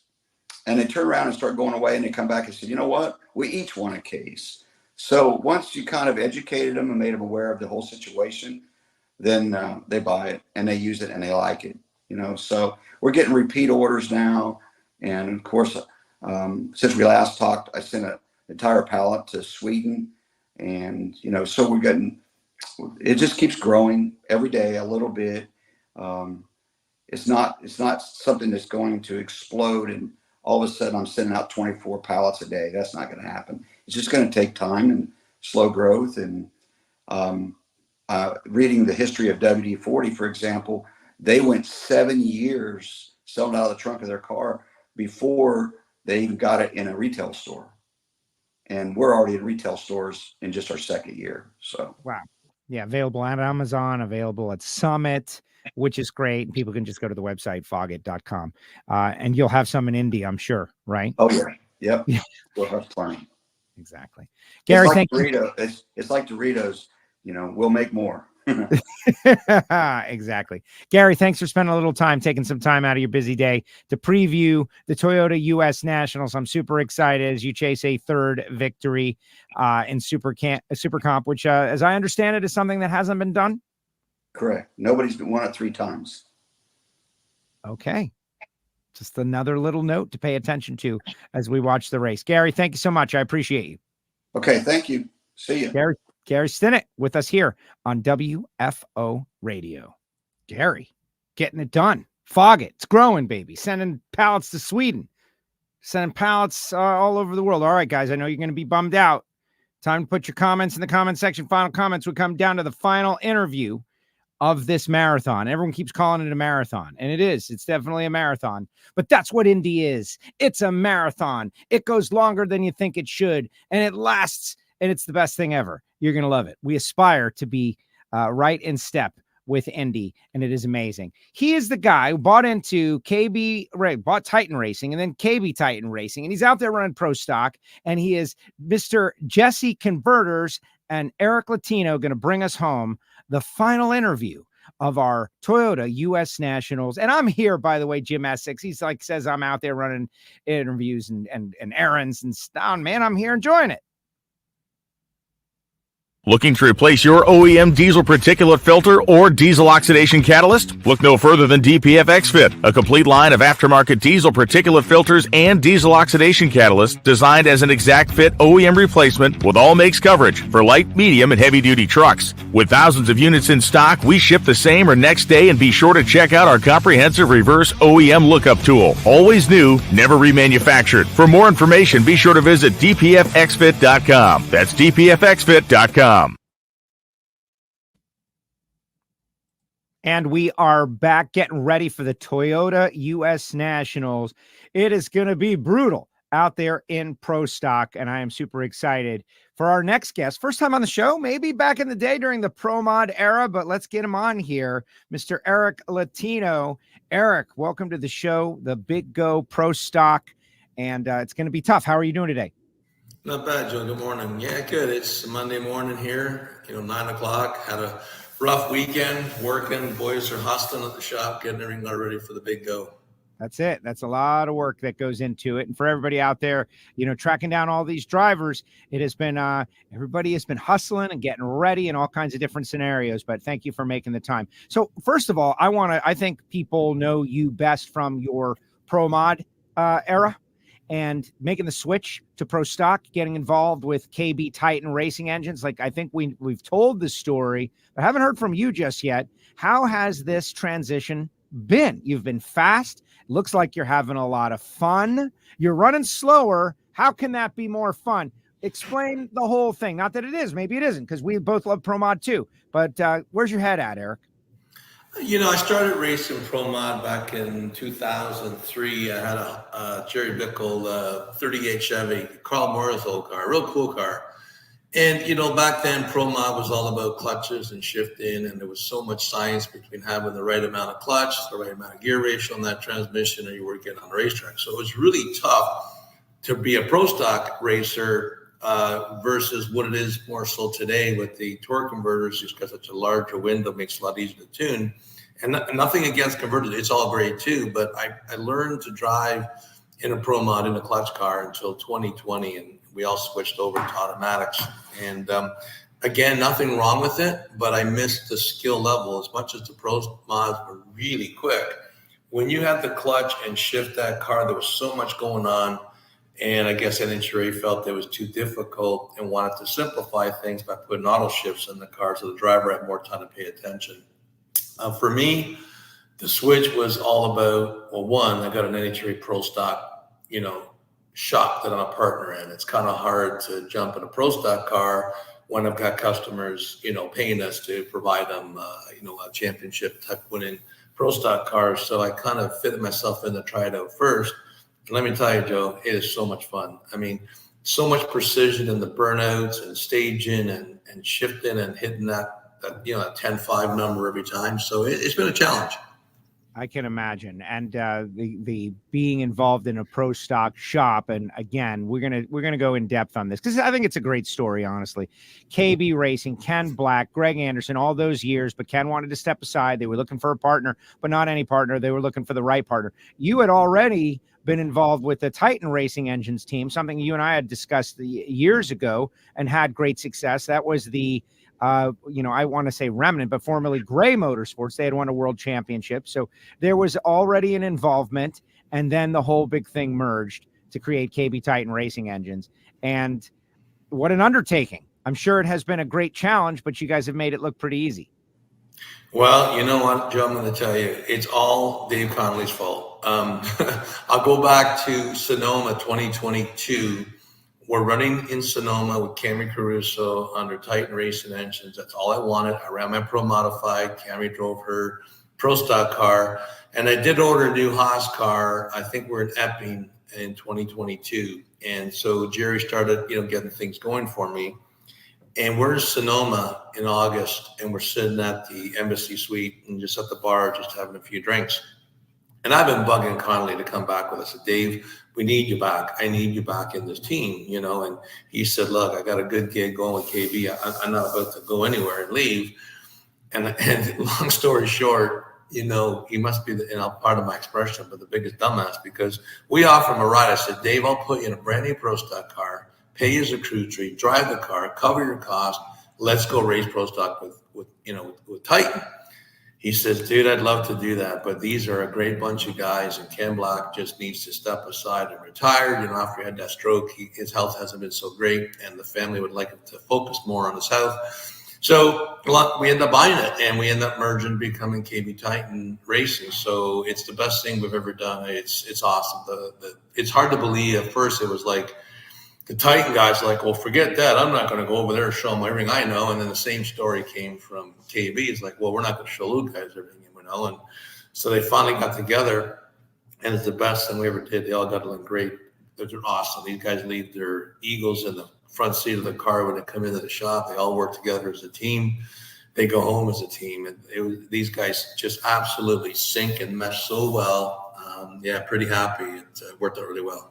No, it's a great story. Like, that's a chapter of a book, or I don't know, maybe it could be a book. I guess it all depends on what happens from here.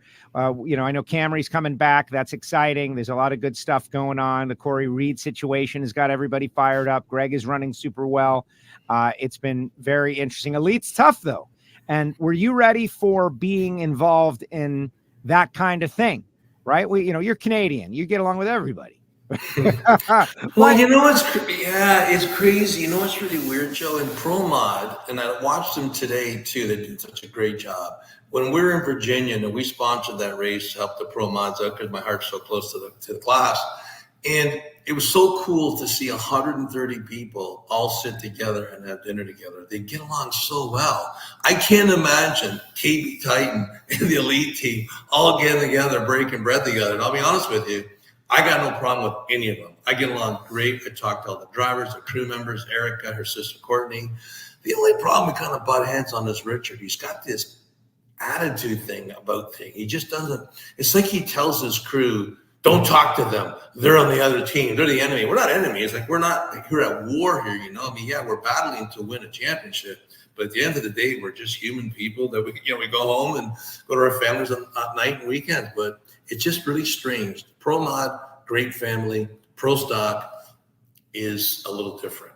We get along really well with Chris and Mason and his family, ourselves, Ken Delco and all. It's just Elite. There's this tension that goes on between KB and Elite. I don't understand why. I don't know if it goes way back before we became part of it, or whether it's since we became part of it. I just don't know. Do you know much about that, Joe? Fill me in there. Maybe you know more than I know. I abstain from this conversation there, Eric. I'm going to just let it be. No, listen, Richard's got a management style, and I don't know what he's saying or doing, but they rattle off 5 wins in a row, and they're there to win. And I think Greg's there to win. And Greg has told me earlier this year, like, things aren't as peachy as they once were, but it's, an ebb and flow. So I don't know. Maybe it's just the moment we're in. And honestly, and I don't want to ruin it for anybody who wants a rivalry. They want a rivalry. But I think that Richard, if someone was stuck on the side of the road, would pull over and help, But at the track, to win Wallies, people have to put on their game face. And I think that's his game face. And, they keep it tight over there. But it's fun for us who are watching, and you're in there, and there have been runs, there will be runs. Right now, you're sitting 10th in the point standings, where you're going to have to jump up there and perform. You've had a really fast car. Let's talk about the process and the learning curve of driving a Pro Stock car. It's hard. It's very hard. And I like watching you, get it as you're evolving as a driver. What has it been like? You know, the thing is, it was a new car that was not a happy car for a while. And as all new cars are, it's just the way they are. Look at Greg, had a brand new car. He gave up on it. He gave it to Colian to drive it. He drove it, earlier to 4 wide in Charlotte. He kicked it to the curb. Now Corey jumps in. So we put Corey in Dallas's old car. We put Dallas in Greg's new car, and the car works great now. So my car came around, there's no doubt. So one thing my crew tells me, look, we need to get this car happy. And if you go out there and you try to cut a light and you go too quick or too slow, you're going to cheat the clutch out and you're going to abort a run. We can't afford that. There's lots of time to win. You're in this for the long haul. Let's just get you in the car and, strengthen your skill as a driver in a Pro Stock car. Let's get the crew chief, get this car where it needs to be. So they did all of that. The chassis, the car is one of the quickest cars, definitely in the class. Rob and Nate and Dave Connolly did an unbelievable job with the chassis. Of course, Lon has done a great job with the tuning, and the whole team back at the shop with the engine program has really made a big difference. So now that I've got a car that can win races, I've lost a couple of hole shots, Joe. It's real bad. But I promise you, there's going to be changes. We've made some changes myself. I've got a little quicker. I used to be in the 3-digit numbers, 100, 115s, 120s, which is pretty sad. And I was catching some 30s and 50s, so I am coming around. They're making a change to the car, made a few changes to the pedal. We're not going to know because I haven't had time to go test, but I'm going to be going in for Indy with it, and hopefully I can try to get myself down. 30 or better is my goal, and I believe I'll get there.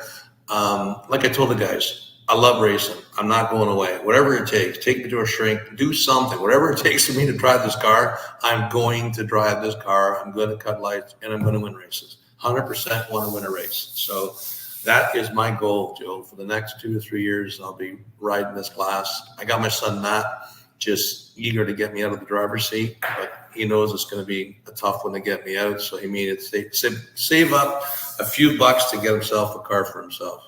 There you go. Okay, so he's trying to take your seat, or he just wants to spend more time with you? He loves being with me. Listen, he's been coming to me. He's been coming to the racetrack since he was 8 years old, and he is deep, heavily into everything we do. He's really skilled. He's talented. He's learned so much from being around all the racing. He's just dying. He just thinks he's going to sit in that car and drive it like a rock star. Like Corey did unbelievable. I mean, Corey ran a bike. He went 680s, 200 mile, 198, and he's been hanging on to 2 handles, putting on the racetrack. So it was easier for him to adapt. So anyway, look, it's not as easy as people think it is. I said, piece of cake. I've done this before. Ran my Pro Mod. Well, it's not the same. The thing about these cars is if you miss the shift by 100 RPM, you can lose 20, 25 horsepower. On a Pro Mod, you miss by 200 or 300, it doesn't care. It just makes up for it. It's different. It's just definitely a lot of skill, precision, driving, patience, and focus is key. I love it, though. That's why. And that's why I wanted to talk to you about it, Eric, because there are so many people, so many fans, they don't have nitro. They don't have a supercharger. They're a little slower. They're very fast for what they are, like blistering fast. But that's not what Pro Stock is about. Pro Stock is about what you just talked about. Like, you have to drive it perfect. You have to drive it perfect. And even when you do, there's somebody over there who maybe did it more perfect and you lose. And it's like, it's as tough as any racing is in the world. Yep. You know what I'd love to do? I would love to get a fuel guy in a Pro Stock car, put a Pro Stock guy in a fuel car. And I'll tell you why I say this. The top fuel car drivers call Pro Stock slow stock. And they're friends of mine. So we ride each other back and forth. I said, listen, I'd love to strap you in that car, and you may think it's slow, but I'll tell you, there's so much going on in that car. It feels real quick. And it's not just about being fast. It's about having the ability and the skill to drive these things. So anyway, Sean Reed and I go back and forth. And I said, look, dude, anytime you want to drive a Pro Stock car, we'll swap up. I'll drive your fuel car. I'll license up. You can license up a Pro Stock car. And hell, we'll go do one event each and see what it's like to drive one of these things. Because I think fuel cars are super fast, but point them straight and go. And that's my feeling about it. And he laughs and goes, it's not that easy. Anyway, you know the story, Joe. Everybody thinks one car is hard to drive. But I'm going to tell you, Pro Stock is definitely harder to drive than a Pro Mod car. I've done both, and I'm telling you, they're really hard. And I don't mean hard, precision, being perfect on everything you do, your burnouts, the way you back up the car, the way you stage the car, the way you shift it. It all makes a difference on that ET. Less forgiving. Like Pro Mod made, they're going 260 miles an hour, 250 miles an hour. And so I get speed wise and tire shake is violent. But as far as precision, it makes sense to me. But whatever, the debate will rage. Hey, do you have the authority to make that happen with Sean Reed? Can you make that happen? Oh, yeah. Listen, we talked. Yeah, he's got a second car. He's all over me right now to jump in the car. So I told him anytime he wants to drive the car, let's just get him down, get him strapped in for a couple of days, get him licensed up. And then if there's a chance he wants to jump in a car, Joe, we got 3 spare cars. We have all new cars for all the drivers. And so I'm going to be sitting on Camrie's car, which is a new car coming back in about a month or so. There's another new car being built, which was going to be for whoever. So Dallas already has his new car. We're all set, like myself, Greg, Dallas. Oh, I'm sorry, Corey. So Corey and Camry will have brand new cars, and then we're going to have 3 spare cars still. We still got the car that Koretsky drove. We got the car that Corey's driving, and we got the car that Camry's driving right now, which was the car that Sienna was driving earlier in the year. So we got 3 spare cars. So Joe, hey, you might fit in one of those cars. Lots of room. Just got to pour you a seat. We're good to go. I just want to do a burnout. I'd love to try to do a burnout. I watch the burnouts a lot, and I'm in there thinking to myself, I know it's really hard. I see pro racers muff the burnout all the time, like at least 1 or 2 per event. Somebody just doesn't get it right. But what does that feel like? That would be amazing. All right. So you're touching on just so many topics, right? But this is the pre-Indy show, and we'll get to those topics in another time. Just a reason for people to subscribe to WFO Radio. But like what you just listed with all the cars and all the drivers, and I know what Elite is doing. I wonder, it's like this bipolar universe, right? With the McGahays and Kenny Delco. How many cars is too many cars? That's what I'm wondering. And you got a quick thought on that? That will tease the audience for a future appearance on the show?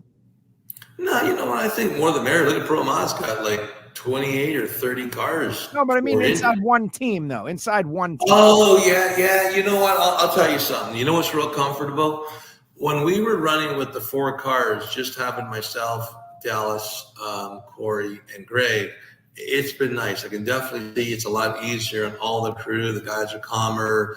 They seem to be doing a bit better. So, you know what? I don't know if you can put a rule on there. You need to judge it yourself. We had the 7. We've had the 6 cars at the racetrack. We'll call it 7 because we had Camry. So it would have been 6 plus our 2 engine pro. Call it 8. Joe, I don't think you can put a limit on it. But as a team owner, as a driver, 4 to 5, I think is tops. I mean, we stretch ourselves out to do more, but it's a lot of work. 4 to 5 is a real comfortable number. All right. I want to hear about the Jesse converter on a Pro Stock engine because it's great. Obviously, everyone knows about diesel engines and road cars, and you guys have converters for performance applications, and these are important. It's not like a fun, hey, this is fun. This is important because there's government compliance to think about, and rules are being made. And if we want to keep having high performance, there are going to be some certain situations where we have to comply. Hate to say it, but it's just the state of the situation. So you guys, to prove a point, put a catalytic converter on a Pro Stock engine. What happened? I'll tell you. So Greg was like dead against it. He goes like, this thing's going to hurt the engine. I go, Greg, trust me. I promise you. You trust me because I trust you. Okay. Based on the calculations, this 5-inch cat, Jesse high flow EPA compliant cat, 1 per bank, will rob no horsepower and will rob no torque. If anything, it might make power. And he started laughing and chuckled about that. He goes, how do you expect to make power? I says, well, if you know Monster Jam, we were just messing around with some of these 572 blown alcohol Chevy engines, and they're making about 1,420 horsepower. We put a couple of cats on them, Joe, and they made like 1,440. So it picked up more so just the overlap on the exhaust was wrong, and of course it restricted a bit, and it helped the performance. On a Pro Stock engine, got Greg on video, ran the engine. So we've got our test cells are all, they have air makeup systems, so we can set it at 2,000 foot altitude. So the same barometer, temperature, humidity, correction factor, and ran it. And we put the cats on and ran it within 1 hour and made the exact same horsepower and torque. Greg lined up the graphs on the two, and it didn't change anything anywhere. From the time he hit that lever and loaded that brake to the time he went to say 10.5, it lost 0 horsepower. I know that Jason went on saying that we put converters on and it picked up power, and that's the wrong statement. So I want to correct him on that, because people because I don't want to, start something that's not true. So he misunderstood me. It was the supercharged methanol injected engine that picked up, but the Pro Stocks engines made no difference. So here's what I'd like to do, Joe. I want to convince NHRA into putting converters on our cars, but we have to use unleaded fuels.